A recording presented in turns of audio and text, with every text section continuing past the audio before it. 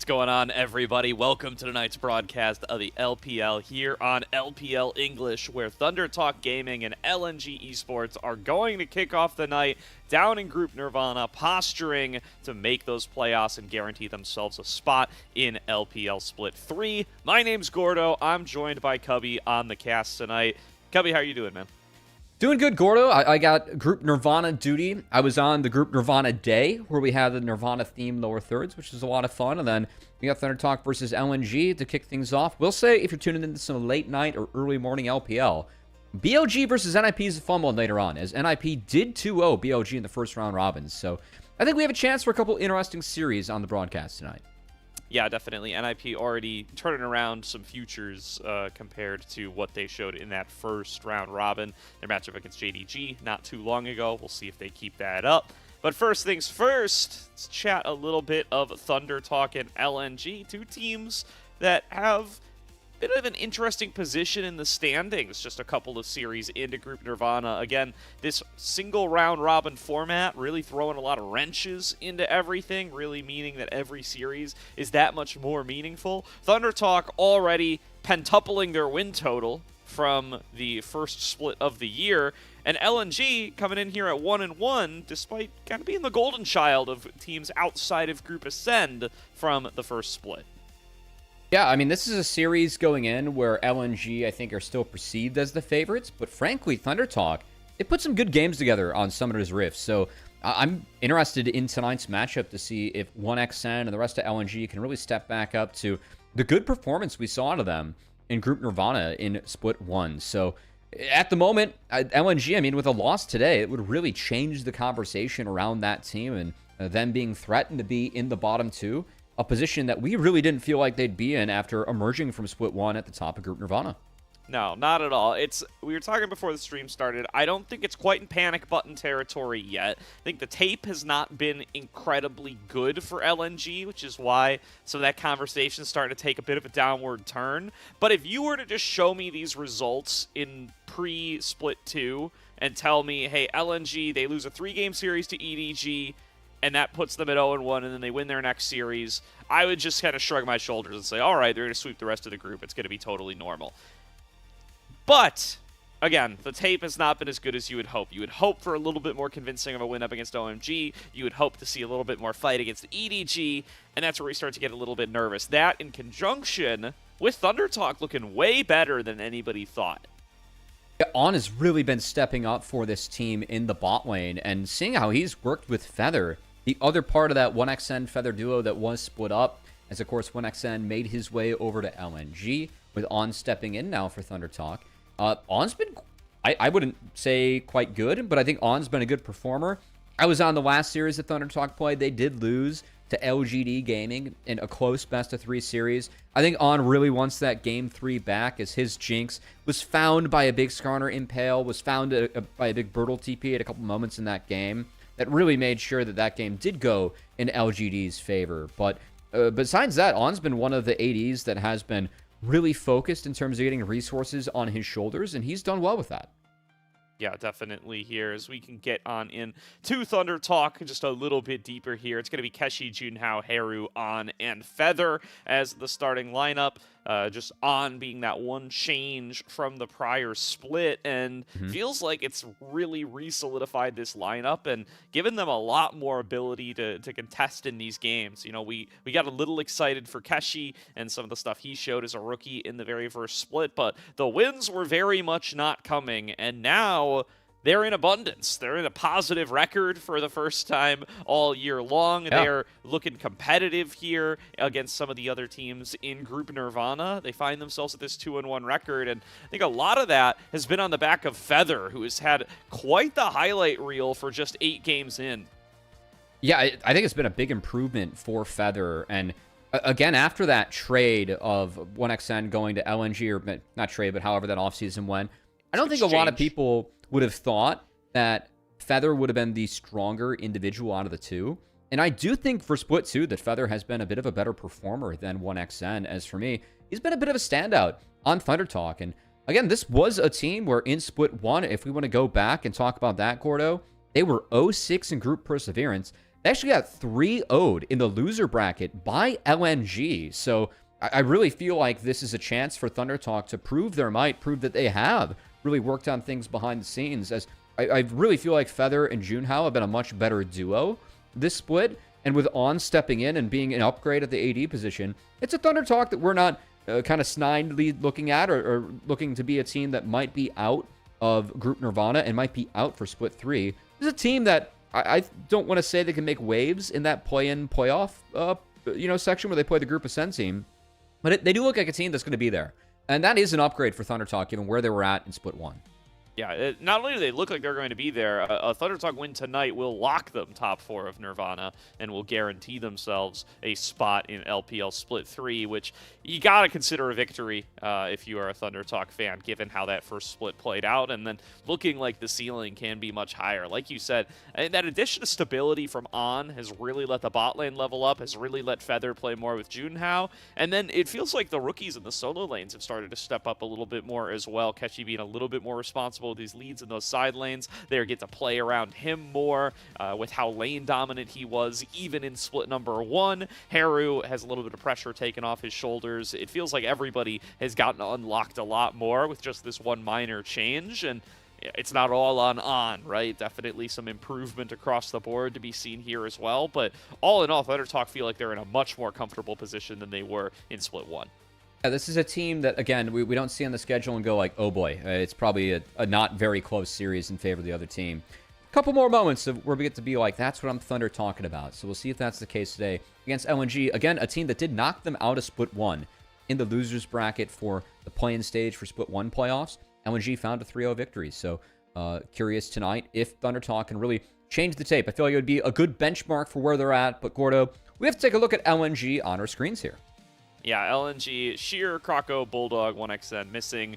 A team that feels like it was constructed with Coach Edgar to be able to make it out of, the group Nirvana or, whatever interim groups you may have had in split number 1. This team felt like it was destined to make for Group Ascend. It felt like if there was any team from split 1 that was going to have the story that NIP is now having, it was going to be LNG. This was going to be the chosen team that could A, make Group Ascend, and B, be competitive once they made it there with how dominant they had been down in the lower groups, but didn't really play out that way. They weren't quite able to make it on over there, and now they haven't had the ridiculously strong start to Group Nirvana that you might have drawn up for them. Granted, it's only 2 series, and EDG is tough competition preseason, would have been ranked up there alongside LNG as being most competitive in the group, but just hasn't been, that crazy explosive LNG up against weaker teams that we got so accustomed to in Split 1. Yeah, and a lot of that for me has been 1xN has just not been as impressive this split. I think a lot of the times 1xN is a player that we look at as a player in these lower teams where it's like, wow, this player really shouldn't be here. I haven't had that feeling quite as much this split. So would love to see 1xN step up against his old support and Feather in an AD that's playing well and On, as I think the ThunderTalk has a better claim to maybe win this series than where others would put them. And if that's going to be the case, really feel like On and Feather have to step up against 1xN and Missing, who were that premier duo for LNG in Group Nirvana, the team that, again, was blitzing teams in Split 1. It's a lower sample size. They've only played 5 games so far, but we just haven't felt that or seen that so far out of 1xN. So that's been a little bit different. Also, as long as we're on the LNG talking point, Gordo, we have to give a shout out to Coach Edgar. World champion winner with Samsung Galaxy in Season 7. So fun to have him behind the scenes. And I know that talking about this team, we spent some time talking about 1xN and Feathers. Of course, they played together for 32 games on ThunderTalk. That was a long time. 1xN was the staple ThunderTalk player over there. But when looking at LNG, with what Feather, is able to do over there, this really is a team that runs through that Korean mid-jungle duo in Croco and Bulldog. And Edgar has those guys, I think, playing at a pretty high level. So I want to see if that is a difference maker for LNG tonight, as I do feel like if they are to win the series, it's going to be through Croco and Bulldog. Agree. I think Croco and Bulldog were the strongest points of LNG in that first split. That's where I expected them to take their leads and then be able to spread them out to the other lanes. Croco in particular, was probably a contender for MVP outside of Group Ascend, if that's kind of a made-up award you want to start giving out. I think Krako tops the list, was definitely really up there in player of the game standings, not quite able to top them, of course, because he played so many fewer games. Again, that's kind of the dichotomy you live with in this sort of format, but was very, very good for this team and was a big part of how they were able to find all those wins. Bulldog did a great job of being able to support him, and I just quite haven't seen it this split yet. Again, it's 5 games, but hasn't really been as dominant as you might expect on paper. And that leaves us in a big prove-it series for both of these teams. LNG have got to demonstrate that they are still that dominant team who are going to be ending up topping this group and are going to be competing to make Group Ascend in the summer. And ThunderTalk showing that this 2-1 isn't a fluke, and they are truly going to be one of the top teams in this group, and they're going to lock themselves a spot right here, just 3 series in, or 4 series for them after tonight, to be able to demonstrate that. Yeah, and, you know, I like how you set this up, Gordo, as prove-its for both, because I know when we had this game on the slate, I was kind of looking at this like, you know, I don't really know what's super exciting about both these teams. Fortunately, ThunderTalk, even though it was a loss to LGD, I feel like they showed more might as they were able to give them a run for their money, which I wasn't exactly sure of going into that series. So for me, that kind of proved themselves a little bit more. And for LNG, you know, seeing the Split 1 performance, but not really seeing it in Split 2 as I was catching up on some of their games to prep for this, I do think it makes for a nice prove-it moment for both teams, especially with that nice through line of course, Split 1. LNG had a 3-0 victory, which did end ThunderTalk Split 1 in that play-in stage. So I think both teams really have something to prove. And excited to see who's able to step up to the plate tonight to do it. Yeah, absolutely. As we're going to get into these walkouts here soon, can start to chat about the draft a little bit. And I think some of it, little theory. Again, too few games to really be able to say too much about where LNG find themselves in this current meta, but so far, they haven't really leapt on some of the smaller changes that have happened from the winter meta to the spring meta, it feels like. They're not a big Ashe Seraphine team, which feels like it's gone up in prio in comparison to stuff like the Corki Nami. They've never really, they've never even played the duo so far this year. And then stuff like the Nocturne falling behind for Krako as well. Feels like he's a little bit behind the shifting of the champion pool. Well, you know, the good news for Krako is that Lee Sin's starting to emerge a little bit more, and that is Krako's most played in his career, and definitely a champion where, being on the teams that he was on for LCK, I would say having a sub 50% win rate on Lee Sin is okay, as Krako was part of one of my favorite teams, the one split I did cover LCK, which was, of course, Live Sandbox with Prince. Krako was a madman. And watching Dove not be able to play top lane and sack everything for Prince was actually quite a fun team. As looks like we don't have the biggest audience in store for us today, Gordo, for ThunderTalk versus LNG. But fun to see some fans getting high fives as we do have ThunderTalk making their way to the stage. Definitely going to just get themselves sorted here. Still got themselves a couple of fans in the crowd there. Better than nothing. You got a few. You were giving high five. I just don't see the depth, you know? We like when the audience has a little bit more depth. Yeah, we'll tune in to see if the Gyos can exceed that just a little bit. They didn't start until Game 3 for ThunderTalk LGD. I felt bad about that. There were no Gyos until Game 3. So I had some quiet games for even NIP versus JDG. I don't know what was going on there. It might be a little sound balancing too. We can blame we can blame wherever those mics are placed as well. Yeah, you know, you always got to get the good ones. See, that's what people need to learn from golf broadcasts, Gordo. Those mic placements for golf are fantastic. You get the environment, you get the birds. You know, fun fact, during COVID, there was a fan that wrote in that they were piping in fake bird sounds on the broadcast and did research as to where the birds come from and why it was fake. They busted their chops on that one. So that was actually kind of funny. But, you know, we got to build the environment here in the arena for these guys. You got to hear people sipping on sodas. Definitely. I remember that story from COVID. The other big one, I don't remember who it was. I'm Googling in the background, and I can't find it. Who was it in the NFL that got booed by simulated crowd noise? Somebody. Oh, God. I don't remember who it was. Somebody got booed real hard by simulated crowd noise where they would just play something based on what kind of play was transpiring. I'm just going to go out and guess Daniel Jones, given what time it was in his career and the year, you know? 2020 is Hannah Jones. It is a good guess, sadly. Sucks to be a Giants fan until hopefully this upcoming year things get better. At least you're a Boston sports fan today. I know that we have a couple casters on our team that were very happy the 76ers found the win. Shout out to Slayer and Yanni. But yeah, no, very good couple of years for them, to be honest. It's it's hard to have a lot of sympathy. Not for basketball, but today was nice. Today was nice. The whole city, though. Yeah, the whole city. That's true. It has been good. But I'm going to focus on the League of Legends we had ahead of us. Of course, LNG Esports, a team that 2 years ago was repping the LPL at Worlds. The fall off has been pretty real for this team. But do you think that Split 1, again, as you were saying, Gordo, looked like the strongest team that we had in Group Nirvana? And the big prize, I think, for these teams is, of course, avoiding the bottom 2, where you don't compete in Split 3. But if you can win that play-in series against the Group Ascension team, you get to compete in Group Ascension for the next split. And I think for any organization, Group Nirvana, that has to be your priority to try and qualify to play with the big boys for a split. Because we've seen that just really elevate the level of teams, getting all those reps against the big boys on the double round robin. Yeah, it's done wonderful things for NIP so far. They look so much more competitive. I mean, they came out of the gate looking more competitive, and even that can be attributed to, there's a bit of a perceptual buff to your scrim partners as well. We don't know exactly how that's shaken out. Most of that kept behind closed doors, but you got to believe that the teams that end up in Group Ascend get themselves a little bit more value, because they're going to be in that higher level scrim pool. At least they should be. And then keeping an eye on this draft as we do start it off for game number 1. What's Zach doing there? Is this we're on the new patch? We're on the new patch. That's what it's doing. Oh. I think that we're on the new patch. As there's a different cover scheme, and I see Zach disabled. Zach is disabled globally, and we have a first pick as real. So I think we got to throw some things out the window. I want to say that we were on the new patch. Yeah, I mean, we're on something new here. We got graphics and everything. We're really zoomed in on the Ezreal there. All right, I'm hearing no, we are not.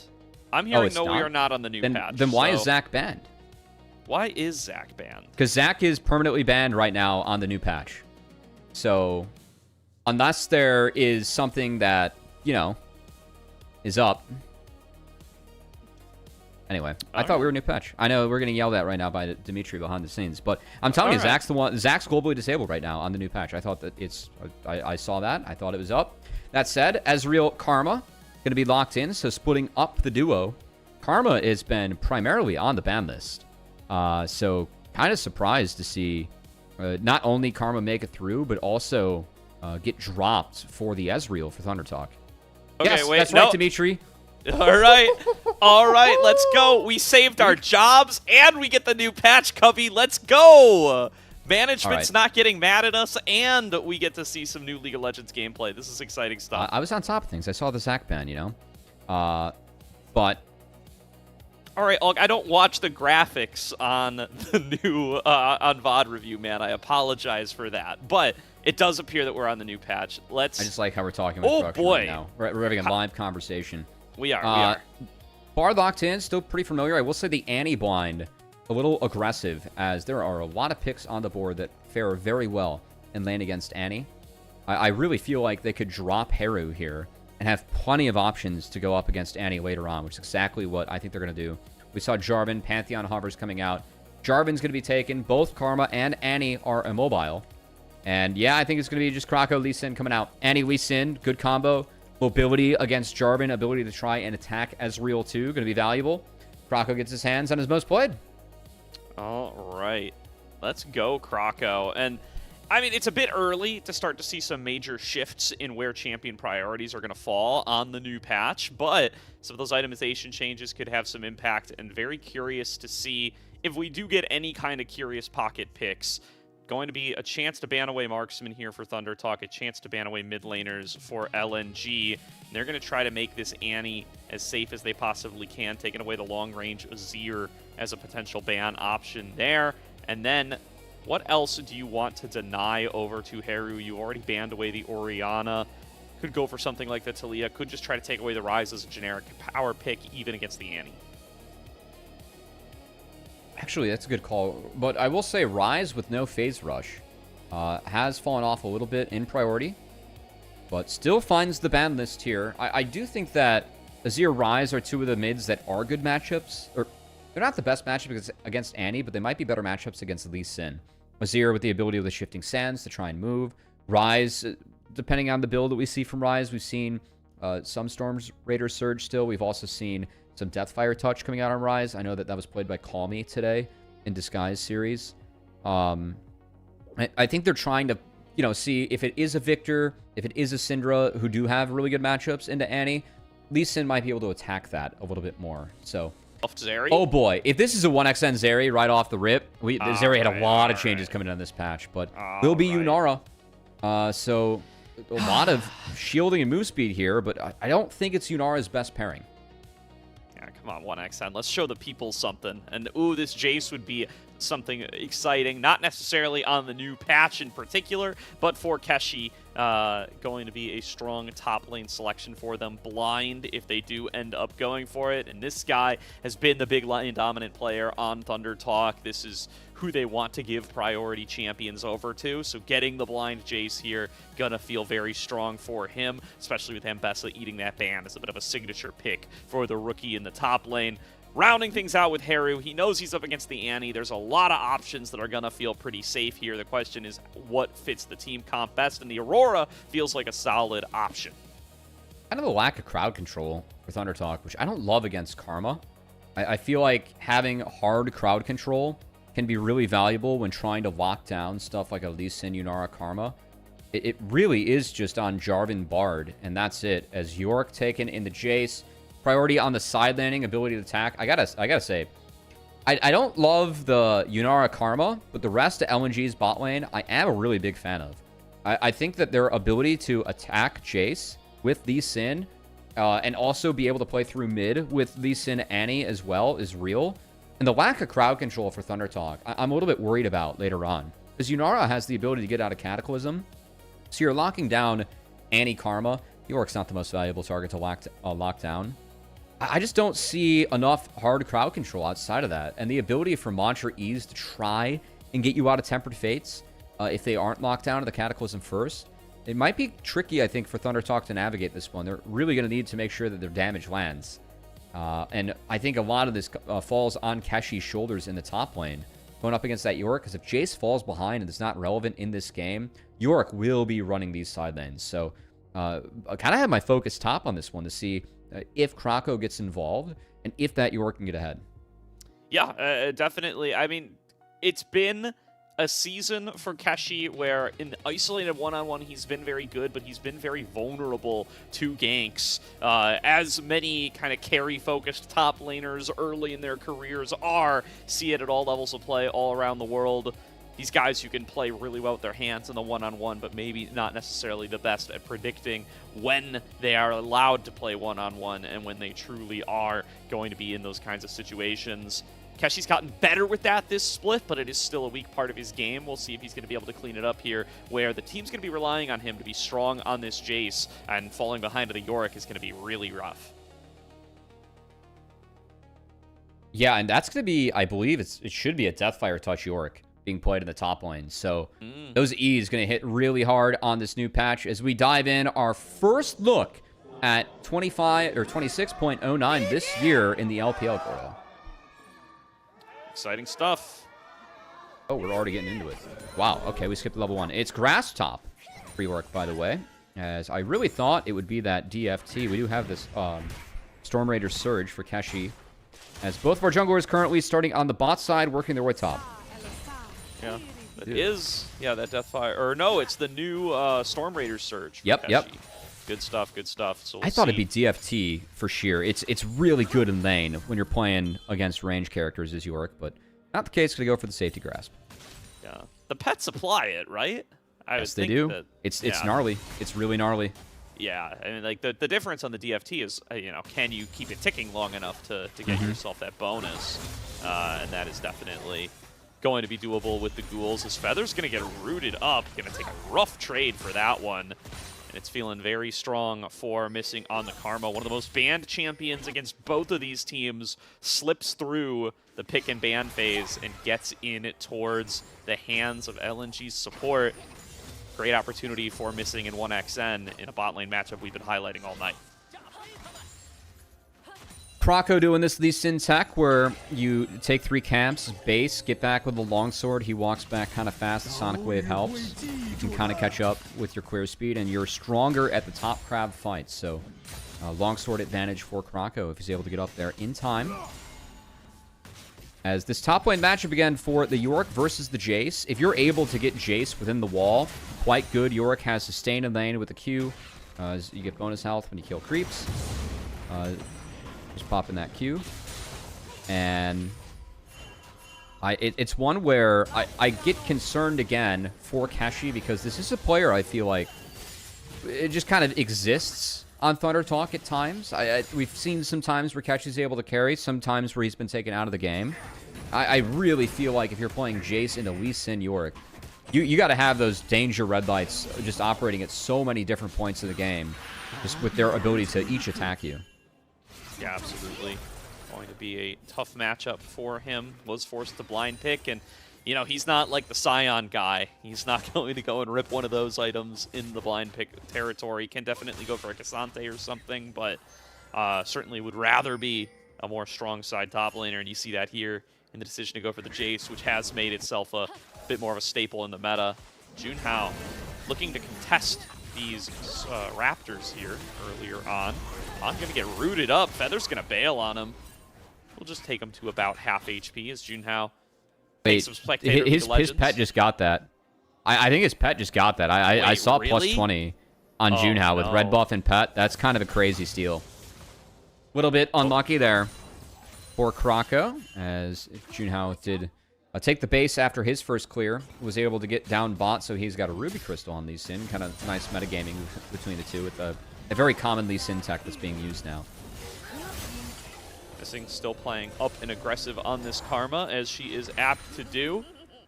Doesn't stop Junhao from being able to get that bot scuttler, though, and doesn't stop him from apparently snagging some Raptors away from his opponent, Croco.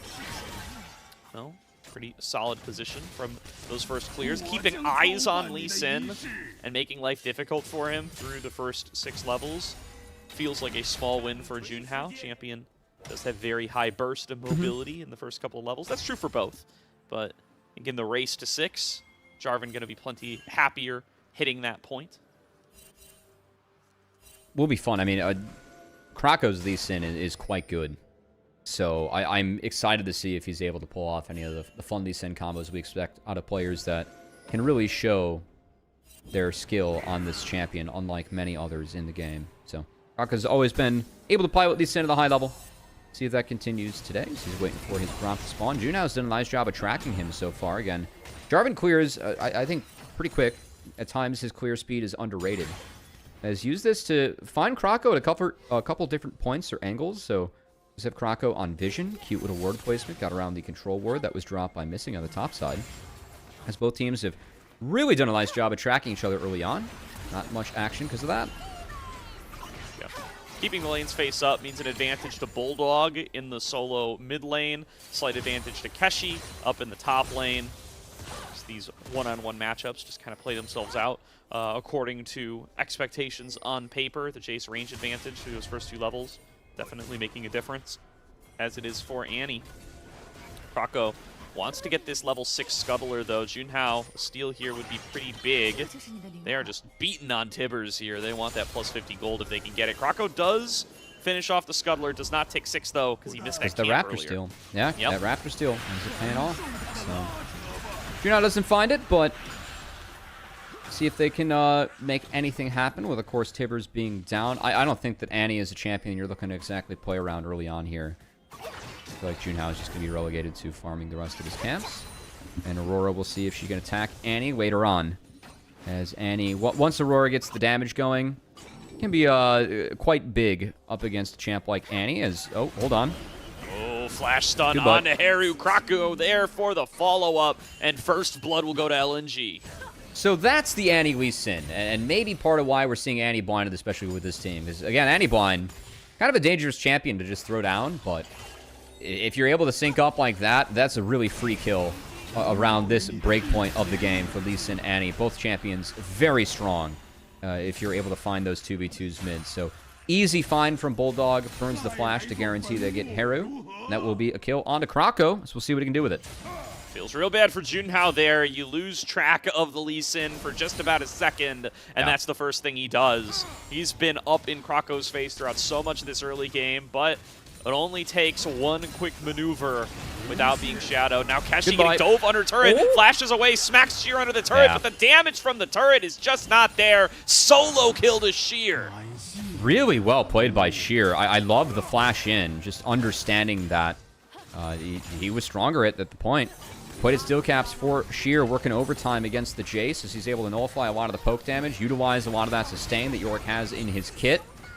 And again, we teased this is a tough matchup for Jace on the top side. With pretty much no jungle intervention, we already have ThunderTalk down up there. And that's a big deal later on, because if Yorick gets rolling in this game, I don't see many things that can slow down Yorick on ThunderTalk's team. No, not at all. This is a matchup that you really didn't want to be getting solo killed in, but Sheer making the counter pick work for LNG, and this is what we were looking for from the LNG top side, looking a little bit more like Spring, getting active in the early game, playing through Krako and Bulldog, already getting Bulldog that fainter bit ahead, and going to give him the opportunity to roam around and try to take over this game. Junhao snags 2 of the grubbies before getting pushed out by the arrival of Krako. Notably, that Dragon's still yet to be started here. We'll see if LNG want to try to stack those up. Honestly, really nice that Junhao only gives over the 1 grub. I think it's good that Krako denies the 3, but if you give 3 grubs over to a York team, good luck in the mid game trying to play around objectives, as York probably runs you in the side lane if you are not able to match, which seems to be the case as Sheer is ahead. But diving throughout this game, Krako gets that first base, gets a very early Eclipse. So on Lee Sin, sometimes we see Sundered Skies, sometimes we see Eclipse. This is the better of the 2 for early game. And Sheer might want this. Yeah, he's got no flash. Received word that he needs to bail out his top laner. The Maiden helping him out here, but not going to help him out enough. Sheer going to be able to extend this for a while. Keshi will finally take him down, and the Maiden burns down too fast. Sans Yorick will be a kill pickup. That is a lot of time spent top, though, and Krako going to take that as a signal that this Dragon is ripe for the picking. I think this is spotted as that pink ward's too far back to track the normal ward that is in for ThunderTalk, but of course Junhao showing top, burning the Cataclysm. Not enough gas at the tank to try and contest as they are down numbers, and Krako will take that Dragon for himself. Woo! Good try. Like the look there from On, especially with that vision. But, yeah, I mean, Smite's tough to outsmite. Ooh, nice little stun found by Feather there. Going to make another favorable trade. Missing already losing a lot of health in that river earlier on. On and Feather, keep an eye on this bottom lane with this health lead. Bulldog is able to trade the ults, but I feel like they might have wanted Krako to get involved, but he didn't get involved there. It was a little awkward. It was. I mean, a lot of the times with Annie and with Tibbers, you can burn it on certain timers or to make sure that you just get priority, because Tibbers is one of the highest base stat abilities in the game in terms of damage. Feel like this one was burned, and Haru's going to get everything and still get a base. And not really anything on the map to pressure, so a little bit of a missed opportunity there. But do you think that a little bit of pressure on Krako to try and get back involved in this top side to try and flip things around on the Jace? But Keshi's still down flash. Curious if Krako makes his way straight up there. Try and punish that summoner spell. Still missing. Yeah.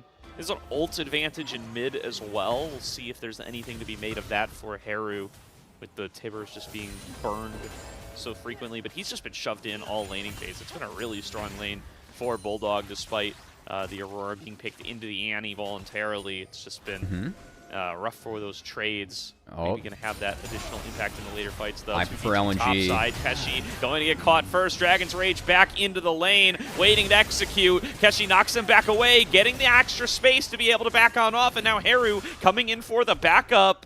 Junhao bails out his top laner, saves Private Keshi, and no kill coming through for a commitment of flash ult from Krako. I like the comms going on by LNG, though, because they don't go too far deep, because it was Feather roaming up, and it was Haru also making his way there first as Bulldog was playing the wave. So Bulldog does a nice job absorbing the gank there, even gets Tempered Fate out. Can turn this right back on Haru. And I do think that while that isn't a kill onto Keshi, still want to believe that LNG is happy with that sequence of plays. Yeah, does keep that pressure on top lane, and does mean that they are pulling Junhao up and away from their scaling matchup down here in the bottom lane. Keeps Haru on the back foot up against Bulldog as well, who has built up a nice CS lead in the one-on-one. Yeah, this Jace still down on levels, going for these trades, not finding the success. They are going to go in onto Bulldog here. Nice little trade found by Haru, but Junhao not quite ready for the follow-in. Croco going to be there with the response. Has Eclipse done now for a little bit of extra. It's just a winning trade. He's going to try and snowball this one. This is spotted, but yeah, he's going to try and snowball this in the Junhao. Despite burn, both teams know that red buff's being taken. Croco's going to try and race top as he sees Feather on a ward here down bot. And again, getting that Jace trying to pressure Keshi. He does have that flash available. Junhao chases him out. So, well-placed ward over the wall that spotted Croco going up into the ramp. I like the idea that Croco had. Took a small winning trade in the mid lane, tried to turn it into more. Junhao plays defense, gets everything. As Keshi... Oh. Wow, Keshi forced a flash because Croco just snags a nice sonic wave there, gets a second one, and Croco just runs him down, pressing the Q button on Keshi's head.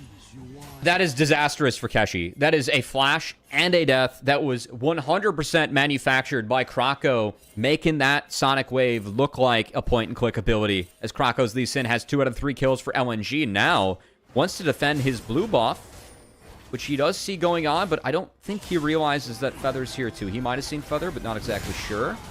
Feather coming in, trying to be that playmaker for the team. They do try to lock him down, not going to be able to get him inside the Cataclysm. Bulldog waiting over the side. Junhao falling lower and lower, flashes, but it might be too late. There's going to be the Tempered Fate coming out of Feather, trying to slow this play down, but it's already over. 2 more going the way of LNG, and they're going to try to chase on a Haru as well. A complete botched sequence from ThunderTalk here as they are just getting run down one at a time. Haru with nowhere to go. Keshi going to be able to make the trade on the Bulldog. That's some shutdown gold to the Jace, but it will cost Haru his life as well. Even On is showing up to this play.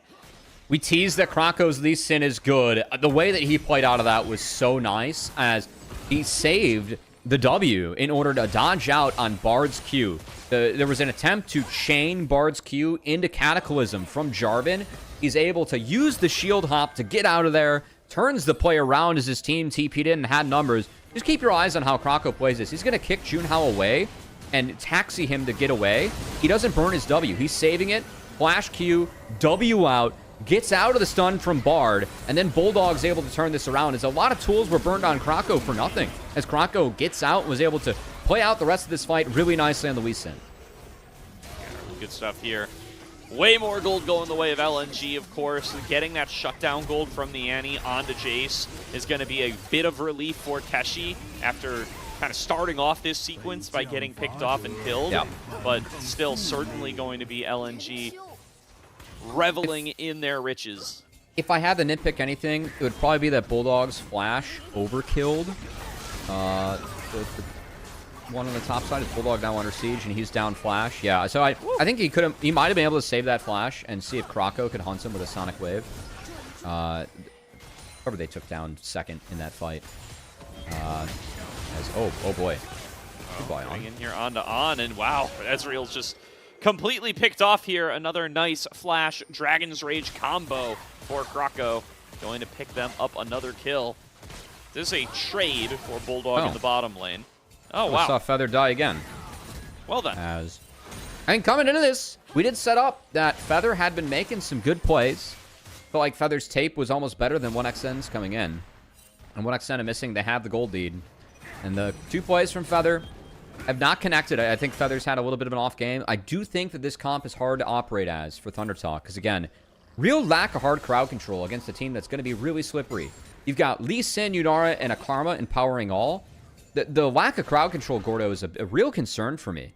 When it was in draft, and I think we're kind of seeing this later on as ThunderTalk, is they really don't have any way to stop Croco from being able to show off his Lee Sin hands to the best of his abilities, or stop 1xN, or from being Mantra empowered and just walking forward, walking in.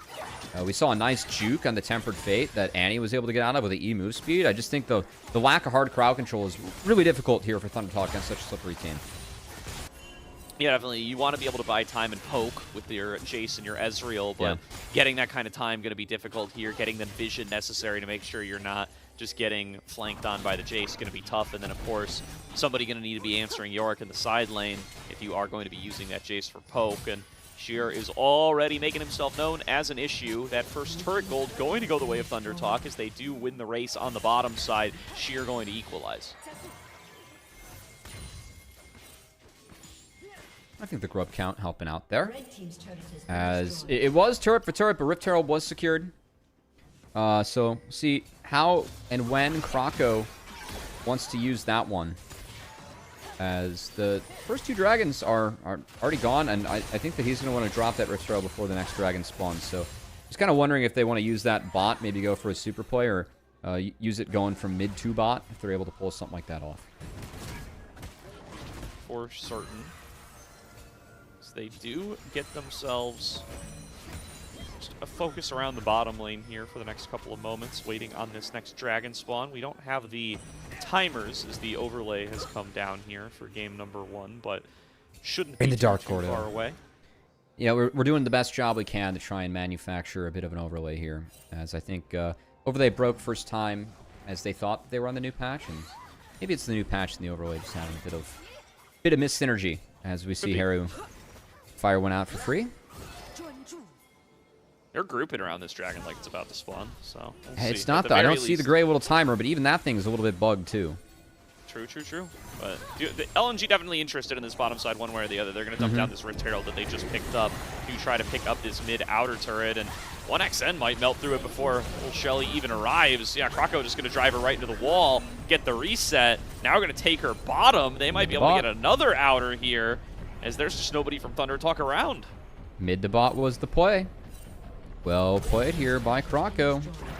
As he's able to pilot that thing well, and he's even going to get another crash. Wow. All right, that's a lot of gold going over to Lee Sin that gets denied from Feather. So, no crash there. Loses a couple camps for that one. Junau's going to get what he can on the way back. And top outer turret will be picked up by Keshi as that gets respected by Sheer. But it still is LNG in much better shape for this dragon that is spawning. It feels like, you know, we're waiting for the internet company to help service us. We're on the wait line until this dragon spawns. Junhao going to get engaged on. Bulldog ready with the stun, and now stuck in a 1 versus 4. Utilizes the flash and the ultimate, but none of it's getting him out of dodge. Another kill the way of LNG as they pick Junhao again.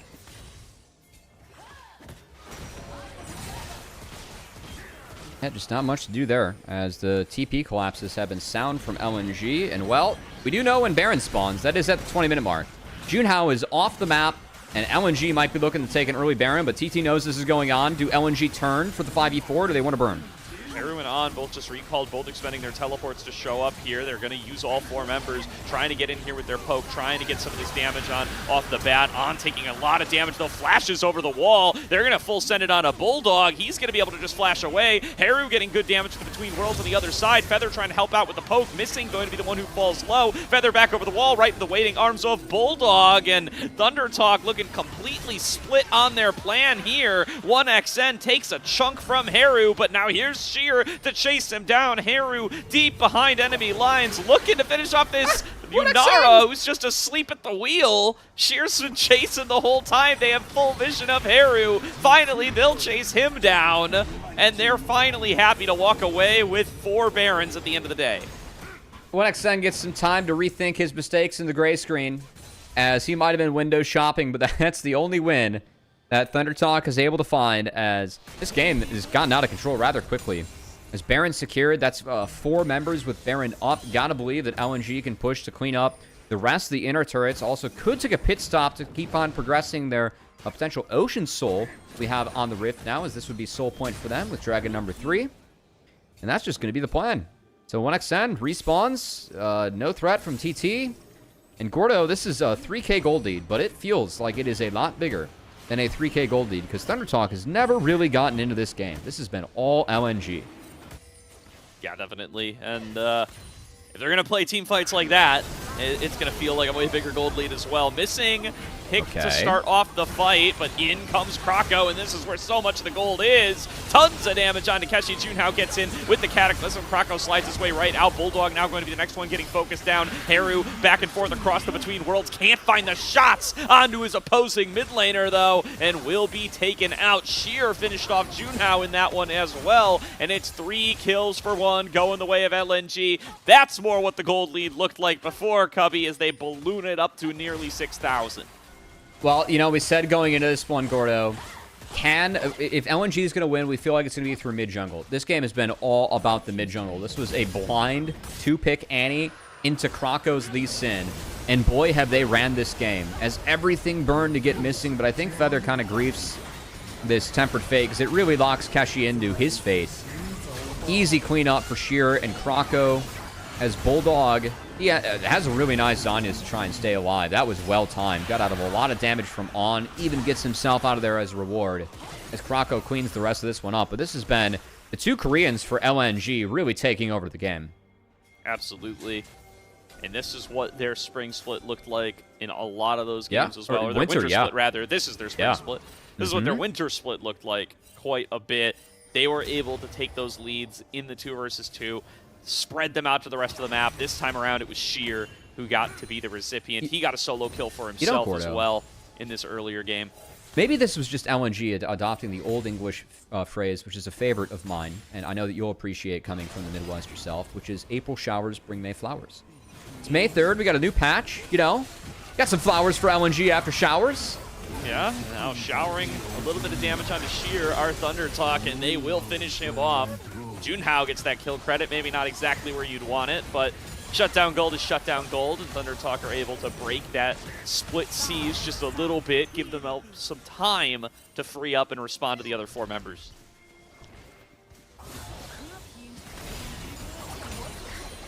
Should be the push ending, so LNG just gets the top camps. They lose the top laner, and that's going to be it. Still a 6k gold lead, though.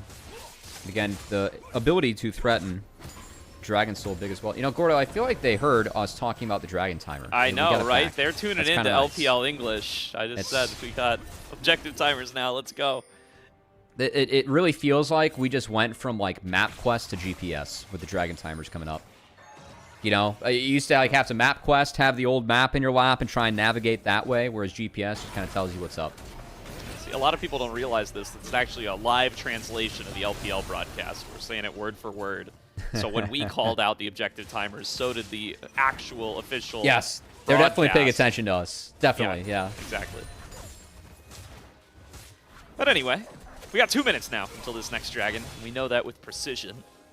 LNG going to be threatening that Ocean Soul at the time, and you know, that's when the time that ThunderTalk bought with that pick onto Sheer is going to come a call, and Baron going to be up around that time as well.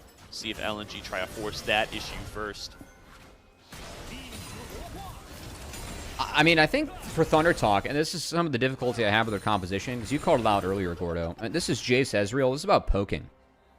Can we find setups with Bard or with Jace Ezreal where we actually get elongated periods of Mystic Shots and Empowered Shock Blast making things happen? We have yet to see that. And I do want to give some kudos over to LNG, because, to be fair, this was an early Annie showing, but Bulldog and Krako have done a good job breaking that. And LNG as a team has had some really nice TPs to have good setups around ThunderTalk to try and break those setups as well. So I just don't know how many options TT has. They are early grouped up. Their side waves are set up to push into LNG. And we'll see what On and Keshi can get done. I just think against missing Krako, the Annie shields, the Serpent's Fang just came in, but Krako once again in onto On, but the Ezreal mobility going to pay off for him. He's able to get out in time. Junhao going to end up traded for Krako there, was able to split up the fight. Haru flashing deep into the enemy jungle to get himself away from this engage. Step forward onto On from 1xN. Slows him up with the laser, and On, you are not ready to recall just yet, buddy. Shock Blast going to connect on a missing to take him below half, but it's a 1-for-1 exchange. That's good for ThunderTalk when Krako's the one who pulled the trigger. Yeah, no flash on Krako, so can't go for the power play again. But that's flash burn from On too. I really feel like Krako ended the game there. I'm almost surprised that On got out, because I was certain that Bulldog would have been able to follow up with a stun. But I think it was a well-timed Mikhail's. by Feather, potentially. Yeah, I got him out. 4v4 for Dragon Soul, and Feather just boy. walks right into the Annie setup. Bulldog going to be able yeah. to claim that kill in an instant, and now flashing forward to take ThunderTalk names. LNG fully aware that they can get themselves the Dragon Soul off of this play. Both junglers have respawned, but a numbers advantage already in LNG's pockets.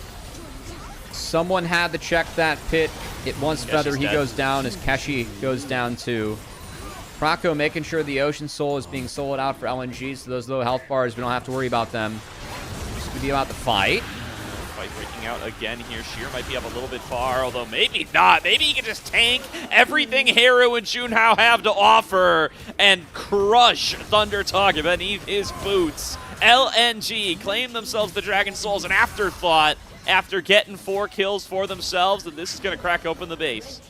I will say a bit of an oopsie there from 1xN. He was trying to trade or get on. On was able to trade out. So no marksman means that this might not be game. Jace is up in 10. I think it's still game. York's enough. Clean game 1 here from LNG, Gordo, as they really use this Annie-Lee Sin combo to the fullest effect they could.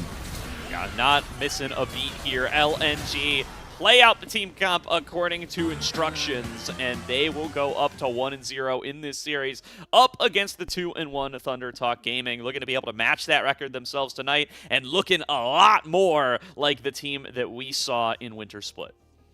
Yeah, again, coming into the night, I really felt like ThunderTalk, if they could play through that bot lane, maybe they have a chance. Meanwhile, we set up LNG.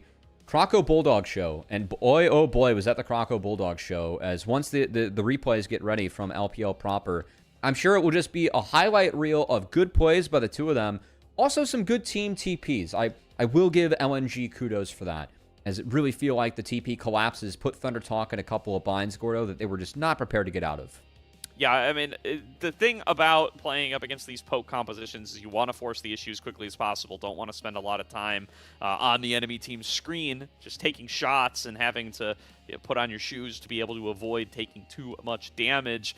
And Krako was taking that fully to heart, just rushing in there basically every time he showed, and there were only seconds between the Lee Sin appearing on the screen and him being behind you, going for a Dragon's Rage into the enemy team. Basically used every flash he had the game on that kind of move, and it paid off for him way more often than not. And it led to an LNG pretty much sweep of this kind of mid-game. Once we broke the laning phase, they were just winning every single fight, taking every single objective. It was kind of like that even before the laning phase too.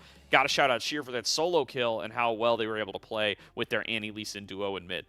Appreciate that, and I agree with everything you're talking about, Gordo. I think it does lead me to question, you decided to take a poke comp into an Annie Karma, showing that early, and Annie really has the ability to, pull those snap engages where you can break that instantly. Of course, the Lee Sin showing as well. I know it was first pick Ezreal, but I was really curious why it was that, and they didn't want to take the Karma, which most teams would prioritize. The Feathers Bard wasn't on point. The bot lane wasn't able to get any advantages, which is how we've really seen ThunderTalk win. And they're playing a poke comp into an Annie Lee Sin Karma, which I feel like early on is kind of built to neutralize that. With the Mantra Shields, Annie Lee Sin, just how quickly you can break stuff. I don't feel like that was the right game to take Jace. And I will pinpoint Jace as the crux of the draft where I would have made some changes. I can talk about not loving Ezreal B1, but it's new patch, you have options on what you do as Ezreal. I just feel like Jace, you're really asking to get Yoricked. You're really asking to have that Annie Lee Sin come top and collapse and for fast plays to happen. And for that and the lack of hard CC, I just really didn't feel like Jace Aurora were the solo lane options. And we did set this up as mid-jungle duo, but also the top side. We like Sheer and Takeshi. We saw Sheer get that advantage. I really felt like a blueprint of how LNG could win this game and maybe win this series. I just want to see if ThunderTalk can adapt going into game 2. Yeah, I think your point around the bot lane priorities is really interesting there. An hasn't played the Ezreal yet this season since joining the team. It's weird to see how much prio they put on it here. Clearly had some idea of how that was going to help them be able to win out the 2v2 perhaps, or at least unlock Feather to be super impactful on the Bard, right? He got a game MVP against Ultra Prime playing that champion. That's the only other time it's been let through against him this split. And he was a big difference maker there. You saw some of the highlights at the beginning of the night for Feather Bard. So maybe that was the thought here, just listen, we're gonna pick champions that allow Feather to play Bard, and as long as we get to do that, we're gonna be plenty happy. But certainly didn't work out that way. Didn't have the opportunity to swing really any of the matchups in his team's favor, and as Keshi and Haru started to fall behind so fast. You know, looking back, Gordo, part of me wants to give this as a Krako MVP. I think how the last few fights played out, I do think it's a Bulldog MVP on the Annie. Had the highest damage, highest KP on the team. Kind of curious. I feel like you got a few options for the voters there over on LNG. I don't think that this was a done and dusted MVP for either team. But again, said the highlight reel. Going back and look at this, it's probably going to be the Krako Bulldog show. Sure enough, that show got started early with the find on the mid. And this was really well played by Krako and a good collapse from Bulldog and LNG to make this one happen. I thought Bulldog overkilled Junhao. You can see how maybe Krako with that W is just able to find a Q. And the flash from Bulldog isn't necessary because he does die afterwards in that play. But these are the only 2 deaths of Bulldog. Besides that, very, very good game from him. Yeah. For me, it's a Krako MVP. If only champion fancy difficulty fingers. being... If only the champion difficulty being the tiebreaker here, right? If both of these guys execute according to their game plan, pilot their champions appropriately, and one of them's playing Annie and the other's playing Lee Sin, I think the Lee Sin player gets the MVP by default. That's fine. That's somewhat fair, Gordo. You know, a little bit mid-lane Akali bias there, which I appreciate. But oh, for sure, for sure. Yeah, that's fine. I will say that this fight, I really feel like Bulldog. Oh, don't do my boy ThunderTalk. like this. Don't show this on screen. Yeah, he really did bait ThunderTalk in, though, up there, and was able to find the kill and get out. So I do think that Bulldog, again, has a good case. But I'll be curious. There are real options here for who got the LNG MVP. And again, just want to see those changes be made for ThunderTalk, because I do feel like the identity of this draft was showing very early from LNG.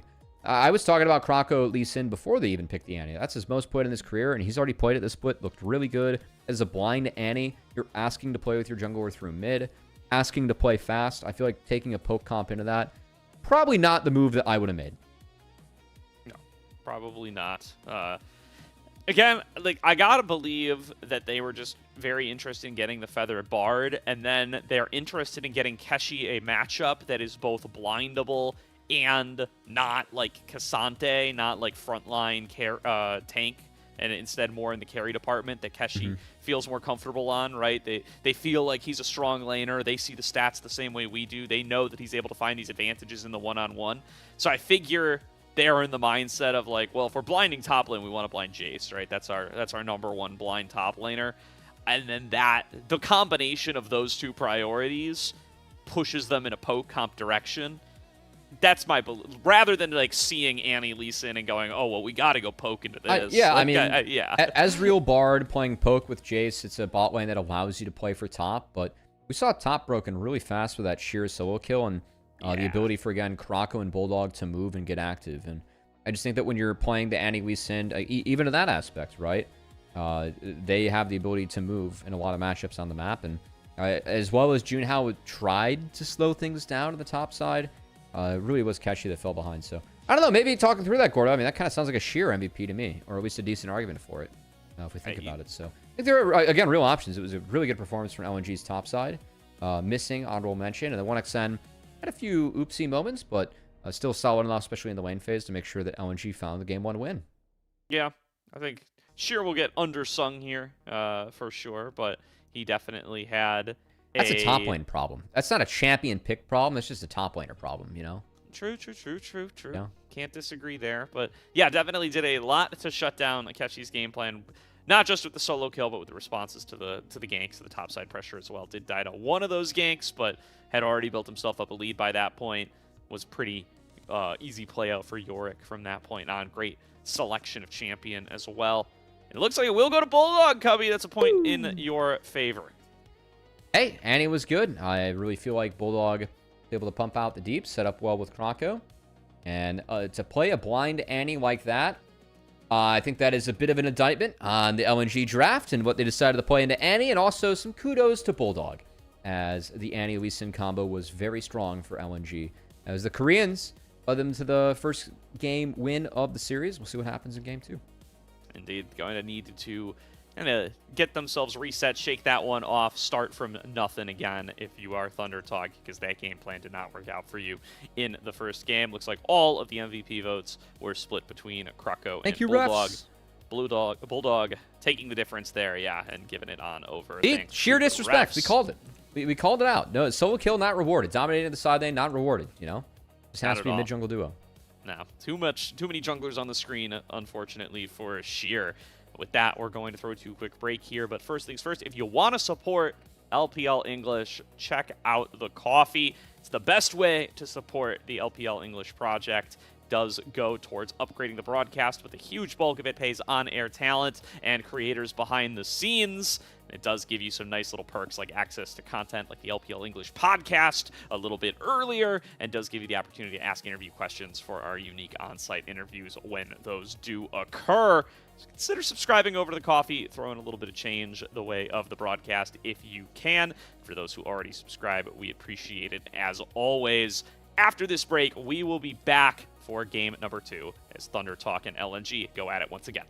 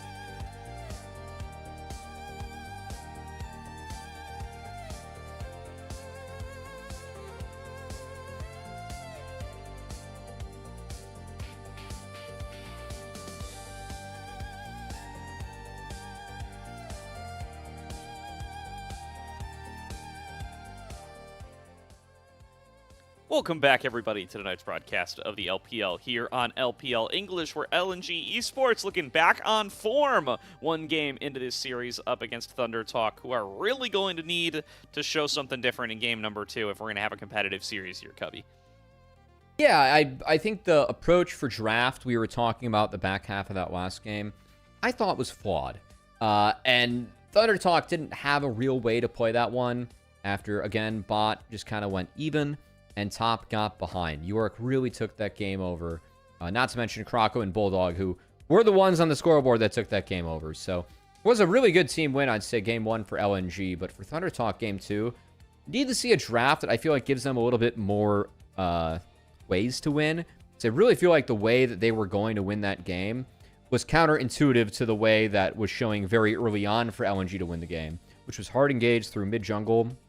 And they took a poke comp with pretty much no hard CC into Lee Sin, Yorick, which, I think Krako's Lee Sin ended up really taking advantage of that scenario. So we'll see this draft. I feel like gives ThunderTalk more ways to win, because I should have went harder on the draft. I do feel like that was somewhat a 65-35 in LNG's favor, just, with the champions that they ended up with on paper. So hopefully that changes. We have a little bit of a closer, more competitive game 2 here, Gordo.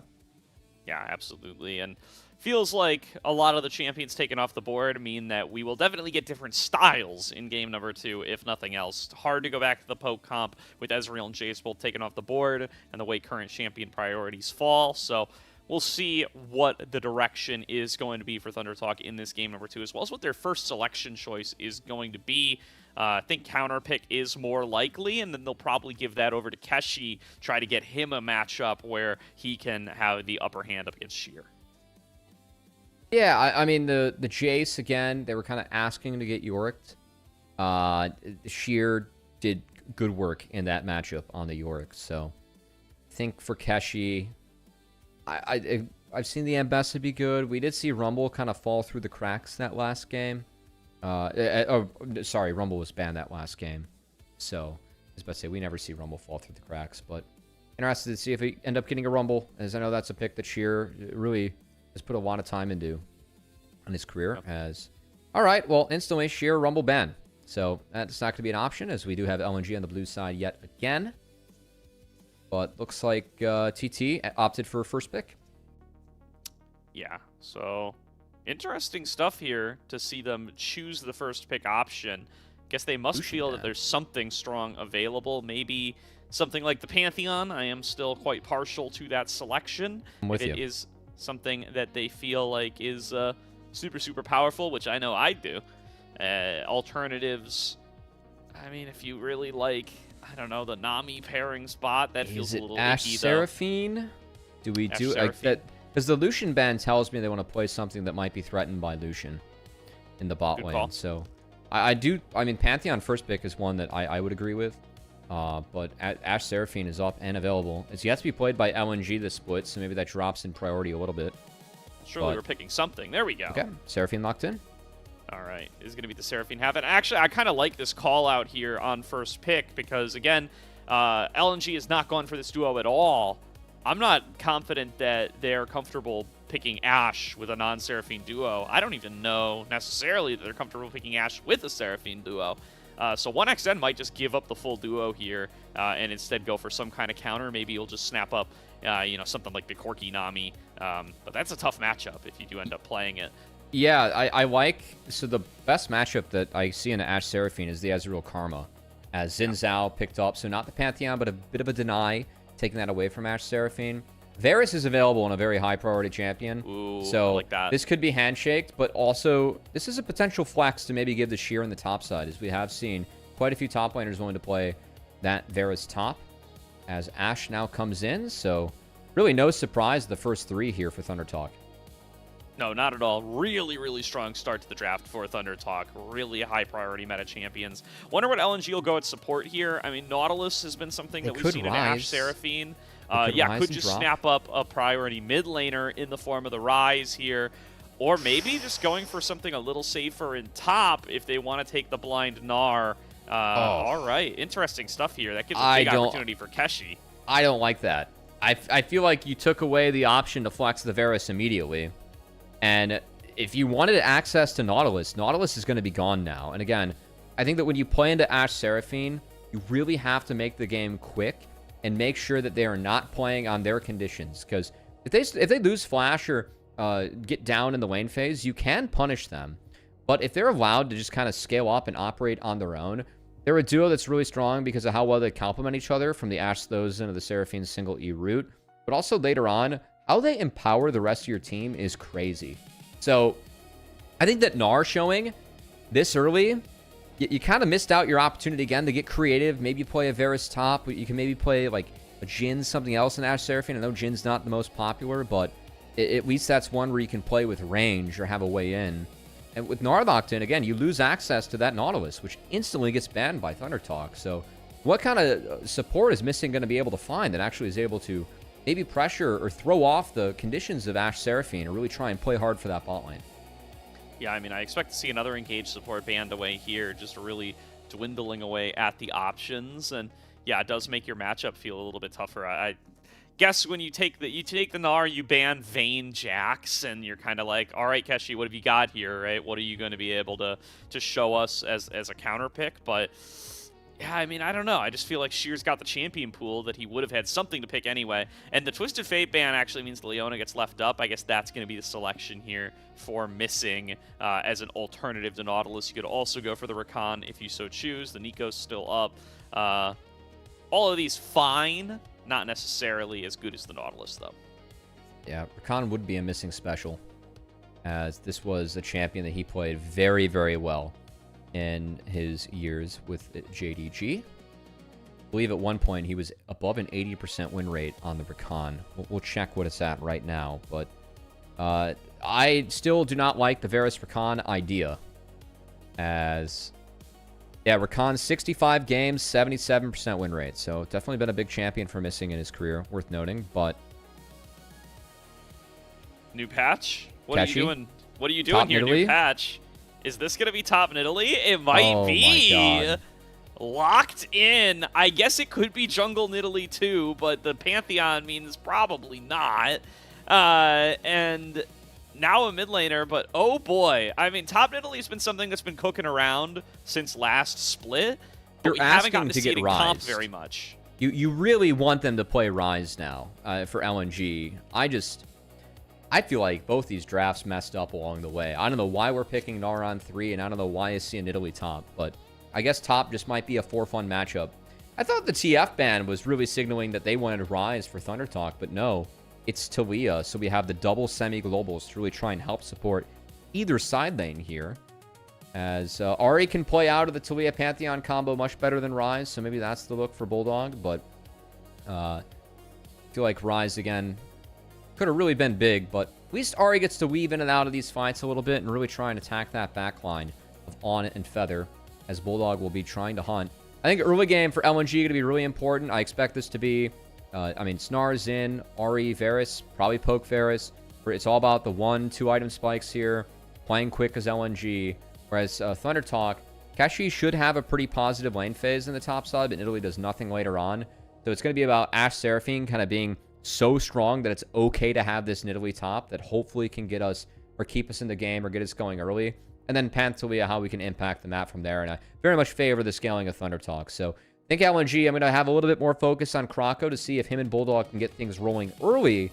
As I think if this game does get 30 minutes plus, I'm going to favor ThunderTalk's composition. Yeah, so I think it was previous patch, but we did see this out of Keen last night. Played it up against D plus Kia in the matchup up against Renekton. So already something, like I said. I don't want to see it, man. I've seen so much Nidalee top, and if your name is not the Shy, I don't think it's good. It's just how it is, you know. Yeah, I mean that or Mirwin. Mirwin has a good one, but again, that's pretty much about it. True. It's an off the wall pick. It's one we haven't seen in LPL yet this split, or I think this year at all. And definitely a bold choice for Keshi here, but he's been a bold player. See if he's gonna be able to do it.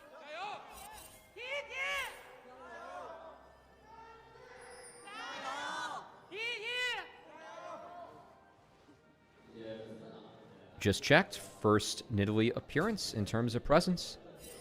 As it looks like we do have Haru with, of course, no phase rush for Taliyah. Really big summoner spell for Taliyah. Just opting for the Storm Razor's alternative, which... or the Storm Surge, I should say. Yeah, that's right, Gordo? Huh? Yes, Storm Raider Surge. Sorry to put you on the spot back. there. I'm blanking on that. But it's okay. The difference here, so Phase Rush, if you had 3 abilities but you chained together, it procced Phase Rush. So it was kind of on your terms or conditions. Yes. Storm Raider Surge now, it's based on how much health you take away. So you really need to hit like the E, Q, and the flick combo in order to proc it, because I think the threshold's pretty significant. I don't want to say 30% because that sounds too big, but you need to do a lot of damage in order to proc this and get the boost, which feels from like similar to Phase Rush, but it functions very differently. And because you don't get to proc it on your terms, it's a weaker rune.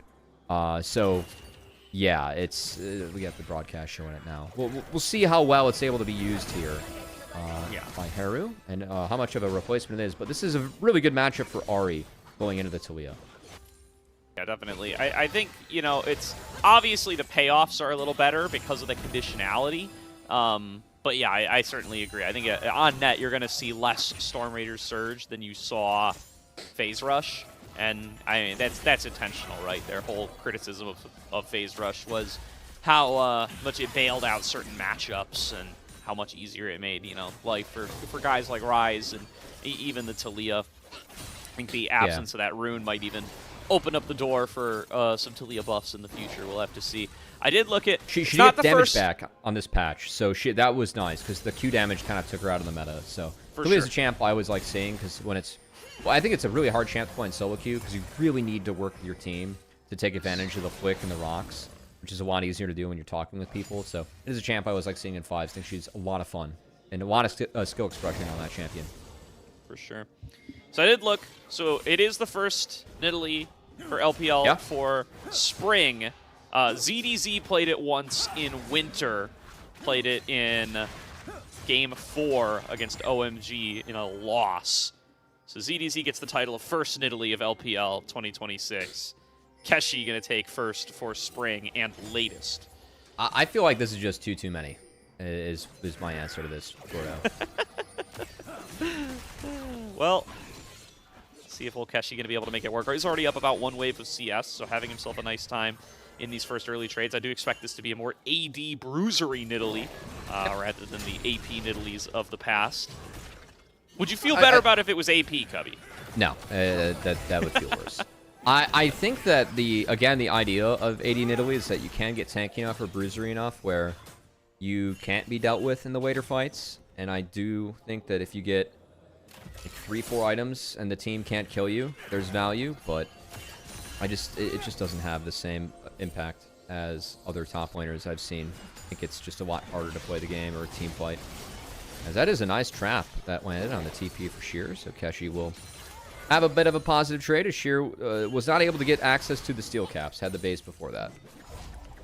Yeah, as we do get ourselves a little bit of additional jungle pressure, trying to help Sheer out in that top lane matchup. He is not going to be able to push Keshi out of lane here, though, as that lead starts to grow bigger and bigger. We'll be able to keep this wave shoved in as well for Haru. Is trying to keep Bulldog on the back foot. We'll be hitting level 6 here soon. We'll see what these Weaver's Walls can do, especially in conjunction with the Pantheon. Has that Avengers duo that we used to see in LCK bot lanes of old. Mid jungle this time. Junhao stepping up. Not able to get the steal that time, buddy. Yeah, not this time, but the Rock's going to make sure that he gets out safely. So Junhao going to return to his own camps as we'll see posturing around the crab spawning. Looks like it's going to be a bot crab that does spawn second. Of course, did have 1 CS, looks to be denied for Krako. So I think if he is able to farm out the Krugs and crab, we'll see if that's 6 or not. Kind of depends on the CS he missed. If it was a baby chicken, doesn't get it. If it was a baby rock, he gets it. I didn't exactly see if any baby chickens were taken there. Yeah, maybe got 1 or 2 off of the Q with the Empower. Not 100% certain there. Yeah. But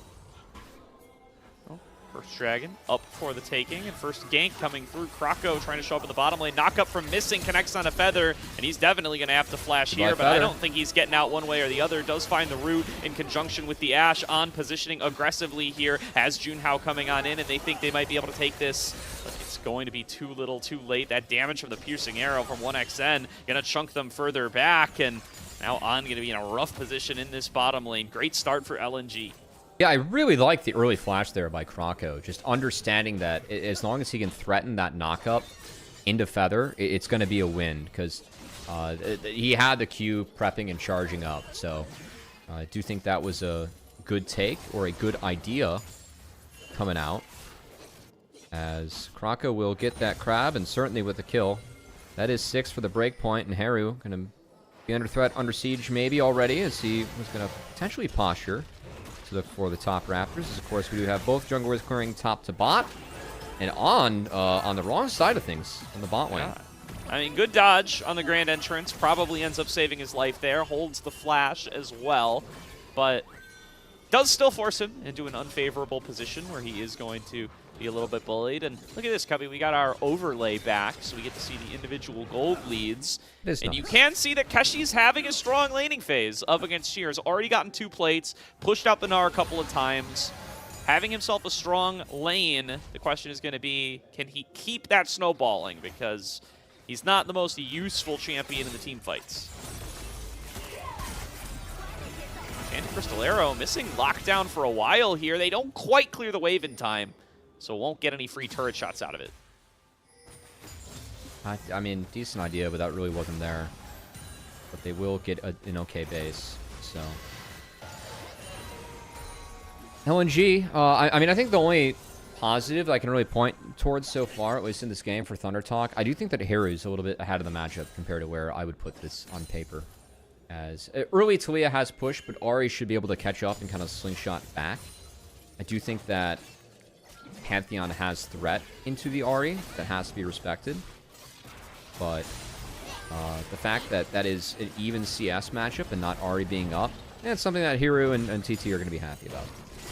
Especially with the new rune. You know, no phase rush makes that harder. Yeah, for sure. Junhao starting up the Dragon over on the bottom side, but Krako going to be here in time. Gets over, steals it away. Bulldog trying to chase on Junhao. Won't be able to find the damage, and they do get the chain CC. That's a nice double beat drop coming through from Feather. And what will it set up for them? Krako staying alive forever thanks to the Crescent Guard, but here's the re-engage from Junhao over the wall looking for the damage. Bulldog has somehow gotten away with murder. He sneaks out the back end. Krako does drop, but he does secure the Dragon in trade.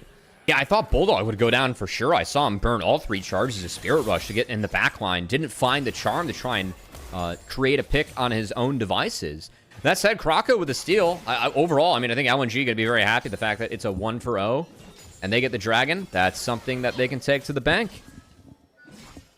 Well, another nice little fight played by Feather there, by the way. A lot of his highlights have been on this Seraphine. Lands a nice double beat drop in this to be able to lock down 2 targets. That wall actually zone missing off. That was kind of goofy. But yeah, again, Bulldog, all 3 charges burned to get Junhao. Good double beat drop, as you called out there, Gordo.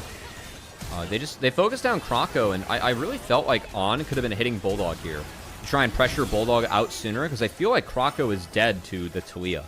So I think if they might have been able to split some of their damage, could have been a little bit more efficient, and maybe they get both. Maybe they can pressure Bulldog before he gets out next to the pit, because again, if On's landing autos, those are slows, can threaten the Ahri, who was missing Spirit Rush.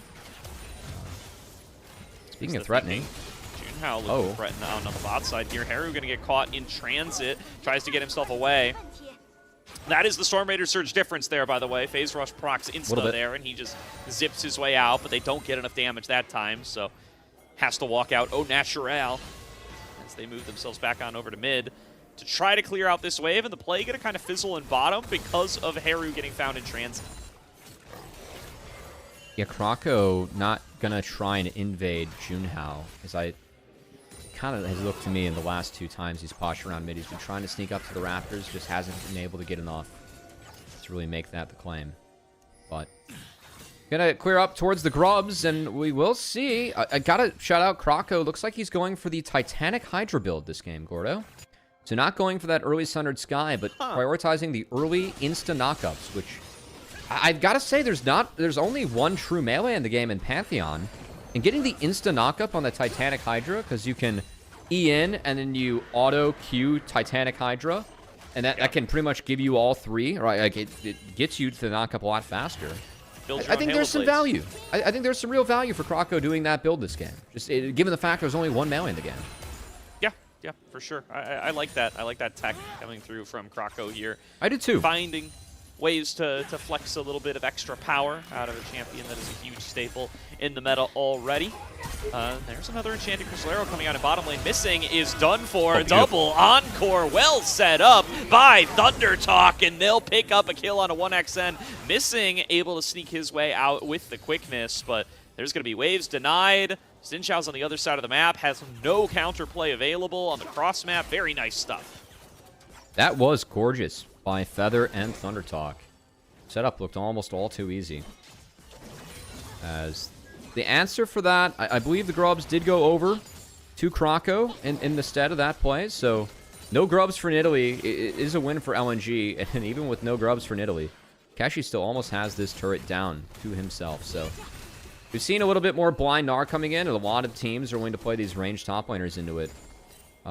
With Vayne being banned out, Nidalee's the pick, and Keshi, we'll see if it's able to have an impact on the team fights, but in the lane phase, has got the lead that TT was looking for. First brick for the Nidalee. Yeah, first brick for the Nidalee feels so good here. Going to balloon that gold lead up to about 1.5k individually. Tough matchup for Sheer, where he's not getting a lot of support either. As both teams now starting to posture on the bottom side. 1xN sectioned off. Knows he has no flash. Heru going to be able to make that pick happen as Krako steps forward. Throws down the crescent guard. Going to stay alive for a long time thanks to that one. And Junhao going to fall down. On has to flash back over the wall in order to stay alive. Heru trying his best to pump out the damage. Shuffles Krako closer to him, but going to regret that decision. Insta knockup, as you called out, comes out and gives a kill to Missing. Mistake from Heru to make it a 2-for-1.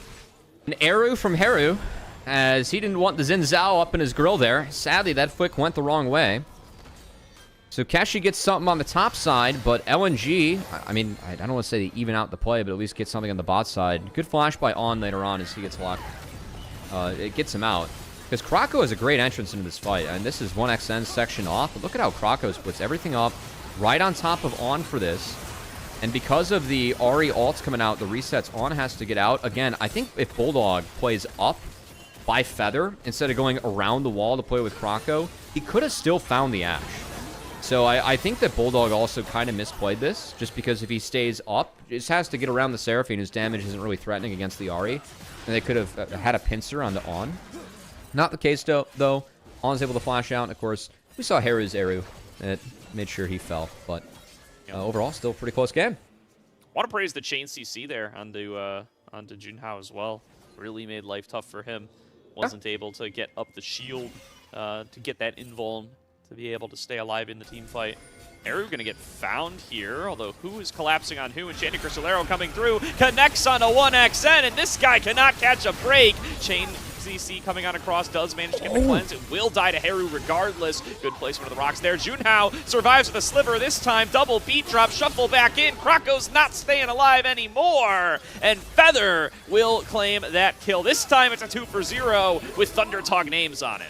And you know what? I think we saw some of the value of the Ashe Seraphine there at Gordo. Feather keeps Junhao alive and also is able to turn around the play and get a kill onto Krako. As things have just gotten a little bit out of control for LNG here. Going to be the Dragon going over to TT. Off the back of that play is... Oh, hold on. Sheer's TPing in. Do they want Keshi?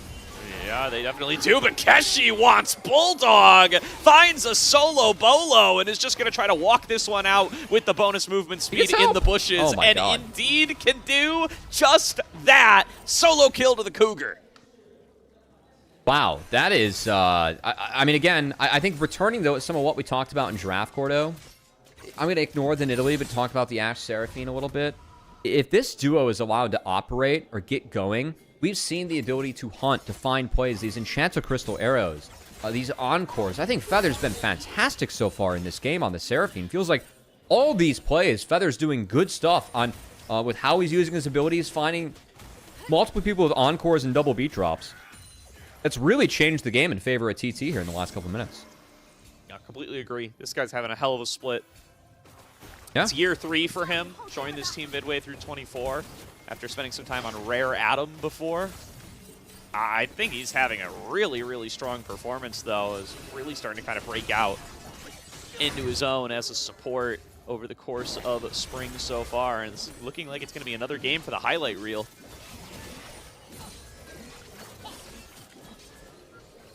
Certainly seems that way so far for TT, as this is TT that was sorely missing in game 1. Speaking of missing, yeah, a little bit found. Chain of Corruptions do come out, though, from 1xn. Don't connect to the June House, so that is a cooldown that is not available if there is a Rift Herald fight coming up, which LNG seems to be posturing for. Kashi may be found.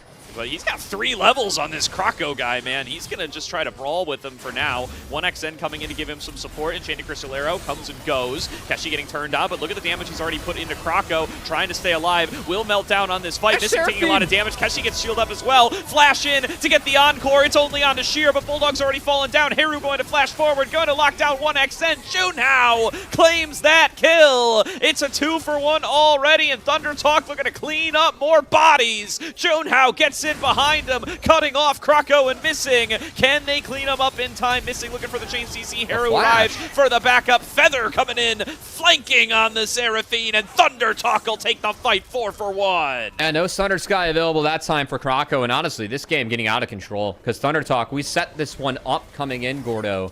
LNG needed to win this game early. The scaling of ThunderTalk is greater, and a 5k goal lead is significant for TT. Is this Ashe Seraphine again?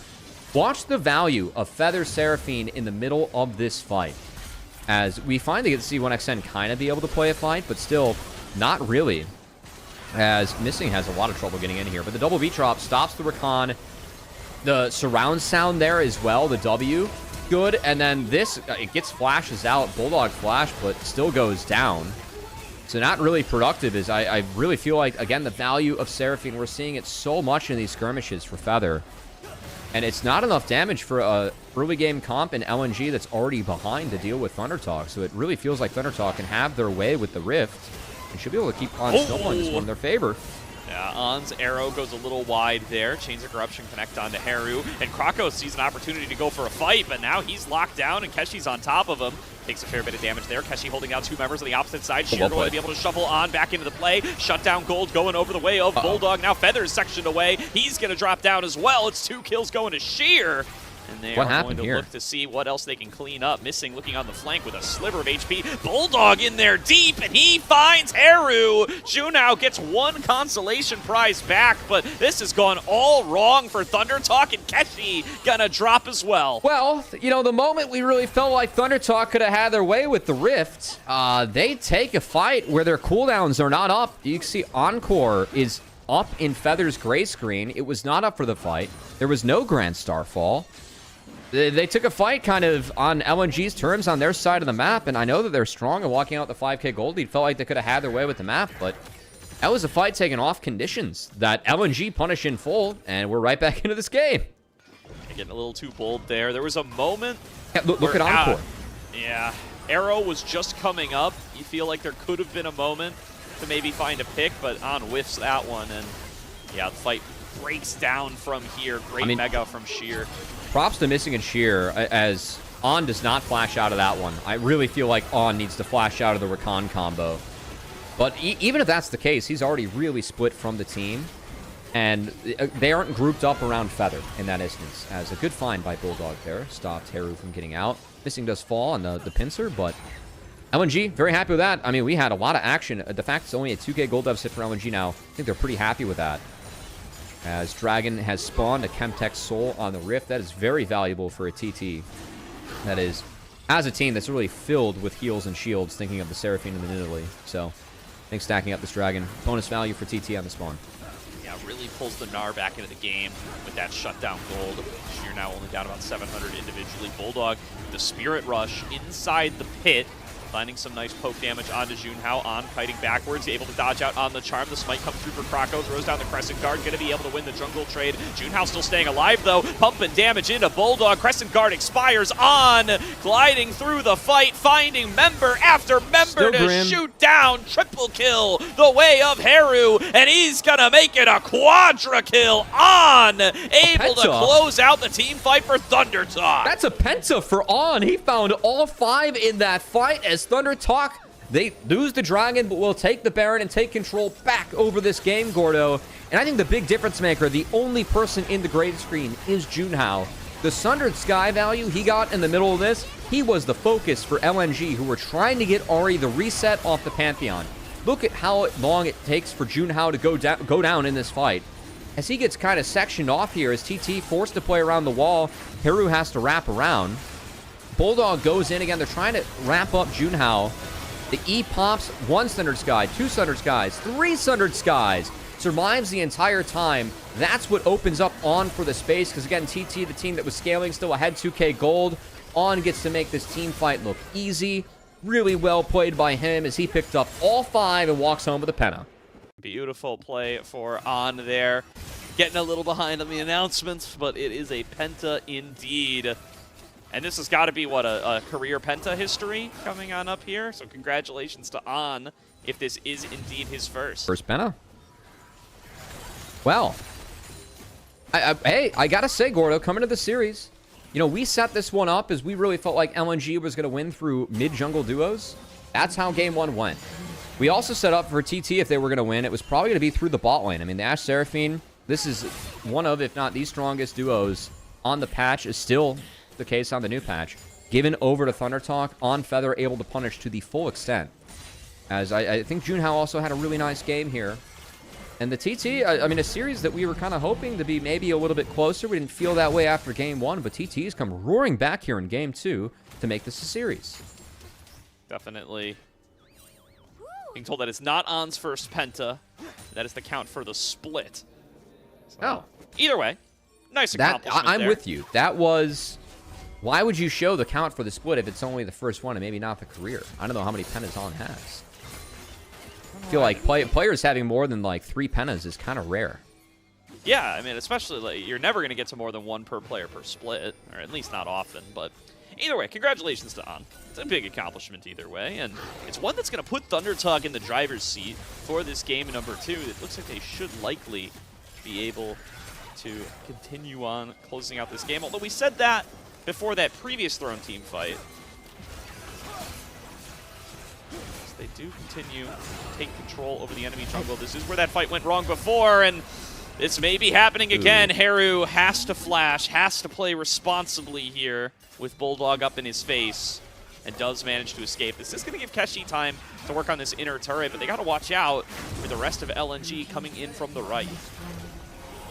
Forward, Bulldog going to find that charm on towards Junhao. He's going to have to throw up the shield, but he's going to get picked off anyway. Haru arrives to the scene, but he's flashless and now behind enemy lines. They do manage to section off the Rakan here. There's going to be Encore on across Krako. Krako the only one locked down by that as they're advancing forward, but taking more and more damage as they come on through. They may have picked off On, and now they get Keshi. 1xN finishes that kill. ThunderTalk starting to fall apart in the enemy blue side jungle for the second time this game, as 1xN and Sheer are going to look to chase him down. Bulldog had a great fight, going to look to keep it going. Great charm on the Feather as he gets him in the back half. Bulldog found charms on the Junhao, On, and Feather. They all fell as Bulldog and LNG. I mean, both times I've called this game being very TT favored. LNG's had other thoughts here, Gordo. Ace going the way of LNG. I cursed that one. I got to take responsibility there. My bad, ThunderTalk. We're both cursing. Immediately right back to the same spot on the map, the same kind of setup. Starts to collapse immediately again. It's split. As LNG just pull them apart at the seams inside their own jungle. I mean, they forced Talia back. It's the TP, but this exit from Junhao, that's the first charm that connects on the Bulldog. Now, Bulldog's able to sneak out of this rather well. They focus Junhao doesn't live. Look at the engage on the On, and look at how Bulldog pulls the trigger here. Alt, charm, flash, finds On, one-shots him, able to continue to chain the resets. And I think the biggest damage threats, frankly, from TT, it's probably the Pantheon of the Ashe. They remove both early on. Krako has a great Crescent Guard to keep the damage of Heru and Feather away as they take down Keshi. And LNG has manufactured 2 fights down pretty significantly in a game where I don't think they outscale to make this game still competitive. Yeah, still a 3K gold lead to ThunderTalk, but nowhere near getting that Dragon Soul. And as you said, you know, not a hard and fast scaling win. Still definitely in a good position to be able to keep flexing this gold lead, though, as they take control over the bottom side river to be able to get themselves this Chemtech Soul. This will be their second of the game. They'll make sure that LNG aren't sneakily stacking up a soul in the background of a game that they are otherwise winning. Yeah, I do think Chemtech Dragons, again, a lot of healing and shielding on the TT comp, a lot more so than what LNG has, so a little bit bonus value there. Overall, though, Chemtech not one of the more impactful souls that we have. So, we'll see. I feel like it impacts the Rift more than it impacts the soul. Like the soul, you know, has an impact itself. And man, we did see the Rift used well there by Bulldog. Again, some of those big blast cones, you can find those trampoline angles. In this case, we saw Junhao get trampoline straight into Bulldog, which started that last play. Great stuff here. So they will maintain this 3,000 gold lead, take their reset after the Dragon. Baron going to be up in 30 seconds. And you do think ThunderTalk are probably still looking to accelerate this game, so they want to take control over this top river and make that Baron a big priority. They will get a chance to do so here. Everybody from LNG down and around the bottom side right now. You know, this is a little late for them. It's weird to see. I know Keshi's down TP. I feel like Keshi's grouped a lot more than what I expected this Nidalee to do. I think that kind of removes some of the power of the Nidalee in the first place, right? Which is side laning. I know that it's no grubs for TT, but we haven't exactly seen Nidalee stretch the map in this mid game, which I think at times is a missed opportunity. Now, both solo laners for LNG just went bot. They took the turret. They're going to base, likely be forced to TP back here. As Missing is going to try and get them in kind of deep, but is this Baron just gone? I think it's just gone. It might be. As weird as the Nidalee positioning is, it might be paying off for him here. B-Drop blocking down Krako. He goes for the steal, does not get it. Somehow it ends up in the Seraphine's pocket, but here's Bulldog on the background flank. Encore comes on around, only connects on towards Sheer. He's going to flash forward, looking for Heru, but look at Keshi in the back line, trying to find an execution on a Missing. Can't quite get it. Lockdown comes through on a Bulldog, and Junhao going to be able to claim that kill. Feather still trying to find B-Drops, but Sheer's in there with the Mega Gnar. Takes his counterpart up against the wall, and he'll finish off that kill, but Heru got onto 1xN to make a crucial pick, and now it's Sheer left out to dry. The Baron already in the pockets of ThunderTalk, and a spear to the heart will take Sheer down. ThunderTalk win the fight and claim the reward. A really messy fight, as it was ThunderTalk playing from behind, or I should say LNG playing from behind, trying to make it into the Baron pit. That fight got really split up by TT. And I think that's why it was a little bit closer, because they weren't able to stay grouped around the Seraphine. That gives you the AoE surround sounds that keeps you topped off. But well played mechanically by Junhao. I think the flash he had to make sure Bulldog fell on point. And we saw the last fight, he got picked off first. Pantheon is a big damage threat in these fights. Junhao piloted that one very nicely, as he made sure his team got the Baron, got the fight win, and hopefully gets this game. Because if TT doesn't win this game, I think that'd be really disappointing. It feels like this is the third 5K plus lead they've gotten, and the last two that they've received, they've instantly thrown. So we're going to hope they don't throw this one, as they try and put this together. Yeah, and it feels like tempting fate a little bit to bring it up, but it is the reality of the situation. I cannot believe that that went to high note of all things. Krako got the smite down, not Junhao, by the way. So that was really close. But look at how Junhao plays this fight out. Again, isolating Bulldog. Yes, On did fall early on, but Bulldog's out of Spirit Rush charges now. Junhao makes sure that he goes down cleanly. It's Pantheon being very, very strong in this fight. Made a big difference as Heru able to take out 1xN okay. And yeah, back to live because TT kept the majority of their members with Baron up on their shoulders. Siege starts and continues. LNG can't do much to defend here. Yeah, it's the other jungle this time, so that other quadrant making ThunderTalk feel a lot more confident. Bulldog coming in from the mid lane, still looking to try to set up flanks here. You can see he's always hovering just a little bit further away, trying to find a pathway in, be able to get onto these back lines, try to turn a fight around wherever possible. Heru playing over in the mid lane here. Set up that 1-4. Keshi suction off missing, and they should be able to get down this inhibitor turret. Chandra Crystalero comes out, forces the cleanse. Krako now on the flank, looking for the fight onto Feather. Encore comes through, doesn't connect onto much. Crescent Guard to split up the team fight. Haru walls off 1XN from this fight, and that might end up making the difference. Bulldog going to be able to find a second execution, and Bulldog actually popping off in this one. Can't quite finish off Feather for an additional Spirit Rush reset, and Junhao finds a quadra kill of his own. Can he get a penta to share with On? Not this time. Will be 1XN, who was sectioned off of that fight by Haru, unable to join. Nasty fight there from Bulldog. I don't think it's going to be enough. Should be 1XN able to kill the waves, but see if he's able to survive. This is happening. They want the penta. I don't think the timer's up anymore. This is happening. Okay. All right. I mean, we have another wave that can just be killed. Well, the game doesn't end now. That was goofy looking. They really wanted that didn't get an inhib from that, though. Yeah. They should have gotten mid inhib from that too, Gordo. But they tried to go for the jungle penta. Oh, yeah. Like, there's a lot of positive things for, like, winning the game that they could have done that they didn't do. But, listen, they went for ego. You get a couple of opportunities in a jungler's career to get a penta kill. So, you know what? If you're not wrong. Shoot out there, I respect it. You're not wrong. If only Haru could have connected the point and click flick on the point and click stun. But will be the sole point for each team's up. Unbelievably for me, LNG actually here and trying to contest. I mean, if TT just stalls out, they can let the bot lane do the work for him. Will be a TP on the Haru. But LNG knowing that, they're forcing and they're going to be stuck. Uh-oh. Yeah, there's the wall. Doesn't really section off anybody other than Haru himself. Quickness comes through the team. Junhao a little bit locked down. Getting on the Bulldog. Bulldog going to be able to jump away. On is doing too much damage, though. And Keshi's over the wall. Looking to claim some names. Dragon already going over to ThunderTalk. Keshi coming in for the executions. Will claim a triple kill of his own. Do not let this man get the quadra. You don't want to see what happens afterwards. But ThunderTalk, finally, with another fight win, should be able to close this one out.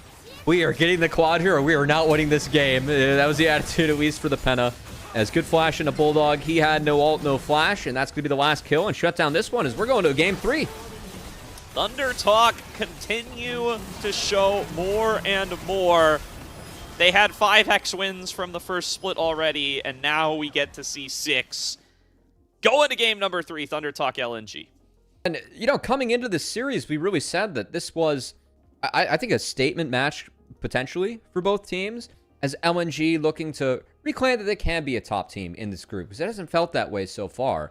Meanwhile, ThunderTalk, their split 1 ended at the hands of LNG. They got 3-0'd in that play-in bracket. It has been a better split for ThunderTalk. They're on the precipice of having a 3rd series win that will secure them not being in the bottom 2, meaning we'll see them for split 3 if they're able to win the next game. Meanwhile, LNG, if they don't, I think falling to ThunderTalk and EDG starts to raise some concerns where they weren't a team that we were projecting to be close to the bottom 2. In fact, we had them at the top of this group. But if they were not to win this series, now they're kind of projected to be on the bubble of maybe a team that we don't see. Yeah, and, you know, they're coming in here as not only the favorites, but as a team that had the chance to play from even keel at the beginning of the game, as you always do. It also got the game thrown to them pretty much twice over the course of this, and still were not able to kind of wrestle back control and take advantage of what were some pretty nice team fighting tools they had for themselves here, right? They got their Gnar back into the game. He wasn't totally shut out by the Nidalee, but it still just ended up being some really nice team fights there. The Taliyah able to make a big difference in a number of those. Really well positioned by On, getting himself that pentakill on the Ashe, and they do manage to close it out for the favor of ThunderTalk. Yeah, and again, frankly, I mean, we were looking at that game 1 like, this is no way that this is going to game 3. But in classic Group Nirvana fashion, we're going to game 3.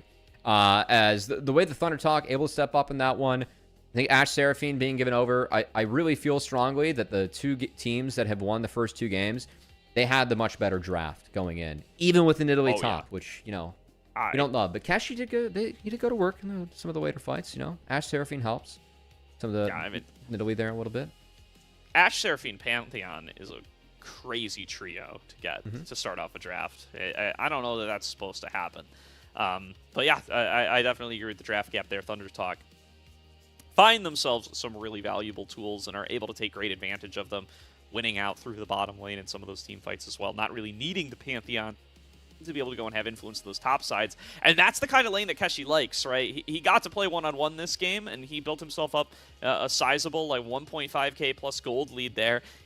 It wasn't to last because of some shenanigans that ended up with shutdown gold going into his lane opponent's pockets, but as far as the game plan was drawn up, it kind of went exactly the way that ThunderTalk would like it to. Yeah, I really felt like Junhao and Haru were able to control that game more so than Krako and Bulldog, who did run over that game one.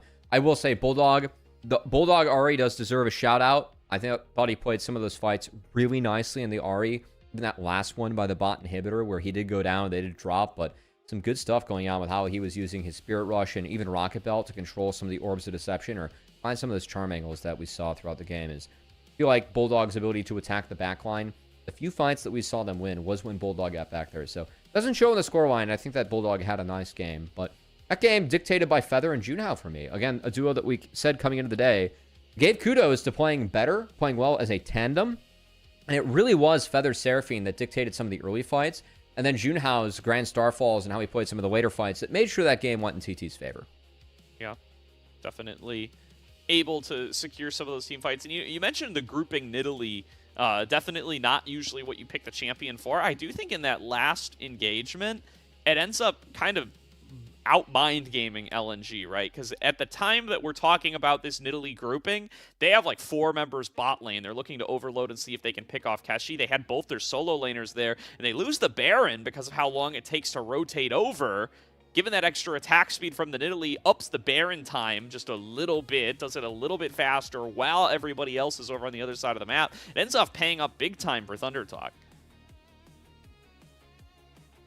Yeah, I mean, it's kind of a wild highlight reel because it just feels like fight after fight of we see things that do pay off big time for ThunderTalk into, oh crap, we just threw into LNG. Whereas this was finally the Baron when they got control of the game. And the third time they got a 5k gold lead, they weren't going to give that one up, Gordo. As this was a well-played fight.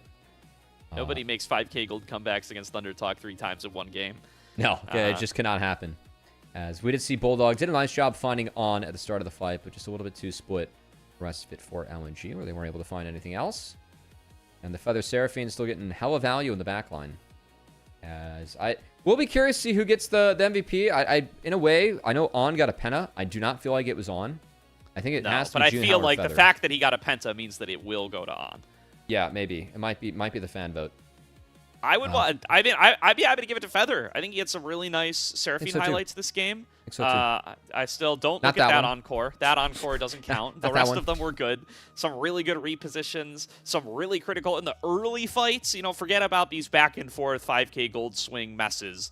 The real impactful early game fights that set ThunderTalk up in the lead were very well played by Feather and very influenced by his Seraphine play. Last fight from Bulldog, you see, he tried to Q flash the Orb of Deception to hit Feather, just missed. I don't know if that makes a difference, because again, this was an early game comp for LNG that fell behind early, so we didn't exactly see the best out of LNG for that game. I thought they fought back quite well, as I think they did have to make that game bloody in order to come back, but a little bit of sloppiness from Groot Nirvana, a few haymakers being thrown. Gordo, keep in mind, this is a single round robin, guys, where it is 6 teams. It may not be the highest level teams we have in the LPL, but it is the highest stakes matches because you're playing to be able to play in Split 3 and playing for a chance to promote into Group Ascension. We've really seen Group Ascension teams like NIP, who you will see later tonight, who have a rematch versus BLG, who they 2-0'd the first time they met them. That is a team really cashing into those Group Ascension reps, much like what we saw last year in Split 2, as it is a Keshi pod. Keshi! All right, let's get us into the break real quick here, Gordo. Well, we don't have to think about this or recognize this anymore. We do not want top lane Nidalees to get pogs.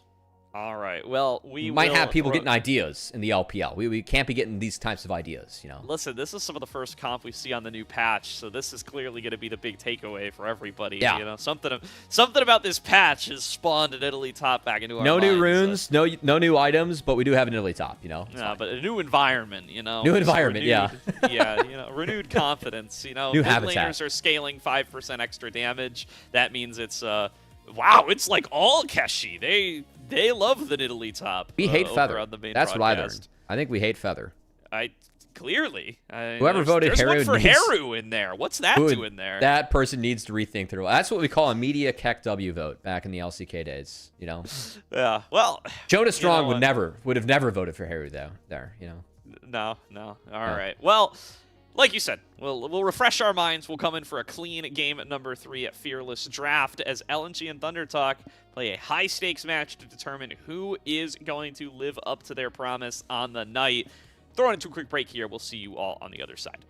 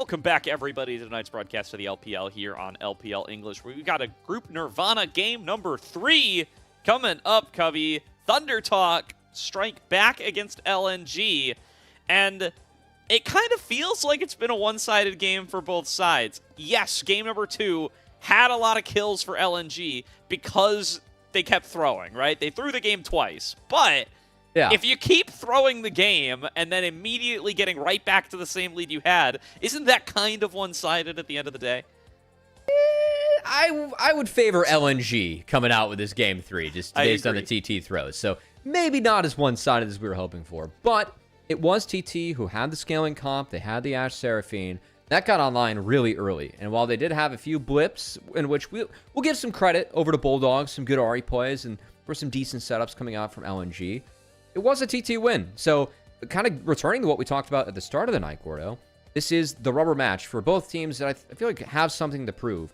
A win here for TT gives them 3 wins in the group, guarantees a top 4. We see them in Split 3, and would really be a statement for a team that went 0-6 in group perseverance in Split 1 and looked like a stinker of a team, who also got 3-0'd by LNG. So this would just be definitive proof that they're a better team now than they were then. Even if what we're seeing on the Rift, it definitely looks like a better team now than what we see then. But to beat LNG, who knocked him out, that'd be a nice revenge. Meanwhile, for LNG, Gordo, they have an entirely different story, as their team really trying to reclaim what we saw from them a lot in Split 1.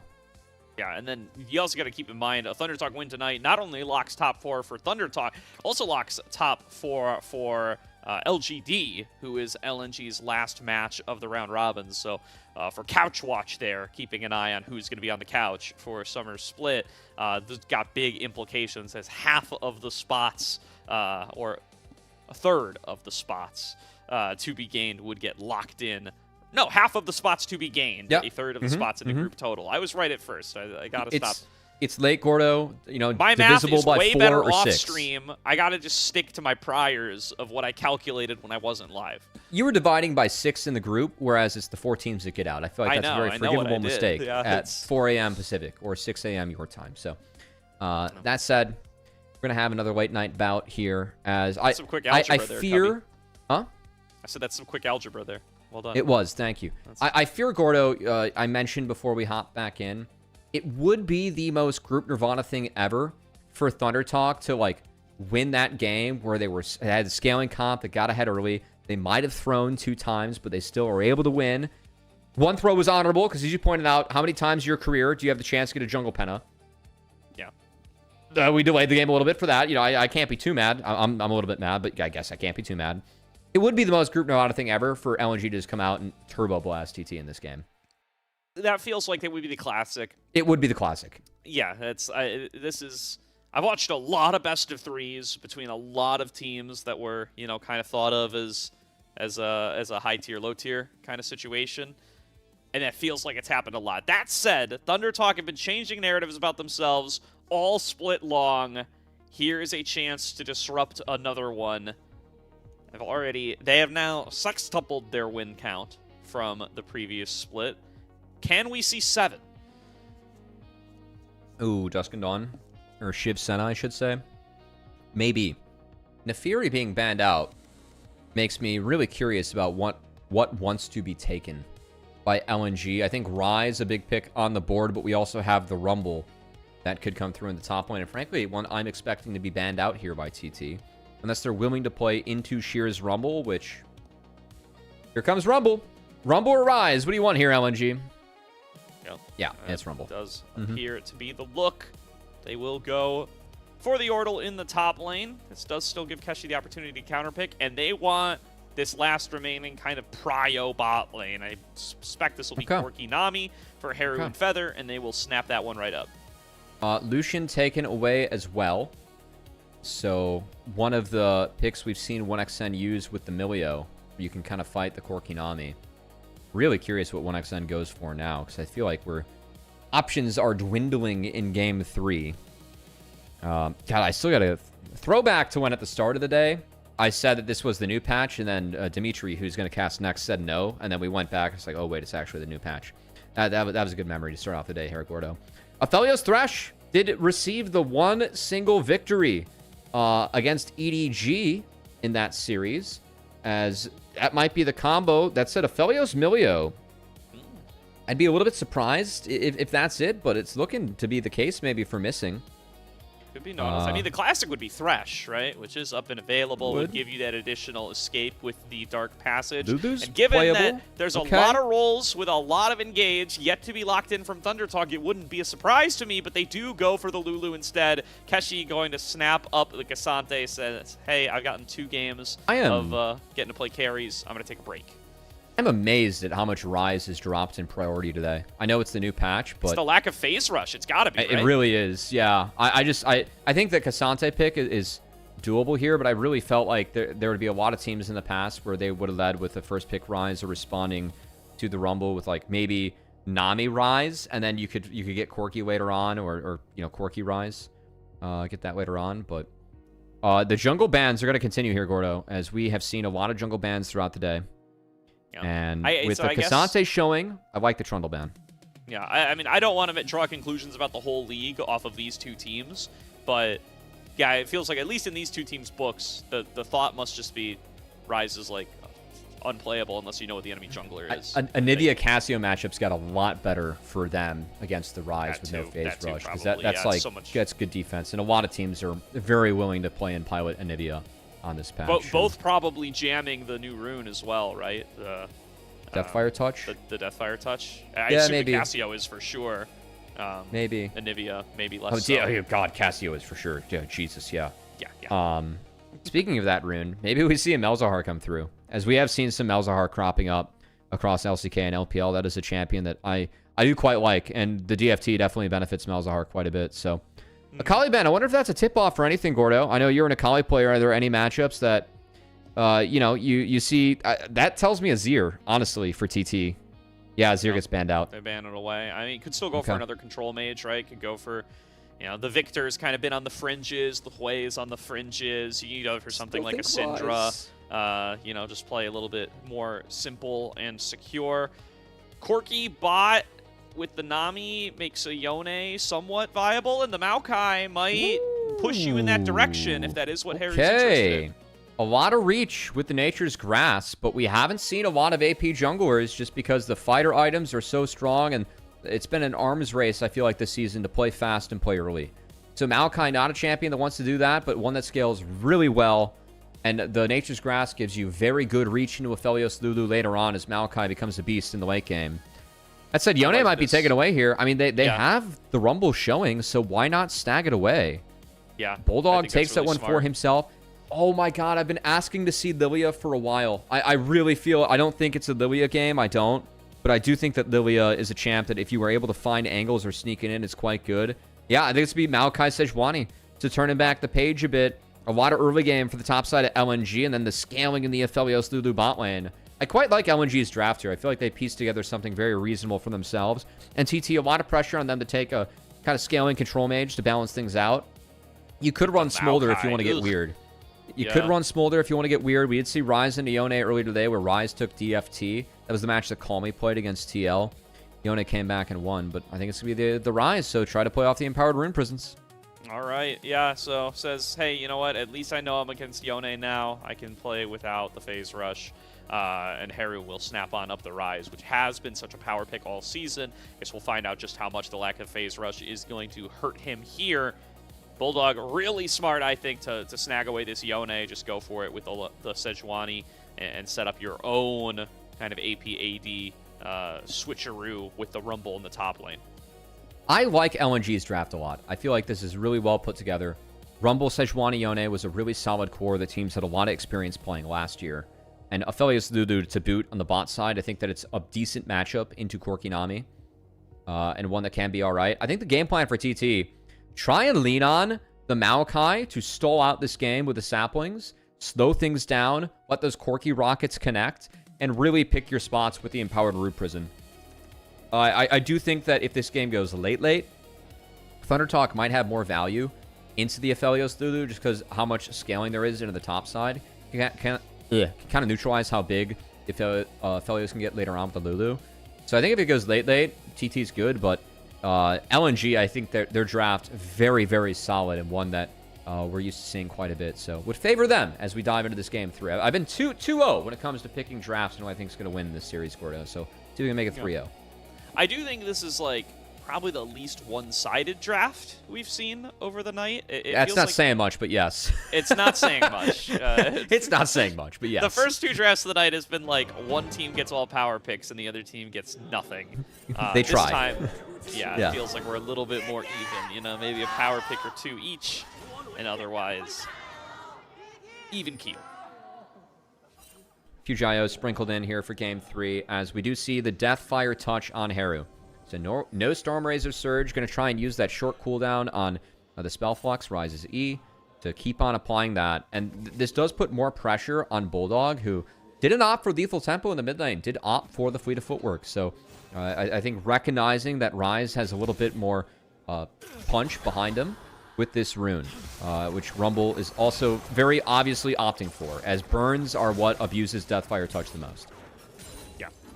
And, you know, in the range versus melee matchup, definitely feels like this is a abusable Deathfire touch for the Rise with how low his cooldowns are. As long as he can continue to apply that E, should have the opportunity to get himself a little bit more. Yeah, what is he doing, he just wanted to sit in the grass, man.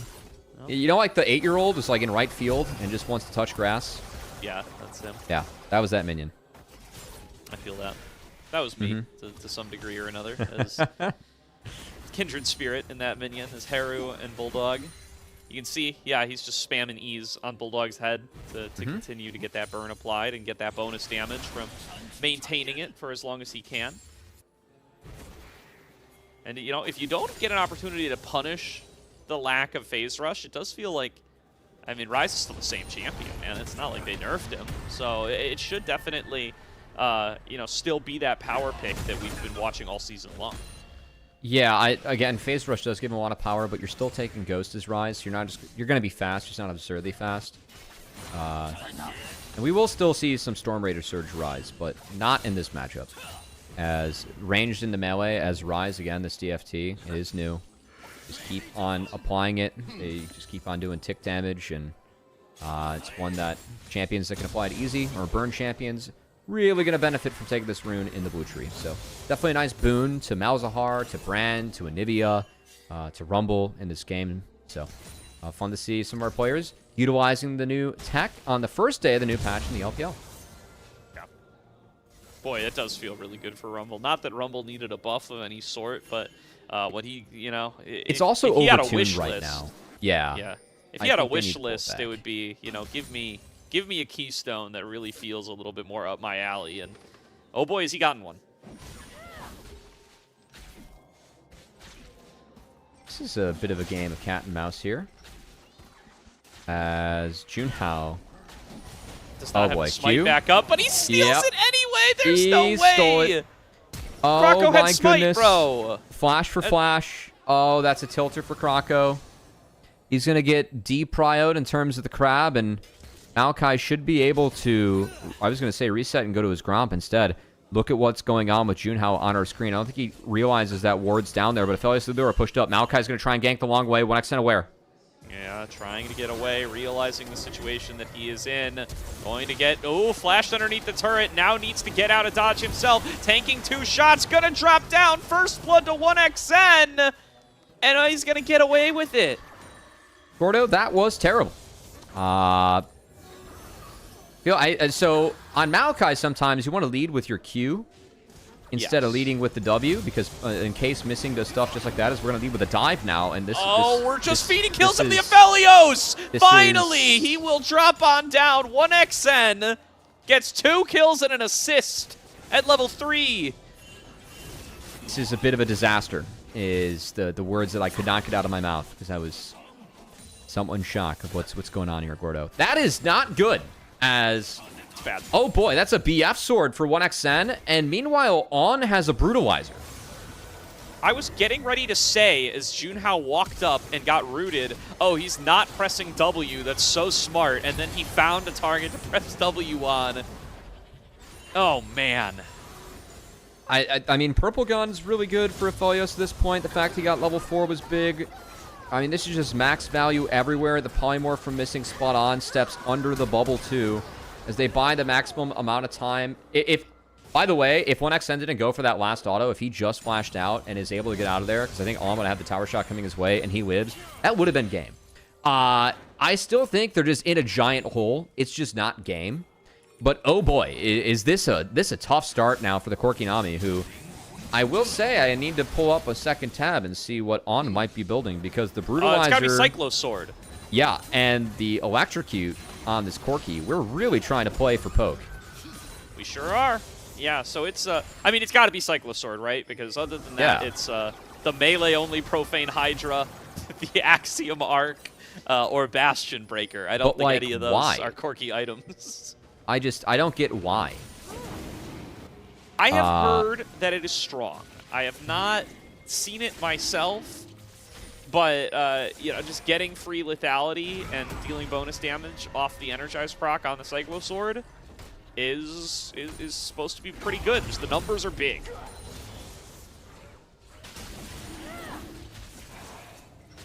This is interesting. I mean, I guess it grants bonus lethality. And does bonus damage equal to someone's current health?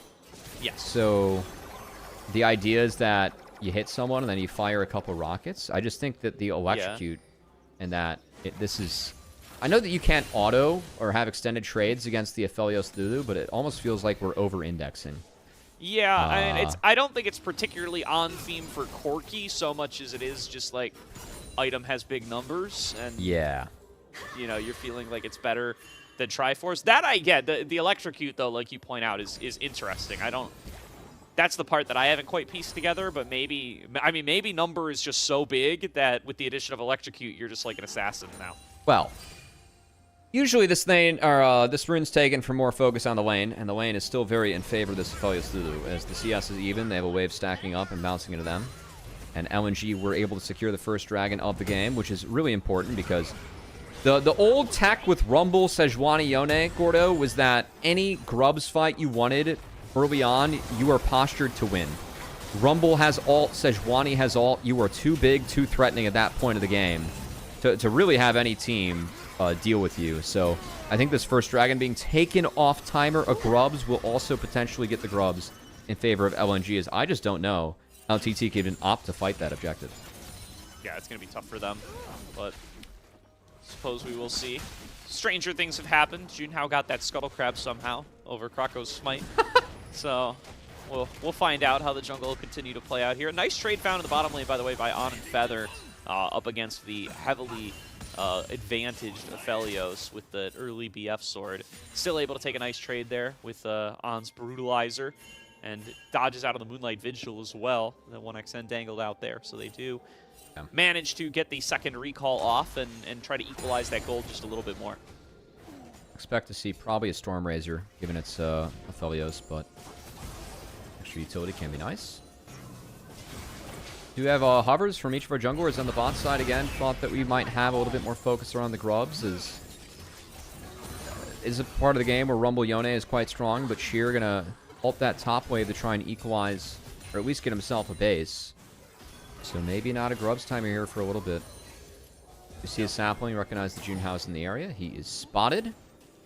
And that should be just a lack of action on the bot side. Again, I think that for TT, they really want this top side of theirs to scale on up. Whereas the Aphelios to do is the potential scaling element for LNG. And I think has a pretty big front line and has enough firepower to be okay in this scenario. Well, certainly. We do have ourselves still this dance around bottom lane with both junglers. The root comes through from the Gravitum. They're going to throw out Tidal Wave. They get a lot of damage onto Missing. Nature's Grasp blocked by Krako. He gets himself out of there. And nobody's going to hit the floor. Bulldog and Haru in a bit of an exchange. Decent trade there by Haru on the Bulldog as TFT's ticking away. Oh boy. All right. Well, Haru went for the Vamp Boots. I don't like this on Rise. Huh. Yeah. So, new boots coming in. They give you the ability to heal up. I think that it's extra damage above 50% health and extra healing below. With the quest boots, yeah. Yeah, I just do not think that this is the right call for Rise. I don't think that there's a lot of games played at the pro level where you can actually take advantage of the healing you get in the extended fights. I'd much rather have the defensive boots, which I think when evolved are still incredibly powerful. Agreed. So I'm the a little bit base concerned. resistances- Yeah. The base resistances feel so good. That said, I mean, this is like, it feels uniquely powerful among the boot upgrades, like what you get out of, it's called Immortal Path, the upgraded Vamp boots.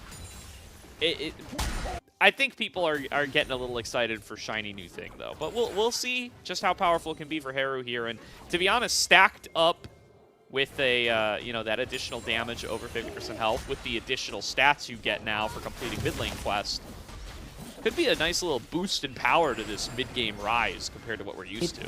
It does boost your Seraph shield, which I think, and like the Roa, which I think is why some players are opting for it. But again, I'm just not a fan. I think the defensive boots are so much more important, valuable. I mean, Merc Treads against Sejuani, Rumble, Lulu. Definitely a value. 1xN flashing in though. Aggressive flash. 1xN doesn't connect the Moonlight Vigil. I think that's a kill. That hits. Yeah. Bit of a good click by On. I think that 1xN was just guessing he would go into skill shot alley and not around the turret. Yeah. But good attempt. Definitely better dragon conditions for LNG, who have pulled the objective. Really nice stuff there. Still will put LNG in a position to be able to take this, although Haru's coming down. So ThunderTalk do want to try to make a little something happen here. It's a TP coming in from Keshi. They want to make this play. They're going to try to 50-50 the Dragon. Locked down by the Glacial Prison means Junhao will not get in range. Nice lay down of the Equalizer. Does a lot of damage to On. Haru knocked up. Haru fate sealed, and Haru will die. Bulldog gets that kill, but pulled back in by Keshi. Taken over the wall by the All Out. Krako going to flash back away. Sheer is torching On in this fight. Stepping up in the front line with the Flame Spitter and doing so much damage while he does it. Keshi tries to dash forward, picked apart. 1xN takes him down. 1xN gets a double kill as Junhao is sniped away by the Calibrum. And now On and Feather left out to dry, getting potentially dove by 4 members. Can they try to find a way to outplay it? 1xN is shoving this wave in as fast as he possibly can. Krako going to step up to be able to tank it, finds the slow, tanks the turret, gets out in time. And LNG take down all 5 ThunderTalk members. Hey, Gordo. Remember when I Yes. said it'd be the most group Nirvana thing ever? To Yeah. have LNG just smash this game? Yeah, I feel like that's where we're at. I don't know why TT is flipping this. We spent a lot of time talking about how TT is stronger as this game goes on. And this is a really well-placed ult by Sheer, but Aphelios gets such a free front to back here. Again, there's no threat on Aphelios in this scenario. 1xN is the member that's ahead. His guns go from green-white, which is an excellent setup, to being a positive later on in the fight when I believe he rotates out the purple at a good time. So the most important member coming into this fight was Aphelios. He is never threatened. And the Rumble, Yone, Sejuani that can really run comps early mid-game, and they just ran over TT there. I do not know why TT went for that fight. I really don't. Oh, and Krako gets a snipe on a Feather with the Glacial Prison. 1xN supports with the sniper rifle and will clean up that one. 1xN, 8 KP, 5-1 and 3. This is Dream of Aphelios start. It's not supposed to get this good. It's the standout game. We've really haven't seen 1xN have the pop-off games yet. This split is one of the members that's more hyped, honestly, just in Group Nirvana overall. Definitely a player that we look to be like, why is this player in this team and not in a better team? Because he's an AD at times that we feel like can really step up and play in Group Ascension and be competitive. I haven't felt that way so far this split, but this game, him and Missing are off to the races. He's been fantastic on this Aphelios so far. I do think that TT is giving Aphelios really happy fights. I mean, the attempted gank into the attempted dive that we saw around level 3 and 4 was rather gross. That got 1xN ahead, and then that fight, I'm watching 1xN's Aphelios like, this guy's never under any threat. It's just a freebie. Yeah. You know, you talk about a standout game for 1xN. The funny thing is, you're probably not going to have to do anything too individually flashy from this point on. He's just so big on this Aphelios. He can, you know, position pretty standard, doesn't need to go above and beyond, and feels like he should be able to front to back this one out, assuming ThunderTalk can't find creative angles onto him. The onus is now on them to really create some abnormal situations to work around the giant scale to Felios. And that's where I think this game's so hard for TT, because the only point of strength they have is Cassante into Rumble. And even then, Shear's Rumble is still going to be big in the team fights. Bulldog is massive in this side lane now, as he doesn't even have a Bork finished. And he's not going for the new boots. Sticking with the attack speed, which is natural. And then Kroko can force so hard, as we're going to have another force come in for the Rift fight. Nicely placed Equalizer once again. Junhao will be able to finish off the Rift Herald. Can he get to the eye? Keshi's going to pick it up for him. Stun connects onto Kroko. They're going to try to lock him down with the twisting advance over the wall. The tree gets chopped down by 1XN, and Kroko just walks it out. Cyclosword, not enough to finish off this boar. Finally, Heru going to be able to take it down. Takes his flash to do it, but they will finish him off. A tick of Omnivamp there for Heru with the new boots. True. But I don't think that that's super worth it, as mid falls. Is Rift Herald secured? It's going to be in the pockets of Keshi. But still, just kind of a tough scenario here for TT, as these side lanes are so big. Sheer getting a little big for his britches here. Supports show up to help out their top laners, and top laners will both drop. Missing gets the kill on the Heru. Heru gets the kill on the Sheer. I think you'd call that a win for ThunderTalk. Oh, absolutely. They got the shutdown. All right. I mean, another 1% going over to Heru. Oh, that too. That too. That's actually, yeah, trade 1-for-1 all day. When you got to keep on ticking. It's true. But you do need 6 KP to make that thing worth it, so Heru only about a third of the way there. Still, I don't see the window in. I don't. This lethality Corki, by the way. How much value are we really going to have into Rumble Yone later on in this game? Because I know Serpent's Fang useful into Lulu, Yone, Rumble, sincerely. But second is a bit of a damage drop-off. I feel like they're really valuing the poke and what they can do with the Maokai. That just takes too much time to scale, especially with Junhao only going for one damage item, Leandri's, and likely going for a Zeke's Convergence and just getting tanky afterwards. Dragon setup, TT relegated to playing through this bot side, and LNG are looking as Junhao's low. Yeah, Junhao takes a ton of damage right off the bat. They're going to throw down the Herald here, going to try to use it as a team fighting tool. Desync. There's going to be a decent amount of damage coming through from the Equalizer. Keshi stuck up in the front line, going to get knocked up. Moonlight Vigil connects onto the back line. Rift Herald charging through. 1XN gets one shot by On. There's the Cyclosword damage, making a difference as Sheer pushed off of the fight. His carries disappeared in an instant, and he's going to join him. A double kill to Heru, and ThunderTalk with a dominant fight right back in it. I mean, Battle Shelly just got him 2.5k gold as Heru hopped in Shelly, found a 1XN in the back half with the help of On and the poke from the Corki, and actually win the fight. It is a sole point now for LNG, as LNG still feel really strong in this one. But Shelly did create a condition that was positive enough to make that something that TT was able to actually win in terms of the fight. Little burst coming through there from On. He's going to have to retreat away. He may have gotten baited by his top laner here, Cubby. Yeah, that's definitely what happened. Oh boy. Keshi. Okay. He's good. He's got the invuln. He's gone. Can they find Junhao, though? This he owes some apologies to On, though, for that one. That was a little, he does. It was a little goofy. It was a little goofy indeed. Red buff going to be taken away here by Kroko as, yeah, bot side jungle of ThunderTalk pillaged in favor of LNG. As, again, keep your eyes on the Rift Herald that's dropped by Keshi, because this fight was looking grim. The Equalizer isn't exactly the best. I think Junhao's angle on the ult's quite good. But once Heru hops in this Battle Shelly, this is where things turn around, because this is a beautiful double knockup into 1XN. On is there to put down the damage perfectly on the crowd-controlled member of LNG. And that's really what opened things up for TT to get something. Yeah, On also gets his bonus lethality, and then gets a nice little Foss Bomb onto both carries. That's a ton of damage from On this lethality Corki build. Blows them up right away, and if you're able to assassinate those carries, still plenty of game to be played here for ThunderTalk. They are now regrouping back around mid. Realm Warp coming through, but it might be too late to save their carry. On is one shot. Haru joins him. Triple stun from Keshi. Pulls this Aphelios over the wall, looking to be able to at least make the exchange. But 1xN is just going to cut him right back down. It's a triple kill to the Aphelios. 9, 2, and 4 for LNG's marksman. Missing flashed in to help out, didn't even need it, as Krako was all the help that 1xN and LNG needed. That's a team fight wipe, that's a Baron, and that's LNG back on track.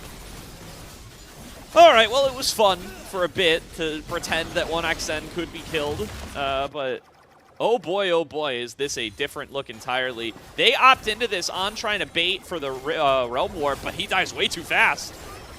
That's questionable.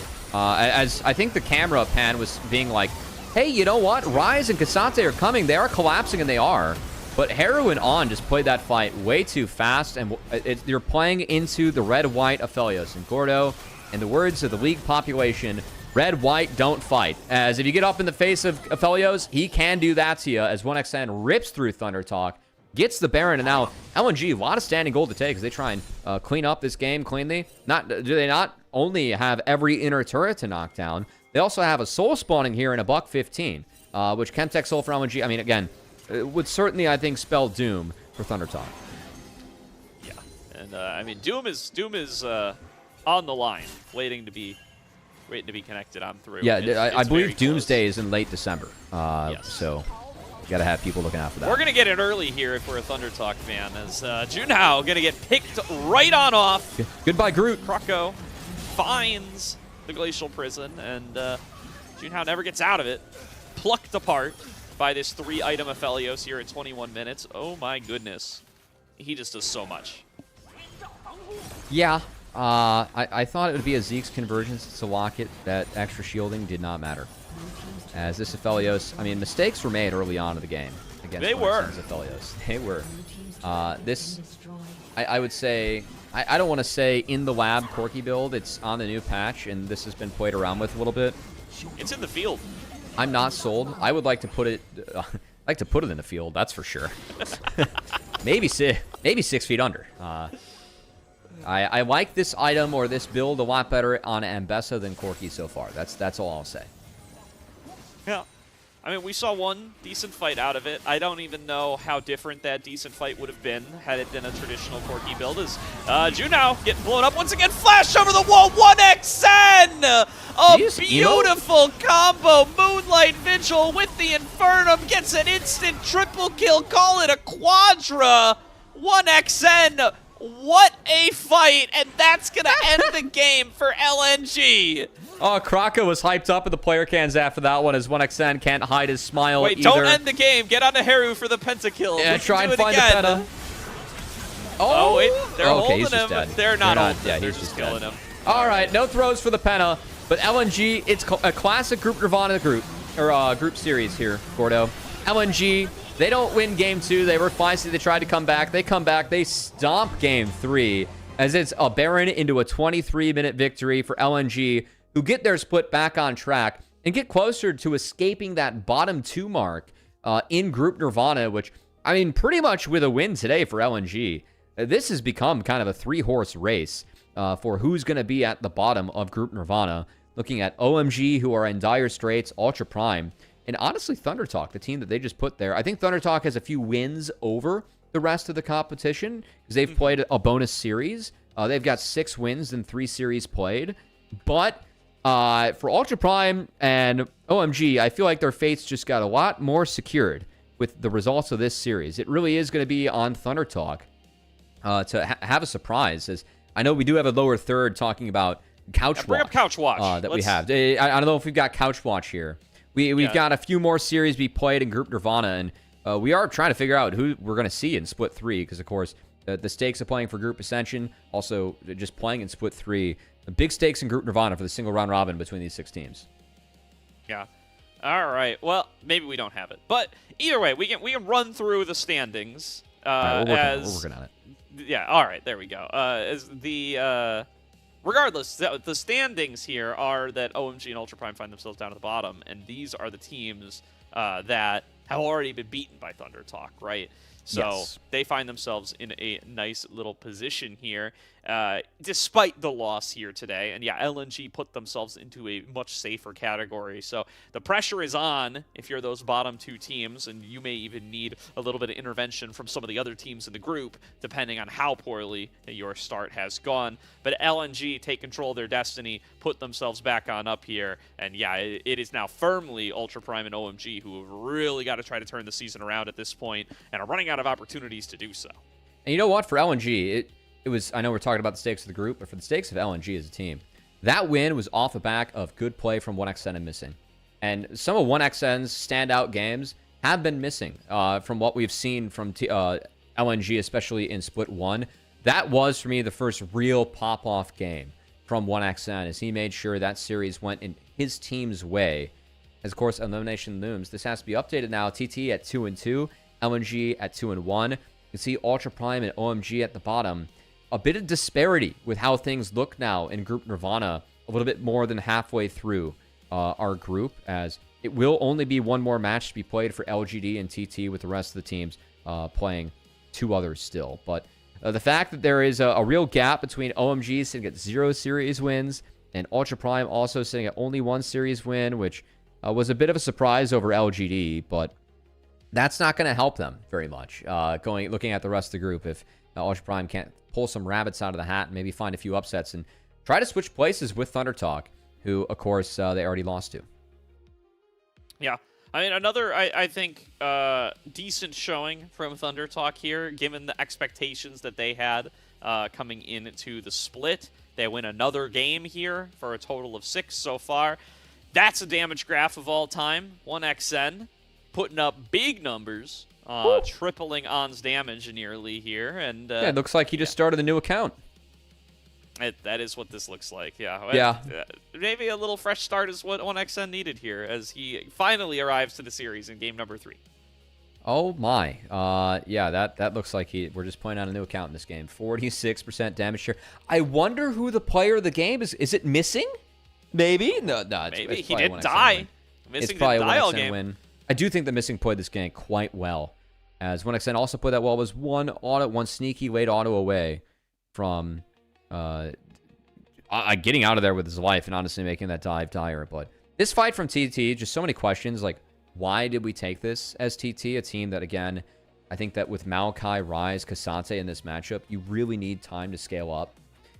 So just opting into a fight as a level 8 Maokai, I'm not a big fan of. I just don't really understand the logic behind that for TT. And to be fair, what happened on the dive, I liked the play. I just feel like it was poorly executed from Junhao. This, I feel like, was poorly executed from TT as a whole. And that was pretty much the game. Because this game was over from there. Yeah, we talked a lot of crap on the build, so and we don't know if we're going to see it again tonight. So I do feel that we should defend the Cyclosword a little bit. We got a little extra info from behind the scenes. I think what we didn't talk about much is the inclusion of the armor shred that's already in Corky's kit with the Gatling gun. So then the lethality is a little bit better of a stat. I saw it there. I see the idea. I mean, you definitely see it in this fight. Again, I'm not 100% sold that Triforce Corky doesn't also do this, but it was the one fight where it worked out for On, and I'm not totally off the new build yet. There's definitely been a number of solo queue games played where people have determined that this build is pretty good, and I'm sure some scrims as well. Yeah, I don't like it. But yeah, it is what it is. I like my 80 carries to be traditional. Yeah, I understand that. 1xN certainly understanding it here. Here is the, not Penta, but oh boy, it deserves its own category, whatever we want to call this. When you solo carry the team fight, you get an honorary Penta. It does pick up the quad here, if I'm not mistaken. Yeah, it was a quad, not exactly an honorary Penta, but heck of a game from 1xN, who is certainly going to be our Pog here, Gordo. And we got to start setting the stakes up for the second match of the day. It's not going to be us on the broadcast. We'll be Slayer and Alk for a big one. NIP versus BLG. Of course, the first time that these two teams met was a 2-0 in favor of NIP. I felt like BLG had a couple stinker drafts in that one, especially the one game where they took Jace in a game where Jace was likely to be attacked, which is exactly what we saw earlier today. in game 1. What do you have prediction-wise? Is BLG able to pull it out today, or do you think NIP is going to surprise again? My heart wants to root for NIP, but I just watched them not be able to replicate their success against JDG. I feel like it's probably turned a bit of a corner here, and some of the better teams, some of the best teams in the LPL and in the world are starting to scale for MSI here. I think BLG likely to take this one tonight in my book, but you know it's what? a series you got to watch. I agree with you, but I got NIP making it 2-1 in favor of BLG. So I feel like NIP can be feisty. Personally, if Hoya were to beat Bin in both best-of-3 matchups, I would start questioning my place in the world. So I feel like Bin needs to find a win, and we need to find some better drafts, honestly, for BLG. Yeah, I think that is a fair book to be working off of there. So we'll find out just how that series is going to play. You're going to find out right now, so stay tuned to this stream. After the break, you'll be joined by, as we said, Alkin Slayer to take you through that series. In the meantime, it's been fun on this one, and we will see you guys after the break.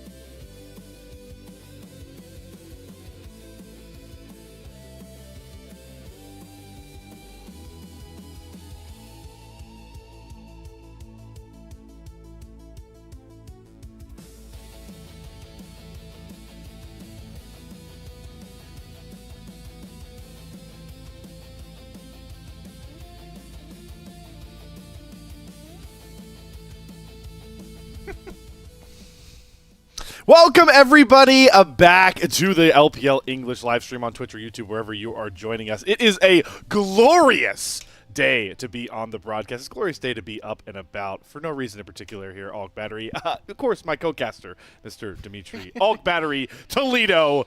I know you've been picking on me to nail that every time, and I've got it down now, my friend. And we'll see if Ninjas in Pajamas can nail down a split sweep of Billy Gaming for our final match today. Our final match of the week as well, Dimitri.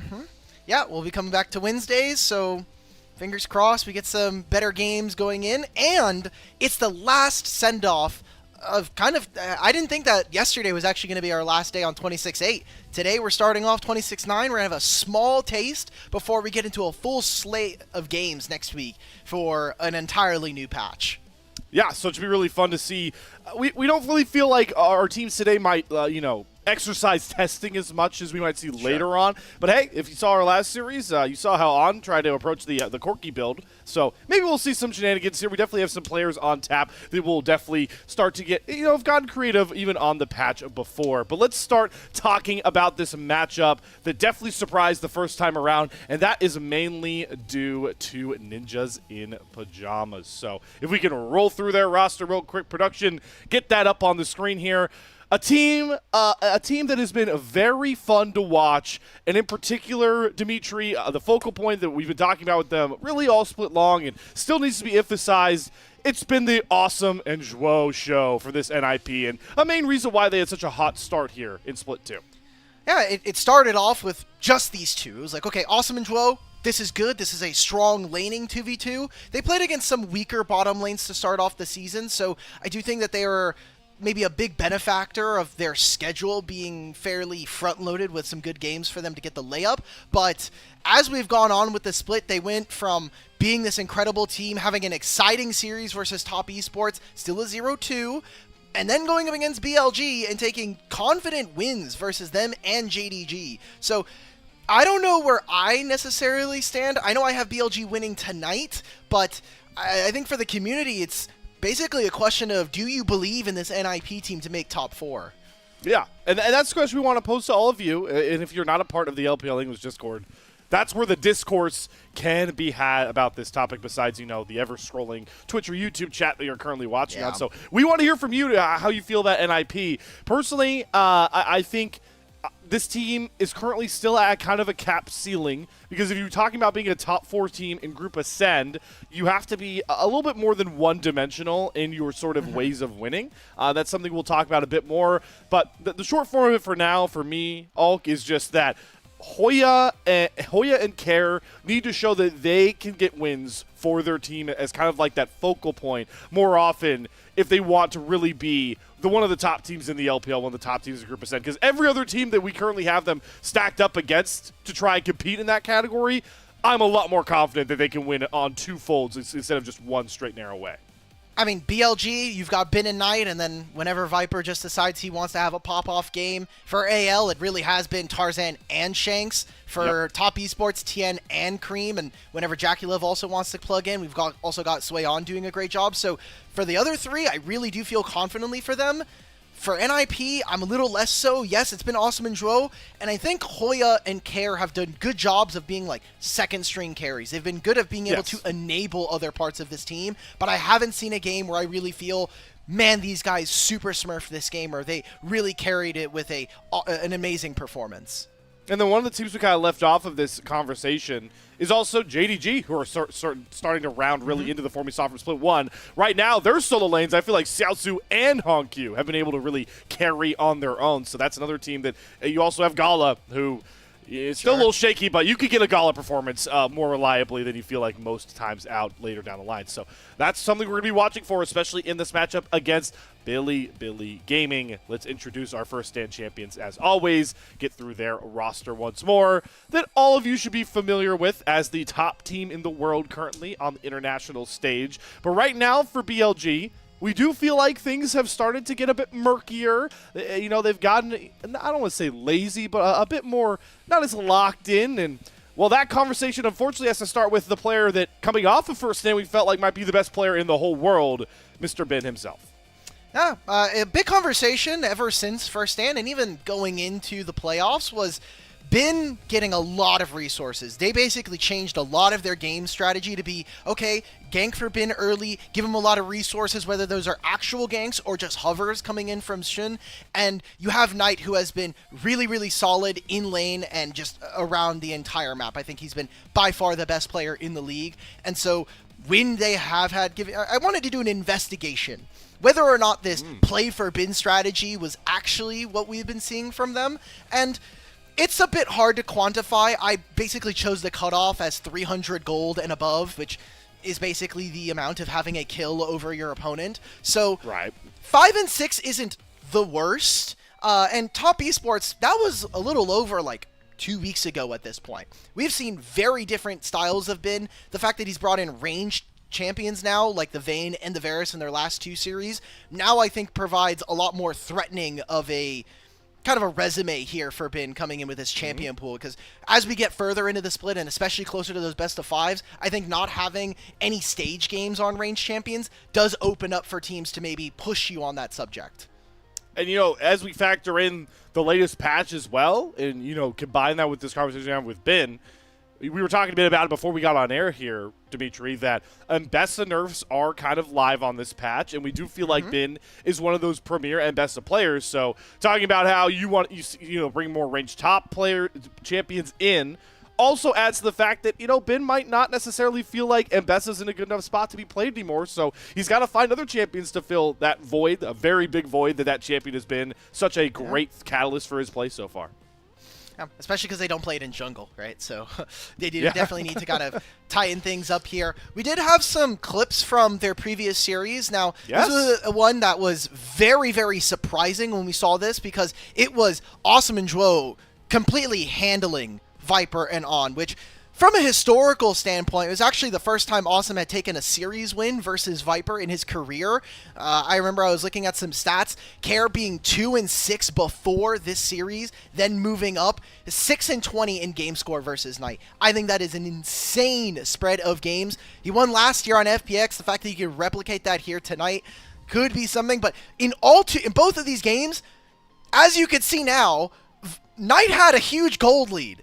This brother was all by himself in these games. Yeah, I'll never forget. I forget who I saw the tweet from, but it was like all the KDAs of all players in this match. Then it's just Knight in an 0-2 loss. I think he was something like 15-2. He goes like 15-2 Sounds and about something in the series loss. This series is also awesome because of that first clip you saw where NIP, it looked like they had thrown away that game 1 win with Knight, as you called out, saving it. And then they end up just going over to Baron, and Shun tries to go for that sort of, I need to get this Baron or we lose the game. And they do end up losing the game as he doesn't win the Smite fight. But game 2 was really where it felt like we were getting two things going. It was this early start. Guwon really put Shun behind as he was trying to match that aggro sort of style. And then this was really the game what you mentioned to me, Dimitri, recently, where it felt like Awesome just kind of got to let loose. And this was also really cool because this was before we started getting a ton of Lucian Melio. Like, these were the early days of, like, Lucian being reintroduced into the meta. So to see Awesome go for this pick, bring back the Lucian Melio, and then slam the best team in the league was really cool to put a cap on this 2-0. And maybe some of you guys at home missed this first-time matchup and want to know how the hell did NIP 2-0? Well, now you have a little trip down memory lane, or as we used to call it, last time round. There you go. It was a lot of fun to see these, and I like the point that you brought up that kind of Awesome and Zhuo, I don't want to say they like reinvented some of the bot lane meta, but they definitely started putting their little spin on it, and that was NIP's entire kind of name for most of this year. Like, we go back to Split 1, and it wasn't because they were playing for bot dominance, but we had things like bringing out the Varus top, we had the Anivia top coming in from Hoya, and then they also had like the Aurelion Soul game as well. They were putting Malphite in the solo lanes again. I feel like NIP have really trusted in some of their meta reads. It hasn't always worked out for Hoya. He is 0-2 on the Anivia pick, so we're still kind of working out the kinks, and that's where, again, we go back to the subject of this team is really one note. It is just this bottom lane for NIP that really feels like they can make really big strides, and I think we saw that in some of their recent series where Awesome and Zhuo have had actually some stumbles recently and maybe tripped over their winning ways. Yeah, and what was interesting about that to me is I feel like, you know, you're mentioning recent series. For me, the one that really sticks out was that JDG series because, again, that's another team that NIP kind of just dismantled the first time they saw them. And then the next time round, they JDG got revenge. But my point, going back to the Awesome and Joel conversation, is I feel like they kind of drafted away from that strategy. And in particular, like that game one where we go for this Jin Karma, where I know Karma is it could be a kind of a lane bully, but it's just really hard for Jin to ever operate aggressive in lane in a lot of lane scenarios. So I felt like that slowed them down. They did get a hold of Yunara Lulu in that second game, and Yunara Lulu is very strong. Awesome had some moments, but that's a 2v2, that's a duo bottom lane, excuse me, Dimitri, that is known to be weak in the early phase. It's really hard in most lane matchups to be aggressive and look for early angles until you get to level 6. So I'm curious to see how they come into this series now, especially on the new patch, and still try and instill that aggressive style, or are they going to start doing more of what we saw against JDG, which is being willing to try and play for scale and be a bigger threat later on in the game, which is against that ideology we've had with them all split long. Let's take a step back. We have a new patch. We're still waiting for walkouts here in the start of our series. So some of the things that have changed, firstly, we did have some role quests being reworked. Top lane in particular having a bit of a reduction in their experience modifier, but they now get more from takedowns, which I think is quite interesting. I don't think we'll really see that in professional play. That seems like a solo queue skewed kind of change. Mostly, I do think that mid lane, for no reason at all, got probably the worst of the changes. Totally. No longer having the empowered recall, which did kind of make it so that a lot of mid lane matchups, you can take some really weird back timers and get back onto the map, especially with the home guards. But now it's just flat 6% bonus AD and AP. Boring. It's kind of boring, and for me, I don't think that's going to change a lot of how most mid lane matchups work. So I feel really bad for our mid laners not being able to have access to that. Yeah, I agree. It really just kind of, it doesn't really open up a lot more creativity, right? Like some of these changes, it's like, oh, we can maybe open up for a lot of different picks in the mid lane. I don't think this really changes. Like, this isn't going to have an impact on how the mid lane pool, in my mind, will sort of adjust. Things that might be fun is we do have our two teams on stage. You got to see the walkouts going forward, but I really do want to spend a bit more time before we get into draft to talk about something I like about the patch. People like, Alkbatter, I am a big Smolder player when it comes to playing AD carry. I think Deathfire Touch is a very fun new rune. If you missed it, you get the extra sort of burn, and it scales with both AP and ADs. So champions like Smolder that love, those constant spell fires are going to love it. There's also champions like Brand I've seen has been obviously a big proponent of this, but there's a ton of champions that I feel like could really utilize Deathfire Touch, and I'm very excited to see what pros, not just AD carries, but a lot of lanes that could benefit from a rune like this. And just speaking about the other change that came into the blue tree, Storm Raider Surge, no longer do we have Phase Rush. I think the pace of the game was kind of catching up to Phase Rush. Phase Rush has been unanimously one of the best blue page keystones that you could have, and it was, in my opinion, I think the reason why Phase Rush was kind of uninteresting is that it doesn't make you want to continue fighting. It encourages you to get your spell procs and then run away and have your free movement speed. And Storm Raider Surge now gives you actually a slightly higher costed kind of movement speed. It gives you more early on in comparison to Phase Rush, but the requirement is really high. 25% of your opponent's max HP within 3 seconds for a lot of champions early on is not going to be very feasible. So I think the fact that they've now put a lot of more power back into the game towards skirmishing, I mean, we even see it in the mid lane quest, the top lane quest as well, changing like that. So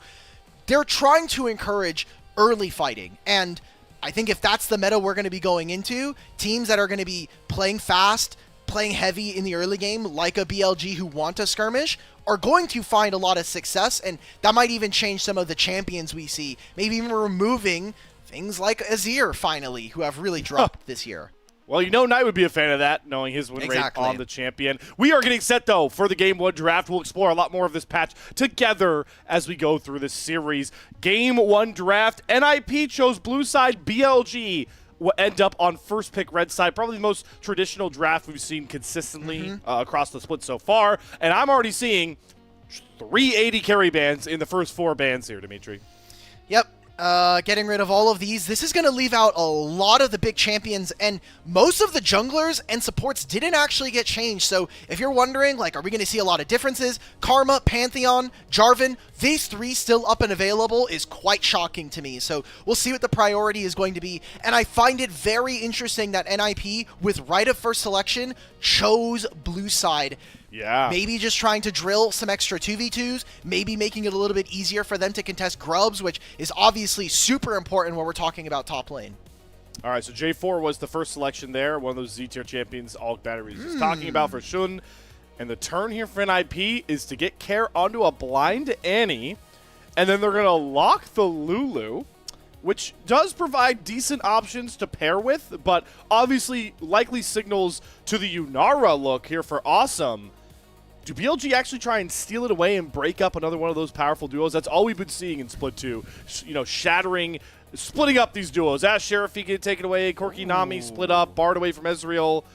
But it looks like Corki lock-in just going to come through here. Yeah, I wonder if you're going to be willing to make this trade because you know probably still going to be Nami. I honestly would still not hate a Karma. I think Karma versus Lulu and Annie has a ton of value, but Corki Nami early game is just that much more heavily skewed. And right now, I think NIP are going to be hard-pressed to find a jungler that's going to be able to engage very well. Nocturne can be an option as we get into 4-5, but because they want to make sure they lock down this Yunara, I think Banphase might try to pinch NIP here. We'll have to see. This is going to be, this is a rare territory where we're going to get one of the few games this split that Karma will not be banned or selected.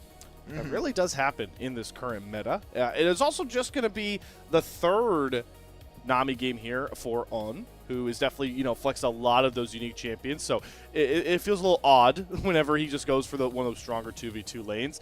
Getting set, though, for the second phase of bans. Definitely looking to target away mid laners you don't want to deal with. This makes a ton of sense for NIP. Just try protecting Care on this blind Annie to see if they can make his life a little bit more comfortable going up against Knight, which is always the biggest of tasks.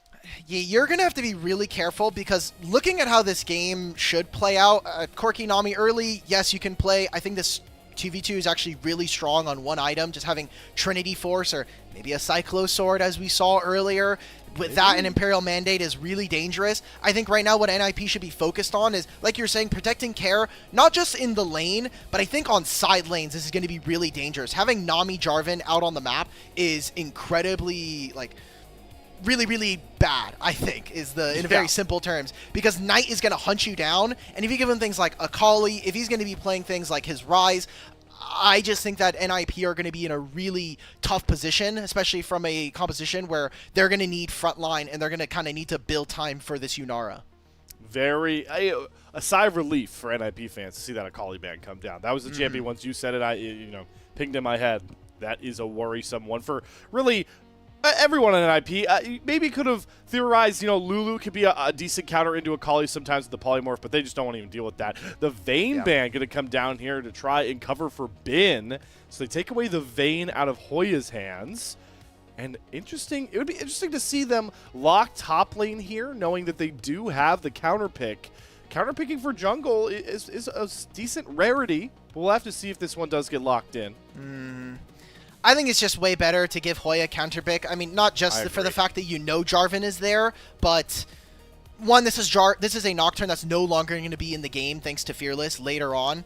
And what I think is more interesting is that Hoya has done a very good job this split of just playing neutralizer, just playing his things like Gragas, which I think are really good, making sure that he has a matchup that's going to stop basically any aggression early and provide some utility for his team is great. BLG, though, they want to play this map spread. I think basically what this game is going to come down to, as with most Bin Gnar games, is how much pressure on side lanes can he get. If he has a gold lead, he can basically shove his wallet down NIP's throat and make it near impossible for them to try to play objectives when Bin is literally just sitting underneath someone else's turret or pushing for a tier 2 later.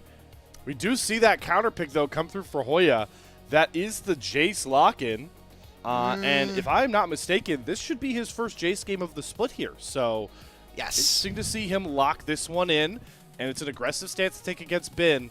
And if you missed our pre-show, right now, the stats are showing that if Bin can get ahead at 15 minutes, BLG are near untouchable. So factor that in, knowing how often we've seen Jaces, even in the NAR matchup, usually come out with a sizable gold lead, barring any sort of crazy stuff.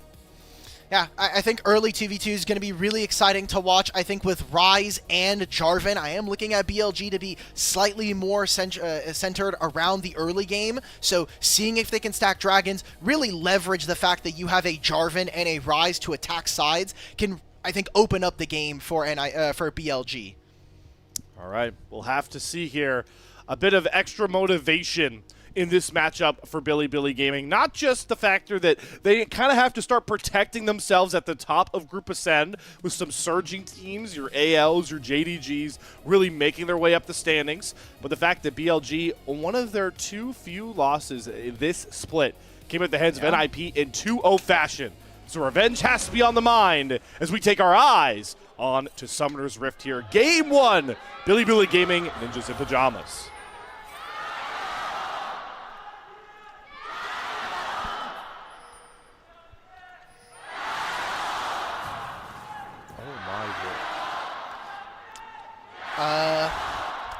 If you couldn't tell, we are in NIP's home arena in Shenzhen, by the way. So, just makes sense. I would be remiss to mention that we are in an early invade meta, and we see this every single Nocturne game. This champion, with his Q and his passive, is essentially a Raptors deleting machine. You can always invade with this champion, and it is near impossible a lot of the times to move him off of this camp. So interesting to see that NIP went for the top side. They got vision. They know that Shun is going to be on the bottom side. And so similarly, BLG, with Shun's HP bar, walk in, get some early priority, and just try to spot where this Nocturne. Speaking on priority, we see Zhuo use the heal. That's always an indicator of bottom lane trying to go for right priority. It's, oh my god, let's just get rid of all of our other summoners. Both AD carry straight barrier. And On drops the heal as well, but it's still BLG that will have that level 2 spike first. They'll have that push, but as we always talk about with Guwon, we appreciate his creativity. You called out the invade and the Raptors, how they can really affect the map here. Guwon steals away the Raptors of Shun, but he's not done with just that one camp, Dimitri. Yeah, he knows that Shun has to be on the bottom side. I mean, it's Jarvan. This champion does not clear particularly quickly, so Jarvan, in the time it takes him to do 3 camps, Nocturne's already finished Krugs. Is he going to commit to the red buff? Because I think there is some logic to say, hey, instead of finishing this red buff, I'll take my recall, I'll try to match him at my red or even at my Krugs, and essentially leave Shun with 4 camps to do the entire game. Doesn't elect to do that. We're seeming like we're going to get a split map, and I think a lot of respect being shown by Awesome and Zhuo by getting that Yunar to have a recall early. Gets back to base, and will come away with that Cole, which I think is a great item, especially over for the Yunar in particular, with how auto-attack based she is. But Shun is going to punish Zhuo, who does not get that reset off. Polymorph comes through, but the flag and drag first. And Shun will Shun's dead. First blood. He does not die to the turret. I thought you were right there, Ulk, but he gets away. There's no trade, and Awesome shows up a little too late to try and find the trade on low health members. At the very least, to allow Guwon to take away even more camps here as he gets access to that bot scuttle to try and increase his lead.